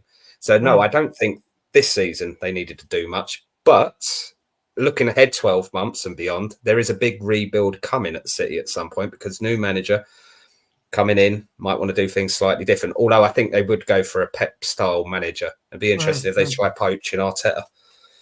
You can see it. That's a flippant comment, but no. Listen, it Well could said, be. mate. Well Can said. you imagine? Can you imagine next year that Pep says that lifting the trophy, my last season, and then 2 days later, Sky Sports breaking news: Man City announced Mikel Arteta as their new manager. Hang on, no, Savva, you're already missing a bit, mate. And Arsenal have just come second, and then he goes to Man City and wins the. Oh, mate, it would make me laugh. The thing is with Man City, we talk a lot about every year. I keep hearing from football fans, and I feel like it's coping mechanisms. They're not as good as last year. They haven't signed well this year. They need a Rodri backup. But whenever you watch Man City, and Dave, you're right. I watched the Charity Shield final, and they had what? McAtee, Rico Lewis, Nico O'Reilly in midfield. There was Oscar Bob. I just saw loads of squad numbers that were 88, 67. Right. Like that. And they all play, as you said, they all look so comfortable. And let's be fair, Pep's never going to put in players who can't play that way. And they're not going to be in Man City's youth team if they can't play that way. And because of that, I can't see how Arsenal... I'm not saying they're going to be a million miles away. I can't see that Arsenal take it off them or Liverpool because... Man City, look at Man City at the weekend, right? They went 1-0 down. 3.5 minutes later, they're 3-1 up. Do you know any other team in the league that can do that? Like, it's madness. They find like Savio at 25 million. Have you boys seen him so far this season? No, I haven't seen him. Alex, watch this boy play. You watch him play and then watch our wingers. It's like it's unbelievable. But Dan, what do you reckon? Can you see in any way that City don't win it this year? Arsenal, Liverpool, anybody else? Arsenal are getting closer and closer, and I think to an extent, Arsenal, from what Dave was saying, and well said, mate, you smashed the nail on the head with every bit of it, as far as I'm concerned. I think Arsenal are sort of not on City's level, but in some aspects they are. And what I mean by some aspects they are is look at the transfer windows. Arsenal only really have to do what City has to do that little bit more. City really just have to go and say, right, we think you're you're not 100%, you're only 95%. Yeah. Whereas we say you're not 100%, you're only 50% before we think of getting rid of you. And they go and change the team around a bit. The old Alex Ferguson thing, 2 players out, 2 players in, because that's all he ever had to do. Really, he didn't even have to get rid of the 2 players, but he still wanted to do it to keep the team rolling so it don't get, what's the word? So it don't get stag or whatever you call it. So it don't get... it doesn't get stale and stagnate. Yeah, I know what you're about. Yeah, that's the one. Yeah. Whereas Arsenal, they only need to make, say, 2 transfers, and they don't really need to get rid of anyone as such. Maybe 1 or 2 like they have to start building their squad because they've got their 11 and they've got their subs bench that is good enough to cover their 11, but their squad isn't quite good enough like Man City's to do what Man City can do. So Man City can sort of mess about and only need to make a transfer or 2 because they want to. Arsenal still have to make, say, 2 transfers because they have to make the squad better. Whereas you look at something like Spurs, we need to clear out bloody 13 players and bring in, well, we only bring in 3 or 4, but and bring in bloody 13 players, basically. We're still on this project, whatever you want to bloody call it, which we've been on for 25 years, of actually trying to build a squad. The best we've ever done is build an 11 with, let's say, 2 good subs. Yeah. And that's being friendly. And that's where I think that is the difference between Arsenal and City. I think it is that close now. It is that tight. And Arsenal are just that little bit behind them. And on the other bit behind them, they're getting stronger on the head. But City have still got that good mix of young but experience on there. Well, Dan, I just summed up as X factor. Have Arsenal got the X factor that can, like, let's be fair, Kevin De Bruyne. Yeah. Kevin De Bruyne is X factor. I don't care if he's 100. I get what you mean. I get X factor. Haaland, X factor. Right? I get what you're saying. No. Rodri, X factor. Like, have Arsenal got that? They're only missing a striker, as far as I'm concerned, and I think they need 1 or 2 more players a little bit older, to get that in the team. So you've got the ones with experience who have won stuff, and the younger players as well who are coming up to very good. I just think they've got a little bit of tweaking to do now, basically, to get that squad right. Do I think they've got the X factor? No, not to the degree of City, but I think they've got the quality to win the league. The question is with Arsenal, is have they got the mentality to win the league? This is what I'm saying by Man U have got the good split between the young players and the older players as such, exactly, but better than Man U used to have it. The game I would kill to see is Man City now and Man U when they was at their peak with Fergie. Oh, amazing. By the way, I think this City team would wipe the floor with them, but it would be amazing. I don't think they'd wipe the floor. I mean, it's all opinion and guess at the end of it. But personally, I think that game would be as solid as seeing, I don't know, a Barcelona at their peak and a Real Madrid at their peak. I think it would be as good I'd love to see it. I'd love to see it. I just think Man City have still got that. They've got that better squad and they've got that mentality that Arsenal slightly lack. But they're getting so bloody close now, it's getting scary. Yeah, they're getting close, but they still need to win a trophy this season. Because the thing is, though, regardless whether they've done well. I'm not knocking them, but the problem is, Manchester United, the 2 seasons have won trophies. One Carabao Cup and one FA Cup. You know what I mean? Last year it was a worse season. They still won an FA Cup. I mean, in their tenure. And let's be honest here, Arteta's only got 1 trophy in his tenure right now. No, I'm not. But that wasn't really the question, was it? The question was, have they got it to do it? So yeah. They've got they've got it to it, but it gets to a point though that they've got to achieve something soon. You know what I mean? They've got to achieve something now. You know what I mean? Because it gets to a point now where they're getting to the same levels of Tottenham at the end of the day. Not like Poch. Poch didn't win anything, so I'm not saying exactly like them. But at the same time, it gets to a point where they're sitting there thinking, some of the players are thinking, when is it going to happen? You know what I mean? Look, I want to move further down the table, but I want to go through a couple of transfers that seem to be happening or might be happening. So does Daniel Levy, by the sounds of things. Exactly. Matthew, just quickly, I always find it interesting when people say things like this. I've just looked at Man City's defensive stats for the last 5 seasons, just to see if their defense does struggle at times. And there was one season they conceded 26.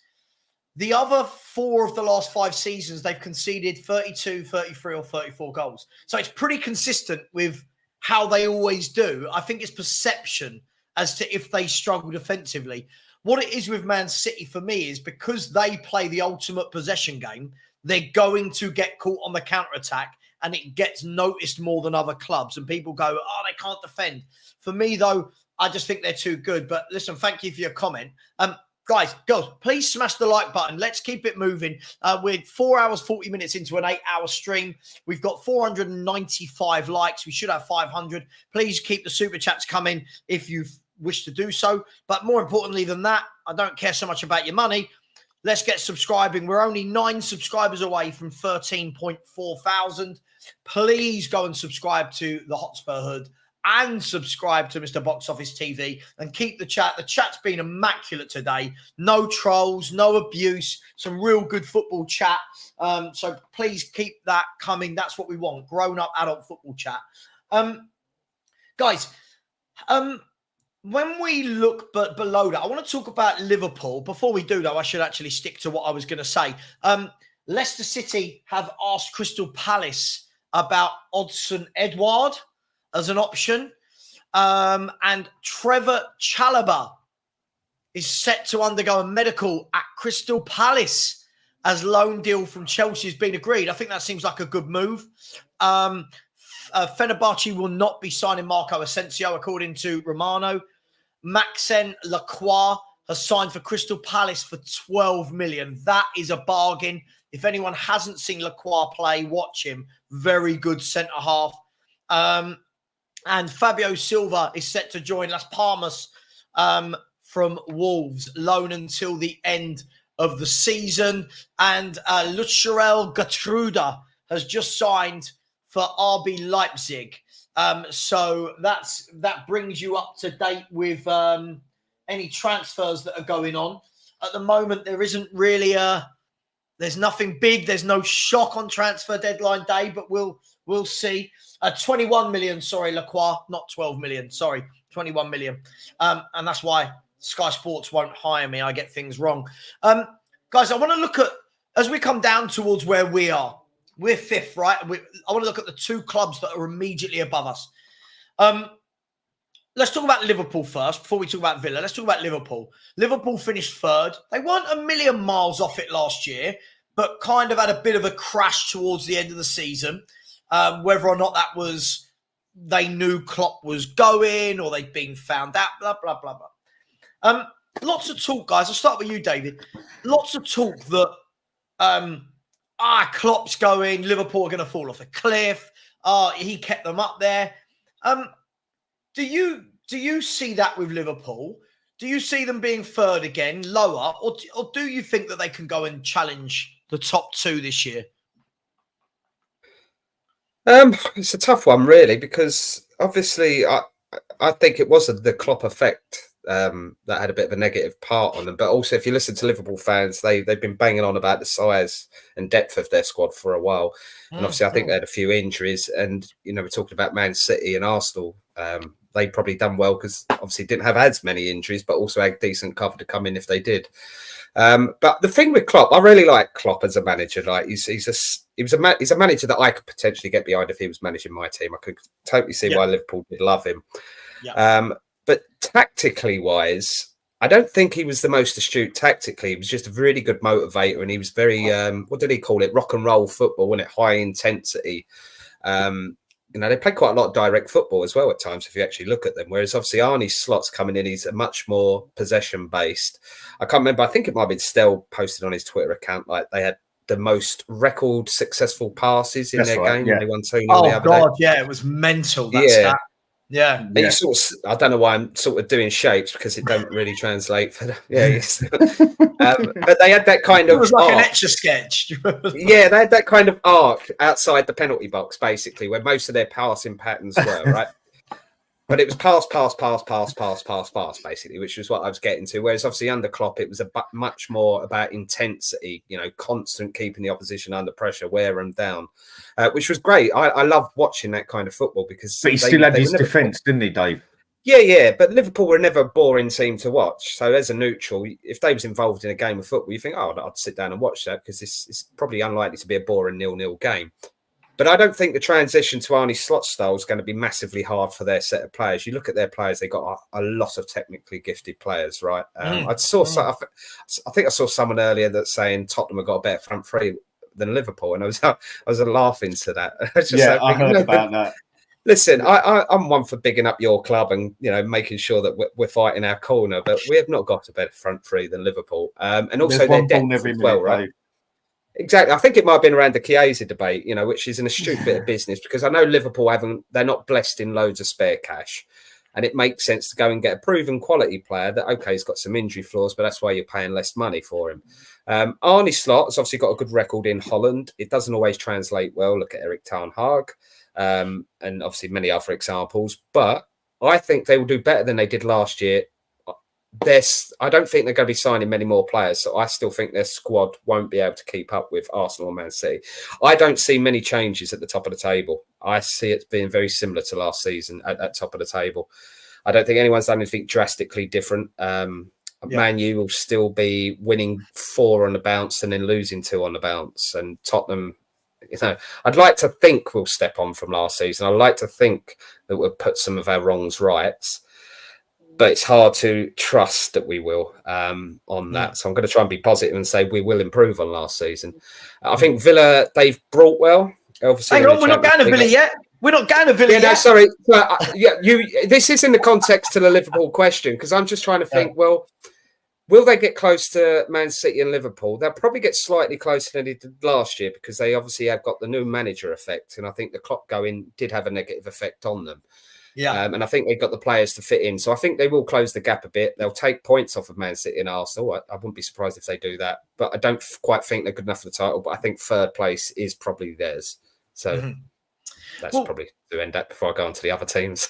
Yeah, no, we'll get there. Listen, we got time. By the way, I will keep you updated. Yeah, but a Palace deal is done, by the way, for Chalobah. I think that's probably a good deal for Trevor Chalobah. Gets him playing some football. And Palace have just lost Joachim Andersen, didn't they, to Fulham? So that looks, and they're keeping Gray. So interesting times. Dan, Liverpool, I've been quietly impressed with them. I thought they were absolutely superb against Brentford. I think the first 45 minutes against Ipswich was always going to be interesting with Ipswich, newly promoted at home, coming out the traps, Liverpool with a new style of play. I thought that once Liverpool settled into it, they looked super comfortable. What do you make of it? It is a tweak on the way. I say it's a tweak. It's a very big difference to the way Klopp played. Did Liverpool need to do more for you, Dan? Do you see them being up there? And what are they lacking for you if you don't think they're going to win a league? I don't think they've got what it takes to win a league. Right. Up front, I don't think they're good enough to win a league. Now, I'm not saying up front they ain't got it, but I don't think they haven't got what Man City have got. And I even think they struggle with consistency to keep up with what Arsenal have got. Now, Arsenal lack the striker. That is what they lack. That is all. If they get a striker that scores 20 goals a season, they're on it, basically. The main thing that Liverpool are lacking big time, especially for the new manager's style, from what I've seen, is what my mate Michael keeps going on about. And you know I'm on about, Dave. They are screaming for a DM as much as we are, even though we don't bloody play with one. And if they but a ball playing DM, right? A deep line playmaker DM, right? Yeah. And that's basically going to be their downfall if they don't get it. But it's like Dave said, they're gifted in a lot of ways. I must admit, I'm quite surprised they've actually got a few players still there, because I thought when Klopp walked, and I think what he did halfway through the season, I didn't think that was smart personally. Like, I'm off at the end of the season, but then I agree. It was possibly already known inside the club. I don't know yet, but if it wasn't, I don't think that was very smart by him, because I think that definitely it could have had a 50-50 effect. It could have been, right, it's his last season, let's do it. Yeah. Or it could have been like, oh, he's going, and given a bit of depression. I don't know. But they ain't going to struggle for third place. They will get third place easy, I think. I don't think they're good enough to challenge for second or third with the size of their team.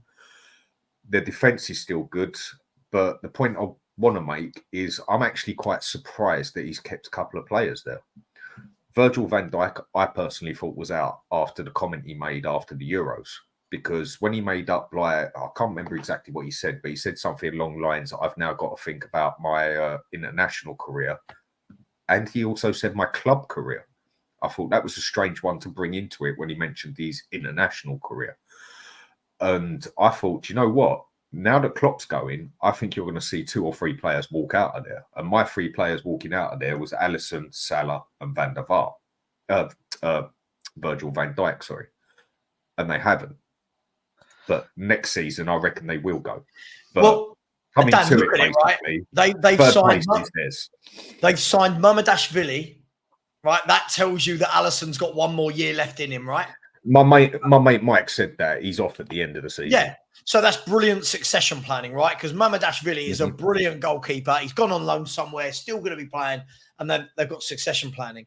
I didn't think Virgil van Dijk would go because the replacing of Virgil van Dijk, that for me, we could talk about replacing Salah all you want, right? They will score goals. Replacing, for me, Virgil van Dijk is one of only 2 to 3 world-class centre-backs over the last 5 years. That guy is a monster. Even when people go, oh, he's not as good as he was, he's a monster of a centre-half for them. He's still quality. Replacing him is going to be, that for me is going to be the biggest test that Liverpool have, is how do you replace Virgil van Dijk? But I agree with you. I think they're short, but I do think that they're out there on their own in third. I'll come to Maz. Hello. I'll come to you, Alex, and then I'll come to you, Maz. Alex, Liverpool, lots of talk. Van Dijk's going. Trent Alexander-Arnold's going to Real Madrid. Joe Gomez is going. Salah's going to Saudi. None of which has happened. They've kind of kept a solid base. They've added Chiesa, Mamardashvili for next year, a new style of play. Are we going to be talking about Liverpool in a title race, Alex, or is that one step too far? I would say safe thing for me to say no. At the moment, I think I just don't think they haven't done enough in the transfer window to compete with Arsenal and Man City for me at the moment. I think they will be candidates to win a trophy this season, possibly. It looks like Arne Slot is a kind of someone that likes to work with players that he's got and likes to try and make them better. But I think we'll find out how, and I think this is similar to what we've seen with Ange at the moment. We'll see what he's like till the end of the season and the season after that, and that's it for me. But I think it's interesting. He's not made that many signings though, so he's obviously looked at the squad and he thinks, well, I can try and do something better with some of the players that he's got at the moment. You know what I mean? So. Yeah, and some of those players as well, Alex, are maturing. Look at Gravenberch. I think he's a really good midfielder. He's another year older now. He's got a year under his belt at Liverpool. McAllister's another one who's got a year under his belt. Szoboszlai has. I think Elliott and Jones are very good midfielders that have now, they're coming into a better age. Just quickly before I come to you, Maz, Romano has just announced that, no, he hasn't. I completely lied. David Ornstein has announced in the last 38 seconds that Arsenal are in talks with Chelsea to sign Raheem Sterling before the window closes. Arsenal now actively working on a move for the 29-year-old. If the deal is struck, personal terms would still need to be agreed, but no issues expected from the agent's side. I have to say this though, Klopp defends Klopp. Yes, he is a very man manager, but he had coaches under him that he could work with to compliment him, basically. You know what I mean? Yeah. And that's one thing that I'm criticizing Ange on at the moment. Yeah. You see what I'm saying? Because remember that he had one manager that he had one assistant that went. And then he brought in somebody else to do under it, and they got better and better and better and better, didn't they? You know what I mean? Yep, so that's it. I agree. I agree. And by the way, Billy Gilmore is having a medical for Napoli. So Antonio Conte buying Billy Gilmore, Lukaku, McTominay. He's bought Spinazzola. Let's see what they do. Maz, hello, how are you? Oh, mate, I'm so excited about the transfer window. I'm like Tottenham have done something that I've never seen before in my life. And when I first saw it, I thought, oh, is this like April Fools come early or something?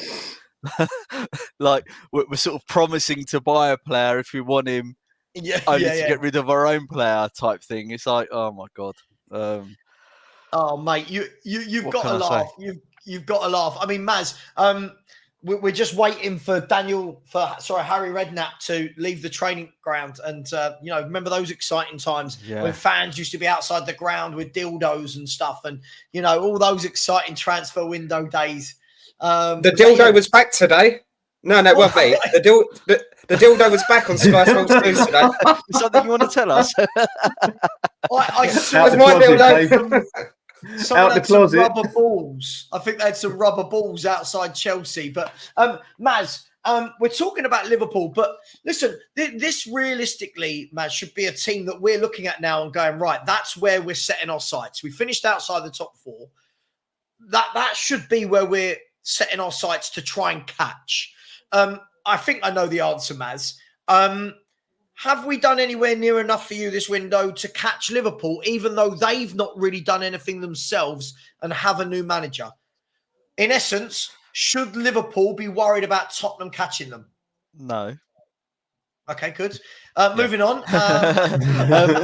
It's simple as that, really. Isn't it? It's no, yeah. I mean, I've been watching the show on and off whilst I was working and coming back home and cooking and all that sort of stuff. And you said something in the show earlier. Can't remember if it was you, Savva, or Dan, but Ange, what I think gobsmacks me the most out of all of the stuff that we've been talking about for the last couple of months is surely when Ange comes in and he picks his backroom staff, he's thinking, right, what do I need to do as a manager to win? Because as he says, he loves winning. Everywhere I've gone, mate, I've won. Judge me on my second season. Yada yada yada. We've heard it all before. And he's picking his backroom staff and potentially giving some people opportunities. But when you analyse their track records, they're diabolical. Jedinak being a good example of that. And that Hibernian chap, right? Nick Montgomery to you. Is that the guy's name? I believe it is Nick Montgomery. Okay. Yeah. Mr. Montgomery then. Mr. Burns, yeah.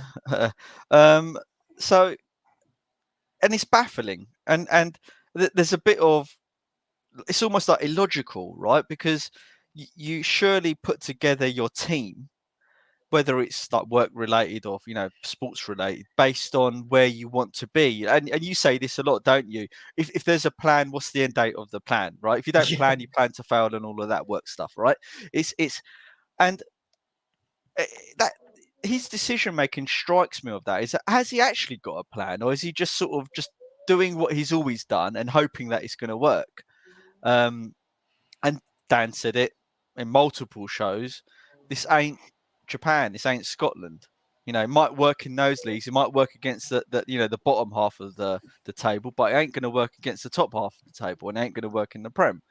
So there's that. And then you look at his transfers that he's done for Tottenham, and you think, right, is Timo Werner really going to project us, or is that the right word? Project us, push us, propel us. That's it. Yeah. Into the top four and overtaking our nearest rivals, Aston Villa, Liverpool, Arsenal, and stopping the teams that are coming up from catching us. And you look at Timo Werner, you think, but he's a flop. No, right? Sorry, quick thing, yeah. The only thing that Timo Werner's going to propel is the ball over the fucking crossbar. Well, yeah, exactly. Yeah, precisely. Right. Sorry, and, mate. and you look at him and you think, well, he's a flop. So then you look at his other signings and you think, right, Manor Solomon, what has he done? Well, Fulham didn't want him. And he didn't do that bad at Fulham, but they didn't want him, did they? Right. So he brings in Solomon and look how that turned out. Disaster. Then you look at Johnson and you think, who else was bidding for Johnson when we were bidding for him? Like, who? Disney? Do you know? Does anyone know who was bidding Disney? for him? Or was it just us? HBO? God knows. Yeah, exactly. So Brentford, maybe. I think I heard. Yeah. Game of Thrones? So that's that signing. And then, we can go on and on and on about the other players he's brought in. The only other players he's brought in, and I've said this before, and I'll reiterate it again, Vicario was a Paratici identified goalkeeper. He wasn't even our first choice. I don't even think he was our second choice. It was probably our third choice, if I remember from the reports. But he turned out good, right? And so let's give Paratici a pat on the back for that. And Van der Ven. Everyone else, Adoji was under Conte. Porro was under Conte. So Maddison, I guess, your favourite player, Savva. Maddison, right? I knew that was coming. Let it go. Let it. You're like my ex from 10 years ago. Let it go. Let it go, Maz. You're not the problem. I'm the problem, Savva. Right. By the way, Angus, when you're asking me these questions about who Arsenal in for, I don't know any more than you. I'm literally looking at what I've got here. I've got Romano, Ornstein, Plettenberg, and Darmesh Chef. I've got their 4 pages open, and there's nothing about Santiago Jimenez anywhere. The only thing about Arsenal, I'll come back to you in a second, Maz. The only thing about Arsenal is Plettenberg. Hang on, no, he didn't. Darmesh Chef has said that there are 4 clubs trying to do a late loan deal for Arsenal forward Reece Nelson. That was 25 minutes ago. And that Real Sociedad are in advanced talks to sign West Ham defender Naif Aguerd. So, no, I can't see anything about Santiago Jimenez, mate. Come on, Sam, but this isn't the attitude. If you want that Sky Sports News job, this isn't the attitude. I know. Angus, I can confirm that Arsenal did approach Santiago Jimenez today. Yeah, Maz, look. Yeah, so back to Maddison. Maddison, okay, he's coming. Let's see if he proves me wrong and everyone else, right? So, and then there's the bunch of other players that I won't bore everyone and go through, right? And you look at that and you think, right, yes, he's managed to clear out a lot of the deadwood, but as we proved in previous shows, a lot of them were coming up to the end of their contracts. A lot of them, some of them down tools, some of them went to McDonald's a lot, some of them, all sorts of things, right? So you can't really credit him with that because they were, for me, that would have been business that Tottenham would have done anyway. And maybe some of them under a different manager might have stayed, but let's be honest, they probably wouldn't have. So, but I'll give him credit for that. He got rid of a lot of players, but we've not replaced them with anyone. So we're weaker now, I think, than what we were with all the dead wood there, in a way. Or the same. Let's say we're either weaker or the same. I don't think we've actually genuinely strengthened. I agree. I agree. But where I'm going with this is it comes down to the point you were making earlier, and I think this as well, and I've said this many times in the past, is it doesn't look like to me he's building a squad that will genuinely compete to be top 4, stay in the top 4, then either challenge for the league or challenge for the cups. So then you've got to question, what is his plan? Because I don't think he knows what his plan is. I don't think the club know what his plan is, or the club have told him what the plan is, like they normally do. This is what we're going to do. You're going to have to lump it. Right? And then it comes down to his character. Now, we know he contradicts himself. We know he he likes to be really descriptive about what he's doing, but then he ends up contradicting himself 4 million times with every single press conference that he does, right, and confuses everyone, right? So I'm sort of just confused now. I'm just like, what is going on? And in your words, what are we doing? What are we doing? Well, look, what I don't want to do, I don't want to just go round in a circle. Let's just all have the general chat. Look, this then brings up the question of, look, if are we all in agreement that we're not going to finish above Arsenal, City, or Liverpool? Before I move on, are we all in agreement that those three are going to finish above us, or does anyone hold out any hope for finishing above any one of those three squads? I don't think we are. I definitely have the hope of of us trying to finish above Arsenal, definitely. But then that's as much as me getting a wife right now. You know what I mean? So that's not going to really happen. You know what I mean? So yeah, no, definitely not.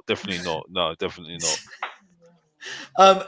David, Dan, yeah, are we all Liverpool, Arsenal, City above us? Before I move on to the next portion, I think that one's just common sense, mate. It's not happening.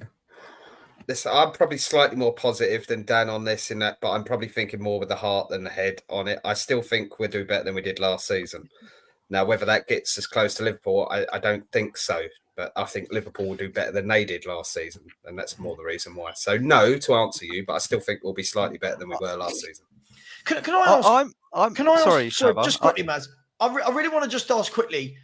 Can I ask what that's based off then? Because we haven't strengthened any area of the pitch. We've got more games than last year because we've got Europe going on as well. Less time on the training pitch. We're light in defence. We've got not a lot of experience in midfield. Can I ask where this, I think, will do better than last? I'm not knocking you. I just want to know, in your opinion, where is that hope or expectation coming from that we're going to do better than last season?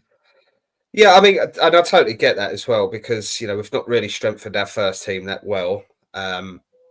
And as you say, we got more games. I totally get that. But I think we left a lot of points on the pitch last season through stupid mistakes. And don't get me wrong, we can still do these stupid mistakes this season. But I think we wasted a lot of points last season rather than we genuinely lost those points. I know there was a lot of games we did actually genuinely lose, but I still think there was a good 12 points out there that we just threw away. But I've also, as I touched on earlier, I don't see many of the other teams getting that better anyway. So when I say I think we'll be slightly better, I just not many. No, I think Villa have, but they've got the European football to worry about as well. So Newcastle could be a tricky one because they had a bit of a weird year last year in the sense that they had the European football, whereas this year they don't. So they could be up there a bit more this year. But I think Chelsea, I'm not too worried about them massively at this point. But then again, they had a good end. They had a good end of last season, didn't they? I know obviously they've changed their manager, but if they do gel well, then they will be a threat because of the quality of individuals they got in their squad. But I just think we'll be, and I'm only saying we'll be slightly better than we will last year. I just think that's more because we're in our second year. We'll be better at Ange's plans, whether you disagree with those plans or not. That's not what I'm saying. What I'm saying is I think we'll be better drilled in those plans and better execution of those plans. And as I say, I think a lot of the points we lost last season weren't just purely for the tactics. Me and Dan have been back and forth on this. I think there was a lot of individual errors that cost us goals last year, as well as the tactical side. If he just changes the zonal marking, we'll concede like 8 less or whatever, basically, you're saying, Dave.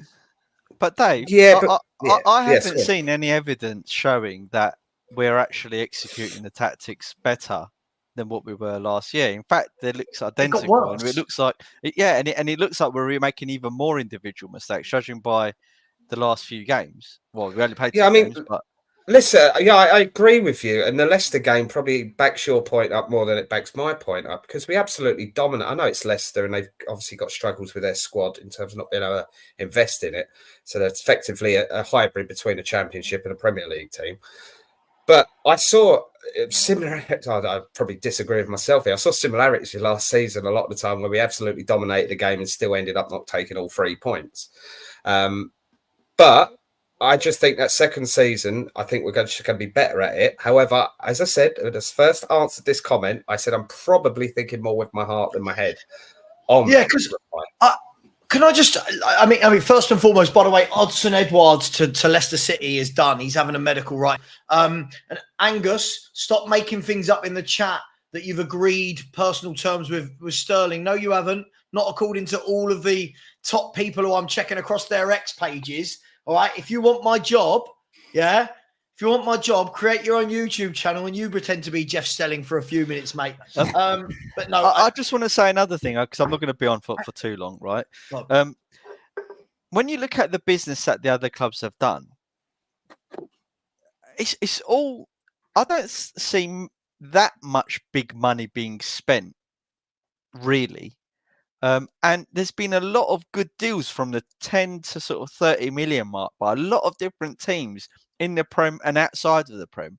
And you're thinking, yeah, but surely that is where we operate as a club, and historically where we always operated in that lower end of the money bracket, right? Yeah. So we should be shit hot at that, right? And now with attacking Ange, right, where he should be like on the ball with his knowledge of Europe. Because if you recall, when Ange came, everyone was like saying, "Oh, Ange knows all of Europe. He knows the Prem. He knows this. He knows that. He watches a lot of football. Yada yada yada. All that crap, right?"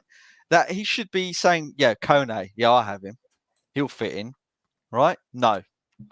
Right? I think Dan, did you mention Dumfries earlier today? Yeah, I think it was you. Yeah, Dumfries. Why aren't we going in for him if he's wanting out? He won't even be that high on wages, I don't think. Exactly. Right. Chiesa, apparently, he's on only 100 grand, yet we're going and paying Timo Werner 185 grand, 180 grand, or we spent on him. It's things like this that you think. Hang on, Fofana went to AC Milan for 20 million. From Monaco. From Monaco. Fofana. Yeah, for wasn't I saying that a month ago to you? Why aren't we going for a Fofana? Right. So it's things like this that you think, why on earth wouldn't he want those guys in his team? Like, good players, again, I'm going to quote other people. Stel always says quality players can adapt to any system, right? I agree with that.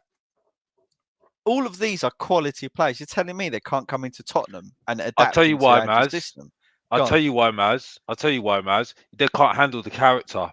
They can't handle the character. Winning, I don't think Ange, the winning mentality. I don't think Ange can handle characters because the reason why is Lo Celso. You're spot on, Alex. Lo Celso, right? Yes. Played well in the last couple of games. He got bombed out the team. Yeah, right. Højbjerg played well in some of the games as well. Yeah, but he answers back. He don't like players that answer back. He don't like it. You see what I'm saying? So we can't handle big characters. You see what I'm saying? Which really goes to that my theory. He didn't want Matt Phillips, Mike Riley because of that as well. What is his name? You might be right, Alex. It sounds plausible. He doesn't like characters because Timo Werner just does what he wants. He does what he wants. You see what I'm saying? This Alderweireld is doing what he wants. Yeah, he does what he wants. Alex, you know what? I think you've got a great point. Because, do you know what? The more I speak to people, a lot of people are saying, could it be that Ange doesn't know how to handle players that have got a bit more ego, right? Players that have got a bit more experience. And I know people all window have said, oh, but, we don't want that. We don't want that toxic at Spurs. Listen, those egos, if you get those egos right, they're the ones that win you things. By the way, what's Teddy Sheringham, by the way? Teddy Sheringham had an ego. What did he do? What did he do? Well, with if you look at championship? Poch's team, Alex, Poch's team, there was egos all over that pitch under Poch's team. Right? Rose had an ego. Whether it was justified or not, Berbatov had an ego. He was quiet. What did he do? Win championships? Walked out our club and went to Man United, won championships. Name me someone at Man City who doesn't have an ego. Now, by the way, ego is always used as a bad word. It's not always bad. No. You watch Rodri. It's belief in yourself, right? It's confidence. Yeah. And, whereas other people take it as ignorance or whatever. There's that very thin line between having confidence in yourself and just being a confident person at whatever you're doing as such. But then there's other things you won't be confident in. And then there's that line of just being ignorant, basically. Ignorant is not necessarily a bad word. Maybe it's the wrong I word think what you mean, Dan. Let me elaborate. Right, so you can be humble in your ignorance, which is a good thing, right? But you can also be humble in your arrogance, right? And that's a bad thing, right? So I think what you mean is their ego, but they're arrogant, and that's not a good trait. Being arrogant is not a good trait. But if you're ignorant, that's a different thing because you're unaware. Do you see what I mean? So, I get you. That's what yeah. I haven't got the best way with words when it comes to that. I think No, Maddison cool, is your cool. perfect example for this. No, you said it basically what I'm trying to say. I think Maddison is a perfect example for this one. Yeah. It is such a thin line on this word ego where everyone thinks it's bad because it just has been sort of looked on as a bad word, And I think Maddison is right on that borderline of where he comes across confident, and he also comes across like a stuck-up little prick, if you want to be honest. Yeah. It's a very, very thin line. Kev G said in the chat, right, no problem with arrogance if you deliver. And that is the crux of Tottenham Hotspur, right? If these players that are on the pitch that Andrew's put on, right, and he believes in them and they deliver, I couldn't give a monkeys what their name is or where they're from or what leagues they're from. But they do not deliver. None of them deliver the goods. I'll tell you why, because they're too nice. They're too nice. Quick, they're too Alex. nice. Two perfect players to go on what we're basically talking about and what I'm getting at and like what you've basically said, Maz. Two perfect players. Messi, Ronaldo. They both knew they would have. I thought you was going to say Zlatan. Throw Zlatan in there. He was the king of arrogance, but could back it up. Mind you, Zlatan's up there in world class as far as I'm concerned, but he's just not on there. Yeah. Messi and Ronaldo are the two best players ever, but the two most opposite personalities you will ever get. Messi was one of the most humble players, but knew he was the bollocks, but so humble with it. Whereas Ronaldo, in some ways, was the most arrogant prick you'll ever meet on this planet. He's told it in his video because he knew he was the bollocks as such, wasn't he? He had every right to have that arrogance as such. Dan, remember that video I sent you, Savva, and Dan, I sent you a video on Ronaldo, live, and he said himself, he said, well, "I don't really care. I'll show you. That's it. That's what he is. That's what he is." This is where. Sorry, Savva. This is my last point, and then I'll shut up. Right. And this is where Daniel Levy has created now his ultimate environment for him. Right. He's got players that don't have arrogance or the yearn to be absolute champions and win. He's got a manager that's the biggest yes man I've ever seen at Spurs. Right, but I'll be proven right when he gets sacked, which I think will be by Christmas, right? And he doesn't need to spend as much money in terms of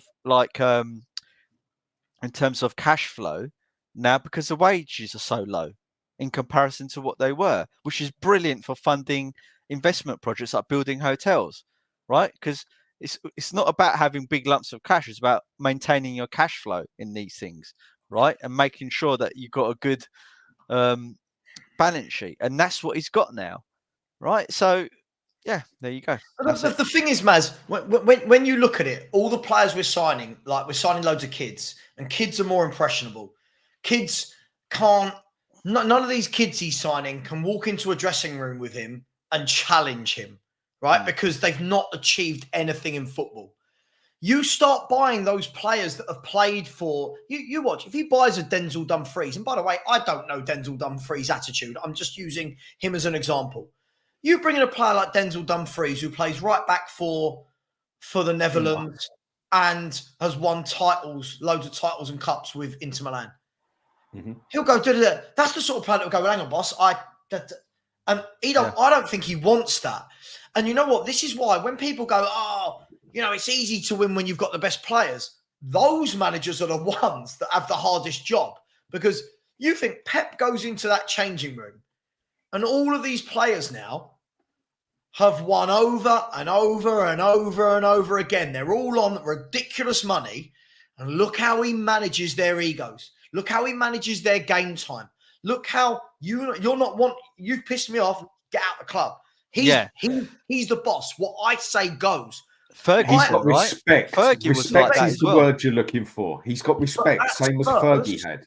Yeah, but at Spurs, I feel like it's nice. It's nice, right? you can, everyone's really, really nice. And even like, I'm not going to talk about whether Son's a good captain or not. I think that's a silly conversation. But again, I'm looking at this and thinking everyone likes all these players because they've got these little secret handshakes and they're all nice with each other. No. When we go 1-0 down because we've conceded a ridiculous goal, I want players on that pitch who are turning around and going, right, that does not happen again. Fix up that. I'm not talking about Son here. I'm talking about all of them. That does not happen, right?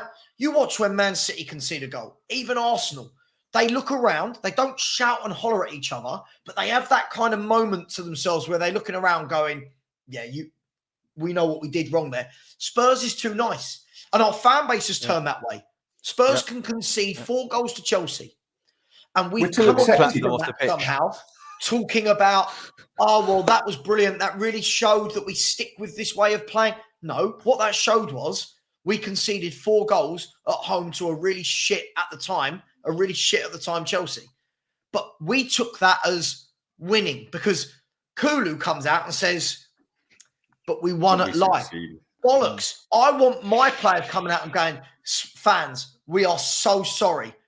We know how much that hurts, losing to your rivals. We won't let that happen again. But we're coming out and talking about winning at life.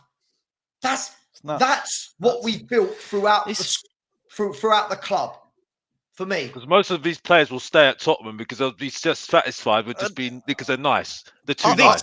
I think what grates me a lot, right? What grates me the most out of anything, and this is why I called it early on Ange, like earlier than most, right? Is what Ange says is not what actually happens, right? And all of his decisions and his behaviors, aside from the fact that he never changes his tactics, which is true, he never does change his tactics, right? Him saying, we're going to be challenging. You ain't going to be challenging because you've not bought anyone to challenge. So for me, he's done because if you say something, you've got to stick by it, right? Otherwise, you're just lying. And that's to me, holding a man to his word, isn't it? Yeah, exactly. And that's a man to his word. And that's where I'm at with him. I'm not. Look, this Ange out, Ange in, and all that sort of stuff. I would not be sad if he gets sacked, right? But I don't want him to be sacked because we need to see this play out. A lesson needs to be had in the fan base. Whether or not they'll take that lesson is another conversation. But we're in the this window. Just I predicted it. And I'm sad that it's actually turned out the way I thought it was going to be. I specifically said to everyone multiple times, everyone's expecting that we're going to have this brilliant summer window and we're going to sign these top players. It's never going to happen because it hasn't happened for a very, very long time. Even Ndombele, when we broke our transfer record, I've heard of him. Yeah, you heard things about how good he was at Lyon and all that sort of stuff. One season. Yeah, exactly. But he wasn't like a superstar of Europe. He wasn't like a Van der Vaart, right, where he comes in, or Ginola, and you're thinking, bloody hell, what a player he is. You know what I mean? He was like, Ndombele, all right. Is he going to turn out to be good? No one really knows. It's just nuts. I remember reading the scouting reports about Ndombele when we was looking to sign him a few years ago, and all the top clubs were looking at him, but they all turned him down because of his attitude problem. There you go. You go, Dave. Sorry, you know what I mean? Just really quickly, by the way, so Romano has said with regards to Sterling that Sterling and Arsenal have agreed terms. That side's not a problem. Raheem wants the move. Negotiations ongoing between the clubs with Chelsea open to finding solutions. And just quickly as well, Sky Sports are saying, hang on, where is it? Fabrizio Romano again is saying that even Ipswich Town are signing players on the last day of the window. They've signed Tudor Mendel from Anderlecht. So again, even teams lower down are actually trying to bulk out their squads on the last day of the window, other than Spurs. I love this. These guys now, they're in the nose now. I mean, hasn't this been said that Sterling wanted the move? What are you talking about, guys? Look, I I want to look at. By the way, yeah, just this comment that I thought was really, really interesting was about when Vicario bollocked Bergvall. Look how much of an overreaction there was from the fan base. The same fan base that are praising this youth project, so to speak, then are upset when a kid who's in the first team, in the men's first team, playing in the Premier League, gets bollocked for not doing his job. Oh, he's only young. What are we doing? So why put him in the first team then? Why put him in the first team then? Agreed. If he can't handle it, put an established player in that position that they can handle it. I'm sorry, like we're not babysitting anymore. What we doing here? We are. What we doing here? Honestly, Babysitting. we're babysitting. Well, what we doing? Okay, so I want to move on to the next point. Savva, I'm done. The next point is none of us think we can catch Liverpool, right? Other than Dave, who's living into some little dreamland. We'll let him live there. No, I said we're going to be. I said we're going to be slightly better than we were last year. No, but I don't think that'll be enough to catch Liverpool. You said we're going to finish above Arsenal and Liverpool. That's what I heard. We're going to win the league. Look, guys, the bigger question is going to be around us, right? So straight away, we're talking about Aston Villa, who for 2 years now finished above us, even though we constantly as a fan base cannot acknowledge that they're a good team. For some reason, we just can't acknowledge that they've done well. You've then got Chelsea, who last season, for the last 30 games of the season, were miles better than us. But because of their disastrous first 10 games, we managed to scrape above them by 2 points. You've got Man United, who have strengthened as well. Newcastle, who only have 1 game a week. West Ham have strengthened. How do we all see this playing out in terms of 4th, 5th, 6th, 7th, 8th, 9th? Where are we positioned at? And how many of these teams have strengthened better than us in this window from your points of view? And anyone can go and talk. My theory is they're going to start very slow at the start, but the teams that have done well in the transfer window now, you'll see at the end, like second part of the season, that's when they'll come to the fore. Especially West Ham, because I think they've only got 1 game a week, haven't they? I don't think they've got Europe this season, haven't they? So I think that's when you'll see the benefits of their signings in the summer for us. I think we'll be okay maybe now, I say. Towards the second part of the season, though, I think that's when we'll see the test of time, because I think some of these players, I think you're going to see most of the Archie Gray and Bergvall will be playing a lot of the games because we're going to have injuries, right? And that's when we'll see. I think January is going to be crucial for Tottenham. That's all I'm saying, because I don't think we've done enough. Based on what we've got right now, as it stands, I don't think we've got enough. And I think some of the other teams who've done well, like your Man United's, I don't know about Liverpool at the moment, but I think you'll still be up there. Man City, obviously, Arsenal, they're going to be streaks ahead of us. And that just is it for me at the moment. I think the only team that's interesting at the moment is Brighton and Newcastle, where what's going to happen with them. But for me, I think we're going to be okay right now because it's new, it's fresh, it's still ongoing and second season and all that. But I think towards the second part of the season, that's when we'll start see us tire out, because that score's not good enough. And I think the other teams that have done well in the transfer window, buying the players that they needed to improve, they're the ones that are going to, you see the benefit of what's going to happen. That's it. I don't even think we're going to start tiring out to the end of the season. What I can actually see happening with how weak the squad is as such is and the way Ange plays, you're going to start seeing injuries happen pretty quick. And one I can tell you that will happen, and I'm willing to bet a lottery ticket on it, is give it a month.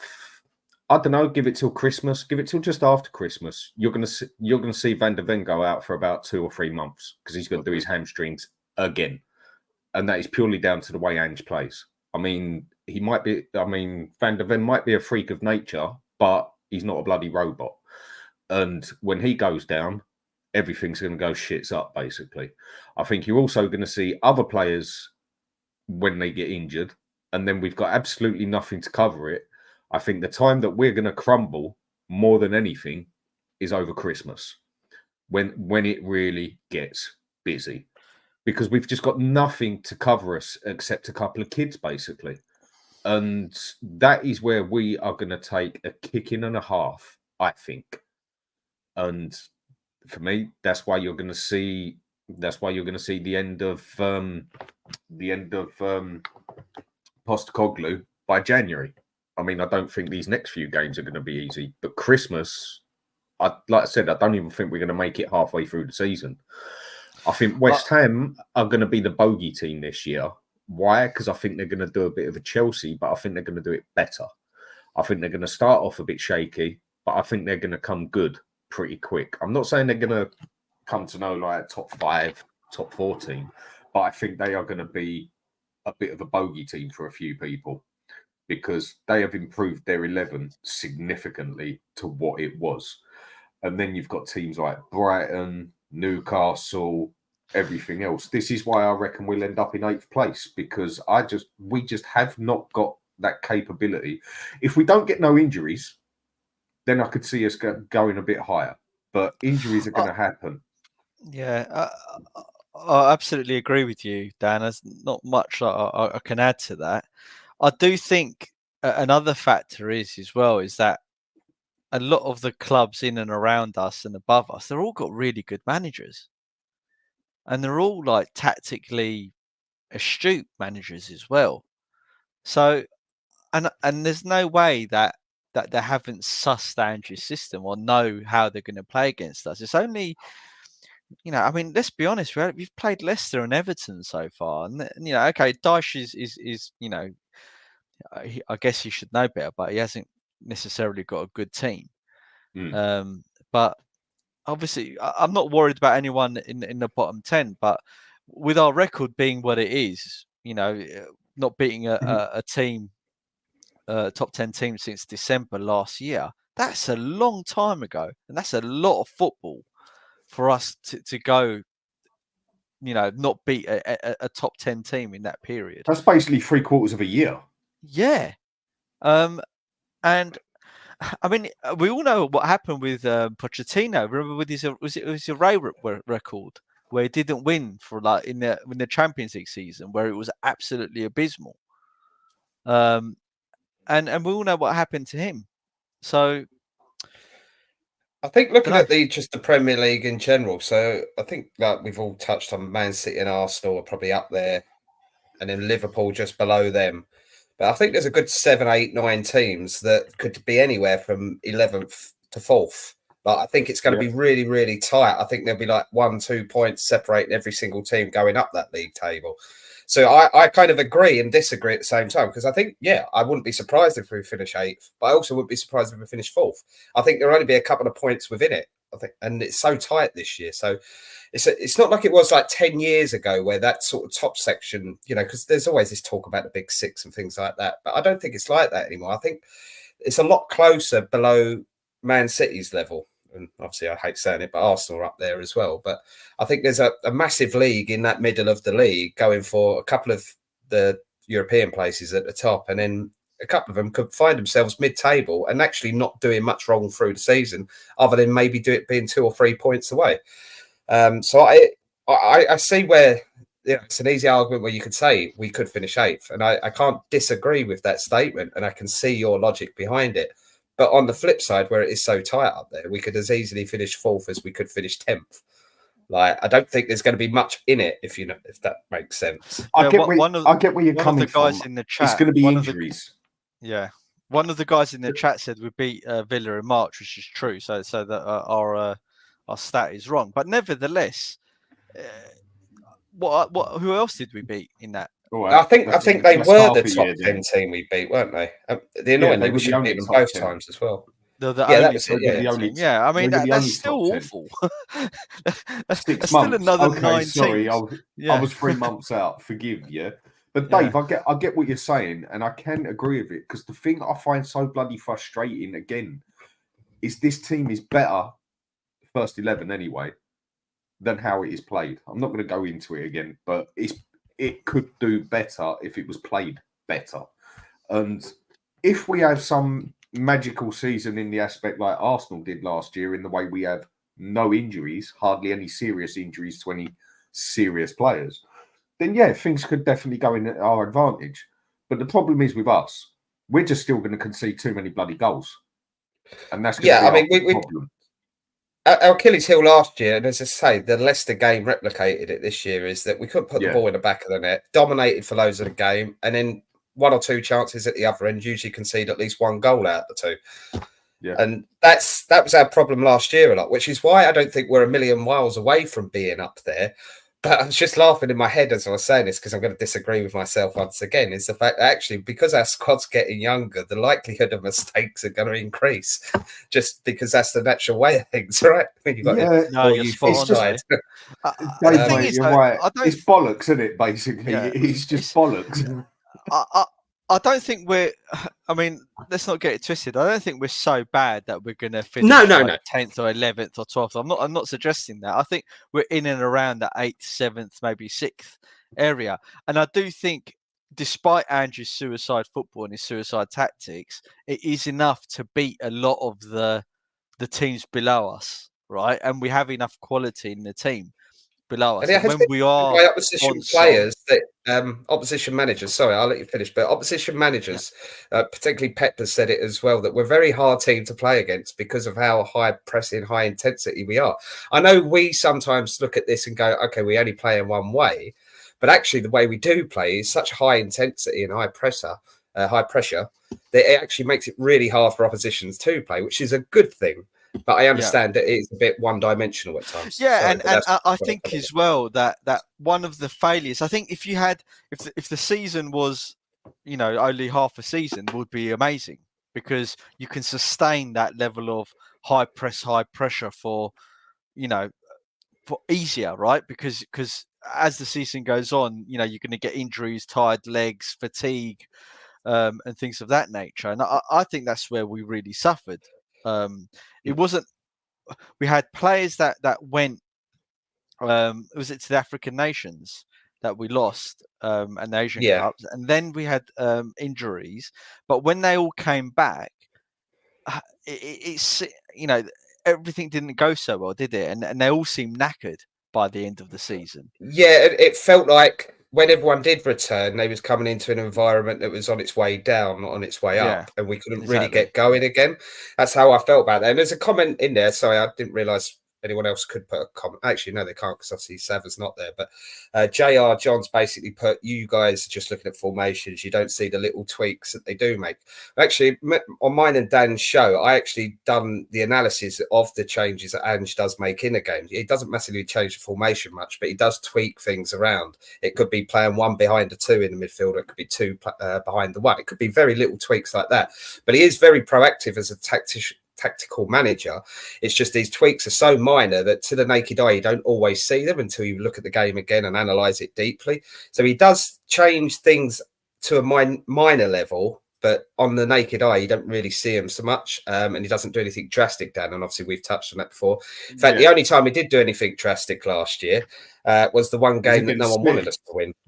Yeah, David, exactly. can I just ask you a question? And the thing is, the things that he does, the tweaks that he does make are that little that a lot of the time they don't really have an effect. Yeah, and listen, all managers do these. But also in a game, it only takes those one or two tweaks that can get you a game as well. But I just don't think he's got it for this level on how to do it yet. But what David, tweaks really will change it?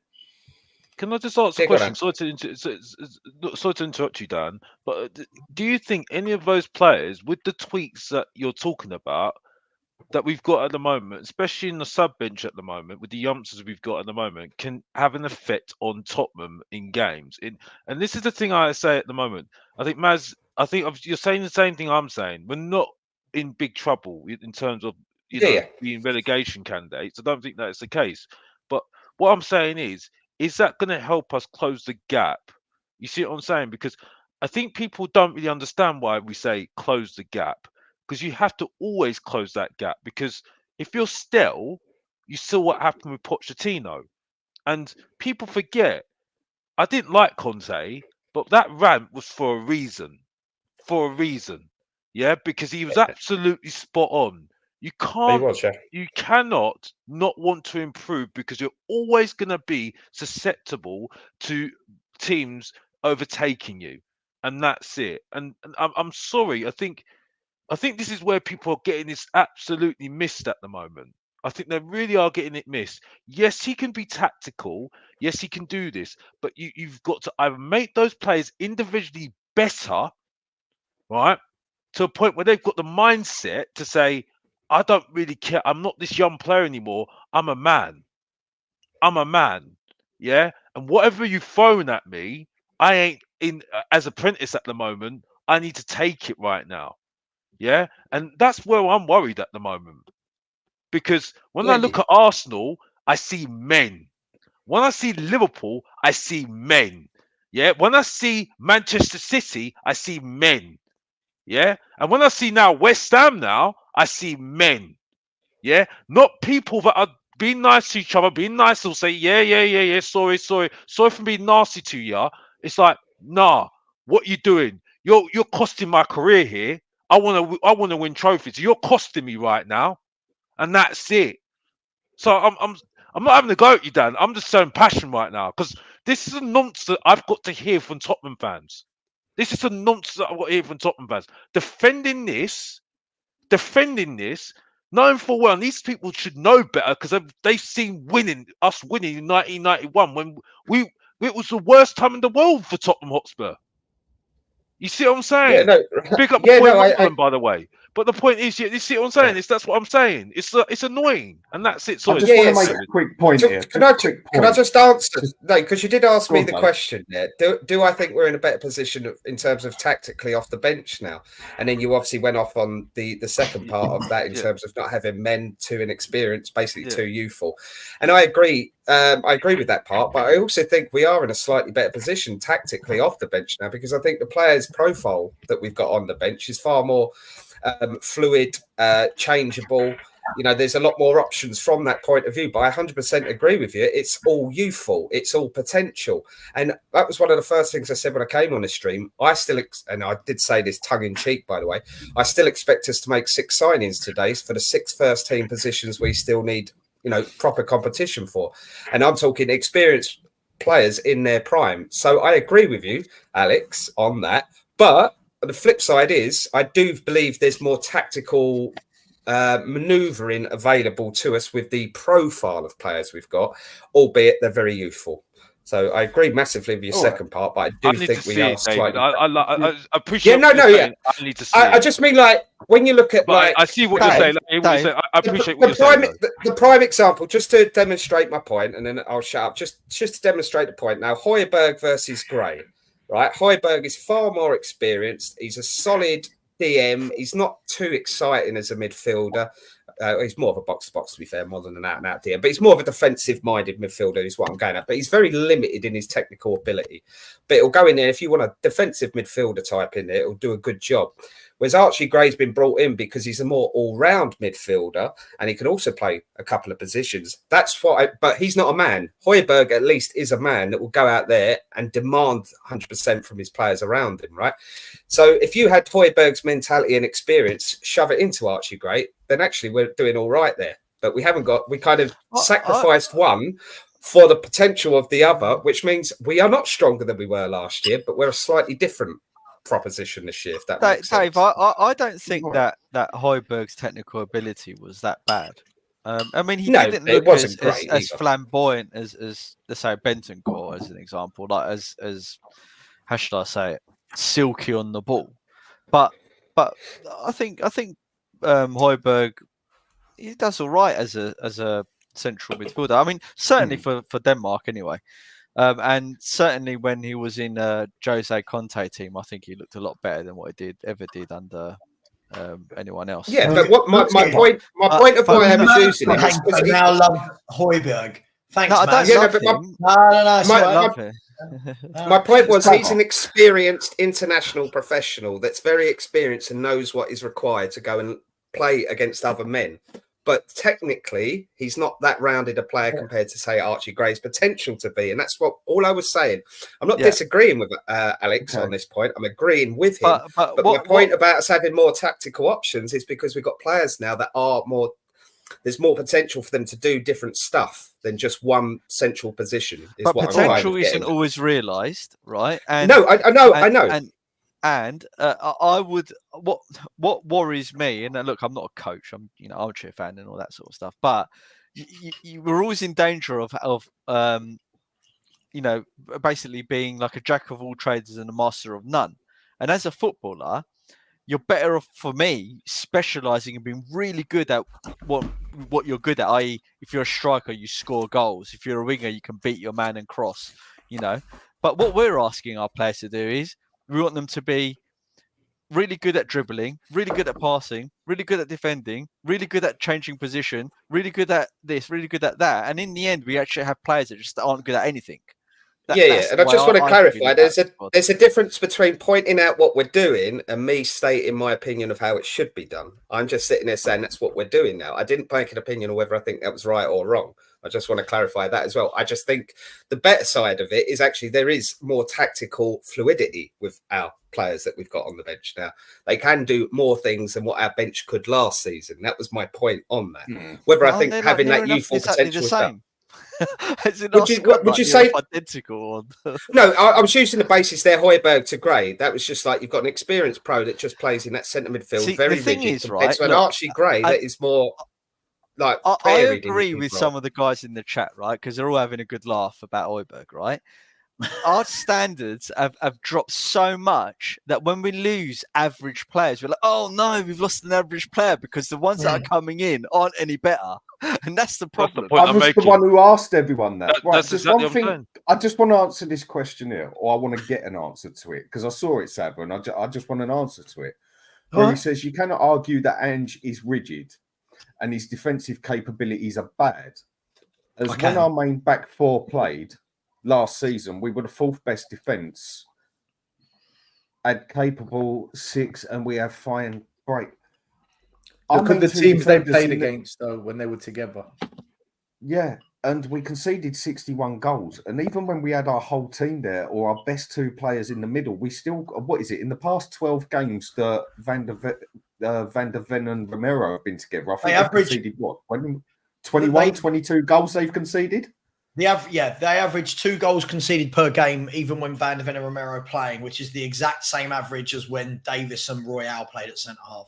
So this whole debate. By the way, I want to bring Marlon in a second, and I want to get some super chats. But I am eating some pasta, so I'm all over the place at the moment. So thanks for holding the fort.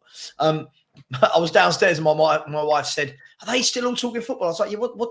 You don't think I walk away and all of a sudden they just stop debating?" But this is the thing. This notion that suddenly when Van der Ven and Romero came out was when we started letting in more goals. This isn't true. We conceded less. What happened was the first 10 games of last season, I think Stel just pointed it out. Look who we played. Yeah. The back end of the season, when we played Arsenal, 3 goals conceded. Liverpool, 4 goals conceded. Brighton, 4 goals. Right. Van der Ven and Romero were not for the Brighton game, but Van der Ven and Romero were there. So this whole notion that, and also, can I say one thing? I'm ranting a bit. What I hate about this, right, is people keep going, oh, but with our best 11, football isn't played like that. Football isn't played with a best 11. Chelsea had 15 injuries at any one point last season and still only finished 2 points behind us. You know, we could say, well, what if they had their best 11? Where would they have finished? Yeah, Man City had Kevin De Bruyne out for half a season. Yeah? You don't see them talking about, oh, but, you know, we didn't nearly win the league because De Bruyne didn't play. We can't live like this. Can I just say hello to Marlon? Hello, Marlon. Hello. Marlon, have we got more tactical fluidity available now with the two children that we've signed? And has it been a good window? Why are we the only club that aren't doing anything on deadline day? All of the questions to you, Marlon. Oh, do you have to? I only came to listen to Alex, you know. He loves a little bit of a rant. No, all seriousness, look. The club in this window haven't acted very well in the sense of all of us, every single fan, and you can see it all over social media as well. right? Even the ones that are positive are moaning because there's positions that are still not sorted. And what's going to be the problem is if Van de Ven and Udogie pick up another injury like they did last year. And it's likely going to happen because the suicide tactics are still there, right? No matter what people want to say, it is still there. He's still leaving the two exposed at the back. So when Van de Ven gets injured, come back to me. When? Yeah. When it's he a gets case of injured. when. Yeah. It Do you will know be what? 2-3 months. You're right. You're Yeah. right, Marlon. It's what I said. It will be 2 or 3 months he's out for because Ange's tactics will destroy his hamstrings. It will destroy him. And you 100% saw it. agree, mate. You saw it against Everton, right? Everyone saw it against Everton, and look how everyone had their heart in their mouths, right? But yet the club still think, or they still think, I don't know who. Well, Ange's coming out with certain things, and you're like, do you honestly believe that? That's one thing. But when you've got everyone in the fan base, right? Even the people, like I've watched other streams this whole past 24 hours to see how all the positive people have been going on. And even they're moaning, right? They're moaning about the transfer window because at the end of the day, we haven't strengthened in key positions, right? And you just know exactly what's going to happen, right? And I'm not going to sit here and moan about it now. I'm just going to wait for it to all fall apart, as it will at some point, right? Because this is Spurs. We all know what's going to happen, and then we'll see. We'll see what people want to do about it. But at the present moment, right? That I think the last signing that we did make, we're not even a signing, right? The guy that we've just to get the Celso off the books. Like, who has ever done a transfer like that? Spurs. Like, but yeah, Spurs. Like, I know Daniel Levy likes to be the first to everything, but this is just taking the biscuit now. And I was saying in my group chat earlier, I'm not moaning anymore. There's no point. I just have to laugh about the situation because it's becoming laughable about the whole thing. And bear in mind, you said we were winning the league last year, didn't you? Yeah, I did. Do you remember that? Yeah. Do you remember how carried away I got as well? Yeah. Oh, no, so did Stel. I remember that. Oh, no, Stel. No, I never. I've got another one here. No, I never. Yeah, Stel did it as well, didn't he? Look, Yeah, Maz thinks Odebert had a good debut. I'm never going to let you forget it, mate. Just Maz thinks Odebert had a good debut. You know. Look, but Iggy thinks Brendan Johnson's like David Ginola. Don't think he's going to get away with it either. I tell you guys, what, just really quickly. Yeah, go on. So just really quickly, I've got to get this out of the way. D&B Forever, thank you very much for the super sticker. Really appreciate you, my friend. I also really appreciate Rob Brown for giving away one Football Heritage TV membership, followed by another one. So thank you so much for that. Big up to you guys. Nate has said Maz Talks Højbjerg should be the name of his channel. Big up. Yeah, Maz is a secret Højbjerg fan. And I just want to say, when I see comments like this, first of all, Savva has never said, wow, Lenny Yoro, what a superb player. What Savva actually said was, when I've seen Lenny Yoro play, he looks like a young Rio Ferdinand. He's got a lot of mistakes, very athletic, but a lot of potential. Yeah. So what I didn't say was, oh my God, what a superb player. So when trolls lie, you're going to get called out. Guys, I guess it's a really good point, isn't it, about have we got more coming off the bench than last season? Because a lot of the talk has been very much about, that Deadwood's gone.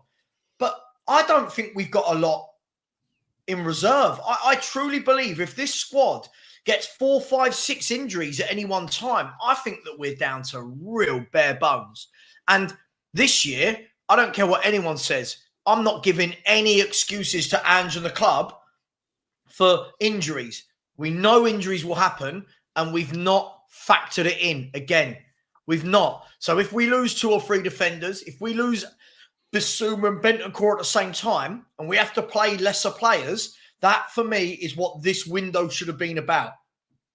Happy for anyone to discuss. Savva, can you bring up the image I've just shared with you? This is what we were told. These were the images that everyone was sharing on social media. Right? None of them, not a single one, has come to Spurs. Instead, Yang, Odebert, Solanke, Feeney, I mean, Gray. It's not even close. It's not even close. So the acceptance levels are miles off of where the pitch to us of what this would look like this window is, and it's just everyone's just accepted it. I do think a couple of these kids are going to come good in the next couple of years. I think Bergvall looks really promising. I do, and I think what's his name? I've been watching that Yang guy from South Korea. I've been watching a few videos. Again, videos. I mean, a video could mean anything, but he actually looks quite decent. So I think a couple of these young lads might come good. I think Mikey Moore, if he gets a chance, he seems like the kind of player that will take his chance. So I'm hopeful. But my God, man! My God! Right now, this hasn't is shocking. Tarabat taught you anything? Yeah, that's why I said I'm hopeful. And Edwards, hopeful, Maz. Hopeful. Yeah. Right? Still, can you and your £5 Spurs kit please leave? I was on What's that, the 89-90 one? Yeah. Before the 91 Cup final. That's eBay, isn't it? Was it DH Gate? Everything's from DH Gate. It's the best place. Oh right. It just looks more like it just looks more like an eBay thing. That's all. No, man, look, there you go. Old school. But no, I just did a Newcastle Spurs podcast, and they all turned up in their Newcastle kits, and I was there like not wearing nothing. I thought I'd put on something at least to represent. But yeah, like this, I agree with Marlon. It's going to implode. I agree. I totally agree with him. I was saying to you earlier, Savva, we'll go through this pack where we might get a draw at Newcastle because they're not playing well. We might get a draw against Arsenal. Then everyone will say, oh, look, it's an improvement. We lost to these teams last year. Then we'll beat Brentford and then maybe go to Man United, get a draw. And then after 6, 7, 8 games, we're unbeaten and fans will get excited and they'll say, look, we've come through it. But as soon as Europa Cup starts, Carabao Cup starts, and it's 2, 3 games a week, 1 injury, Christmas. 2 injuries, I think we implode. I think the wheels come flying off because I don't see how we're better as a squad for the amount of competitions that we're going to have to deal with. In the Europa Cup, it's more games this year than ever before as well. Still, the whole we're better is all being placed on blind faith on Bergvall and Gray. That is what everybody is saying we are better because of. Bergvall and Gray, 2 kids that won't start many games. Yeah, and that's unfair on those kids. What we're putting this praise unfair. on. It's unfair. Even Saka needed a couple of years before he really, took off. Emil Smith-Rowe was better than Saka when they both started playing. I was saying to you earlier, Emil Smith-Rowe looked brilliant. I said, bloody hell, what a player. They've got Arsenal. Now look at him. So even if Gray and Bergvall have a good season, they've got to have a good season for 3, 4, 5 years, just like Ledley King did, just like Harry Kane did. But Otherwise, still, we're so much more versatile now. 2 good years and then he falls off the cliff. Isn't it, Dave? We're so much more versatile now. We can win the league. Yeah, and still, we have more versatility. Whether the quality's there is another argument. But just quickly, sorry, Dale. I'm versatile. I can go multiple shows. But Dale, I just want to say, I still talk shit. When you say you would love to hear some positivity, mate, listen, Dale, you were one of the fans at the beginning of the summer telling me that we're signing the Netos and the Ezes and the Conor Gallaghers and the Zubamendis and the Tonys and right. I've been told all summer all this positive stuff's happening, and all summer what it's been from people like you is, stop moaning, the window's still open. Well, the window's not open anymore, unless Spurs make some signings in the last 119 minutes, right? So, no, you can't have it all ways. You can't say wait till the window's shut. Then when the window's shut, start talking about positivity. This whole notion as well, it's clearly evident some of these youngsters have real talent. I hate to break it to you, Dale. I look at every team in the Premier League, and every team in the Premier League thinks that their youngsters have real talent. That's why they're footballers, right? My point was never about the youngsters. This sort of thing is tough. Dale, I'd love you to join us. I would welcome Dale to come on and join us and talk about these things, because this notion that it must be hard supporting a club like this. It is hard supporting a club like this when they act like this, yes. But just because I've got more ambition as a fan than you have, doesn't make me wrong, mate. If you like just signing kids all the time, that's not on me. That's on you, right? Me having ambition, me wanting my club to, for once, show something isn't me negative, isn't me as a bad fan. So I'm really frustrated when I see these things at all.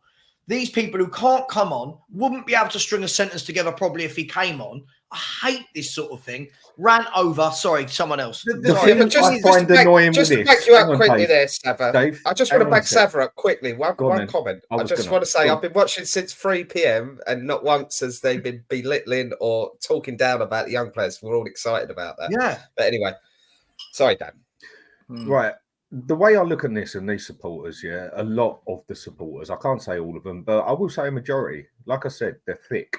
And why I say that is they'll make all these comments, like this comment here to me is just, all right, mate. Yeah, come on. Everyone will keep their mouth shut except Savva. It's his show and you two will debate it. He ain't got it in him, mate. He hasn't got it in him. He probably hasn't, but I was just giving him a sort of offer there and just telling him that everyone would be quiet. Here you go. There's the link.